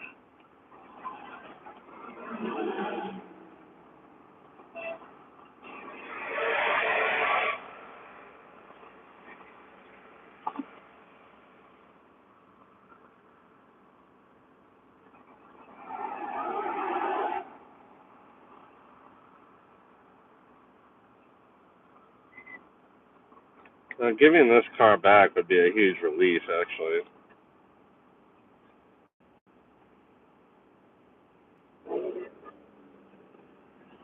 It's way too expensive of a car for what it is, because I bought it at the wrong time. And I didn't get the best rate. I didn't get the worst rate, but I didn't get the best rate.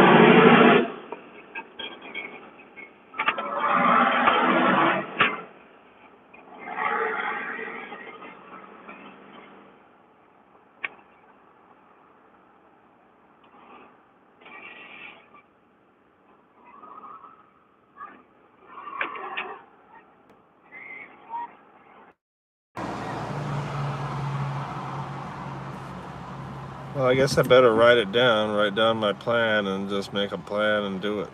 Because the days are just going by. One day is just going into the next, to the next, to the next.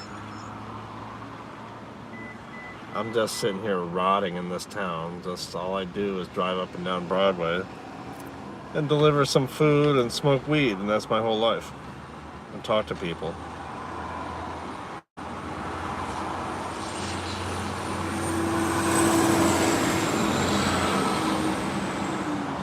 I'm kind of tired of it. It's kind of boring.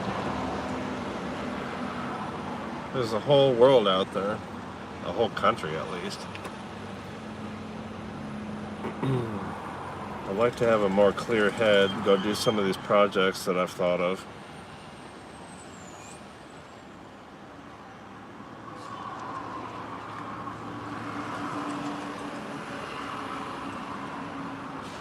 You know, I saw that guy. Were you on when I saw that guy? I think you were. I've seen him twice again today. He's all whacked out. He was wanting to talk to me, and I said no. I said I was busy. He says, I just got out of the hospital. I said, I know, I saw you yesterday. I said, I'm glad you're alive. He said, thank you, and he walked off.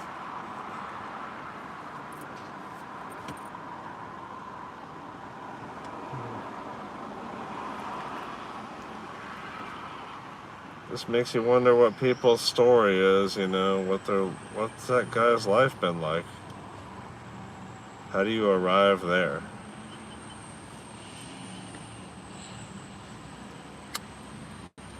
How do you arrive there, being revived on the sidewalk?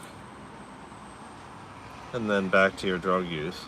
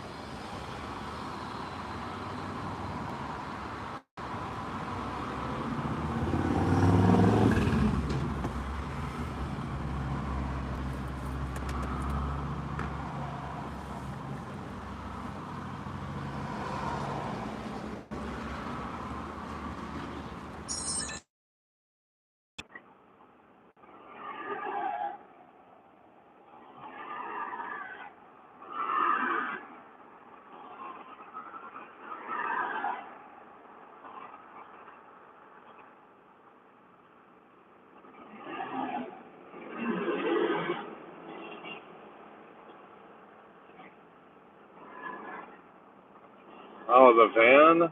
I'm not sure what the mileage is on that van. The electronic display is messed up, and it's hard to read the gas gauge and the mileage sometimes.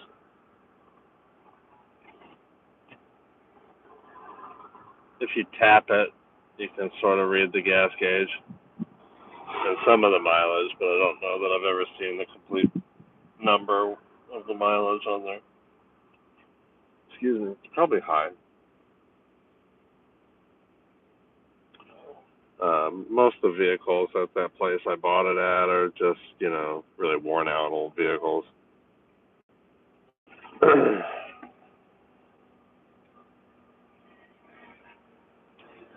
The thing that sold me on it was the air conditioning worked good.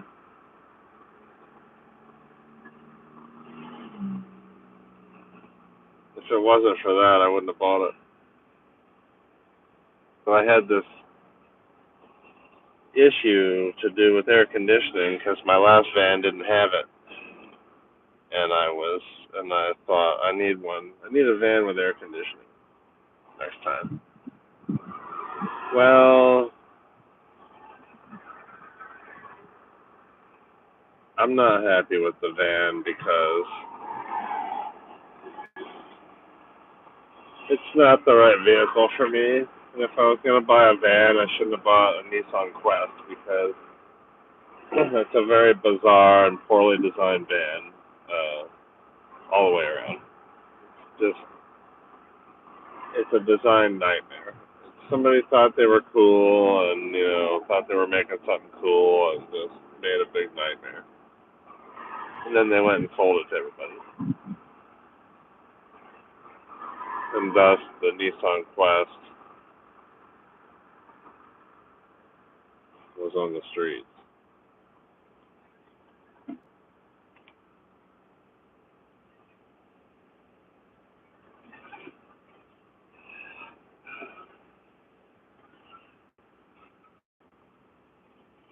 It does not have a lot of room inside. The floor is uneven. It's got weird gizmos that pop out everywhere, and everything's in your way of it or something else. Just really, whoever designed that van should never design anything else again.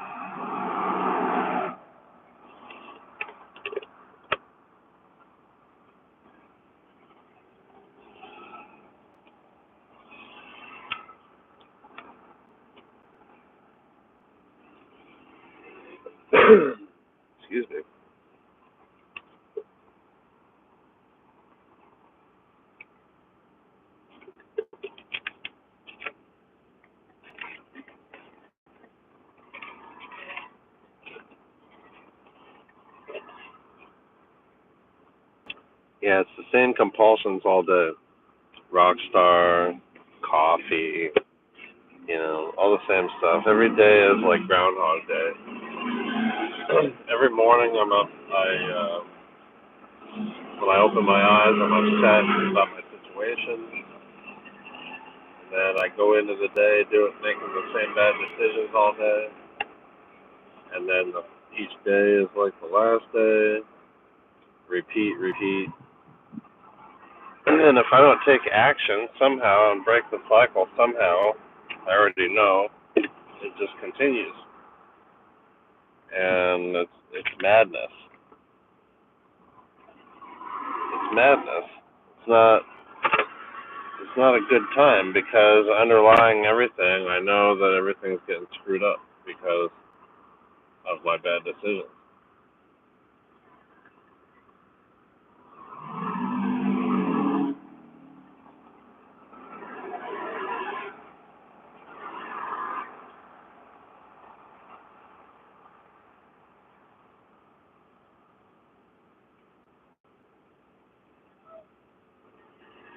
So more work would be good, or have the courage to do one of these projects that I want to do, or have the courage to leave town.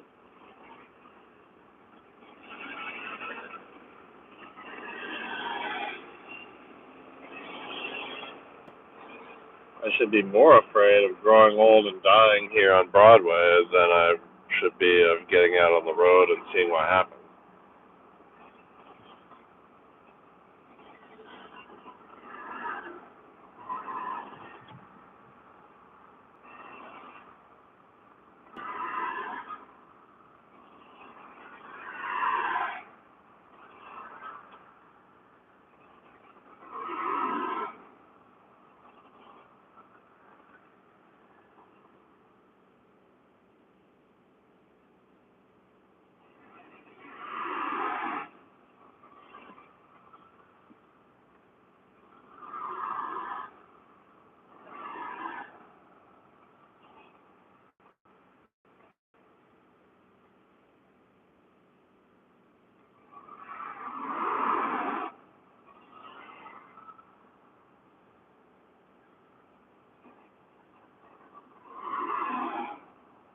Well, I'm going to turn this thing off for a while. I got some stuff to do.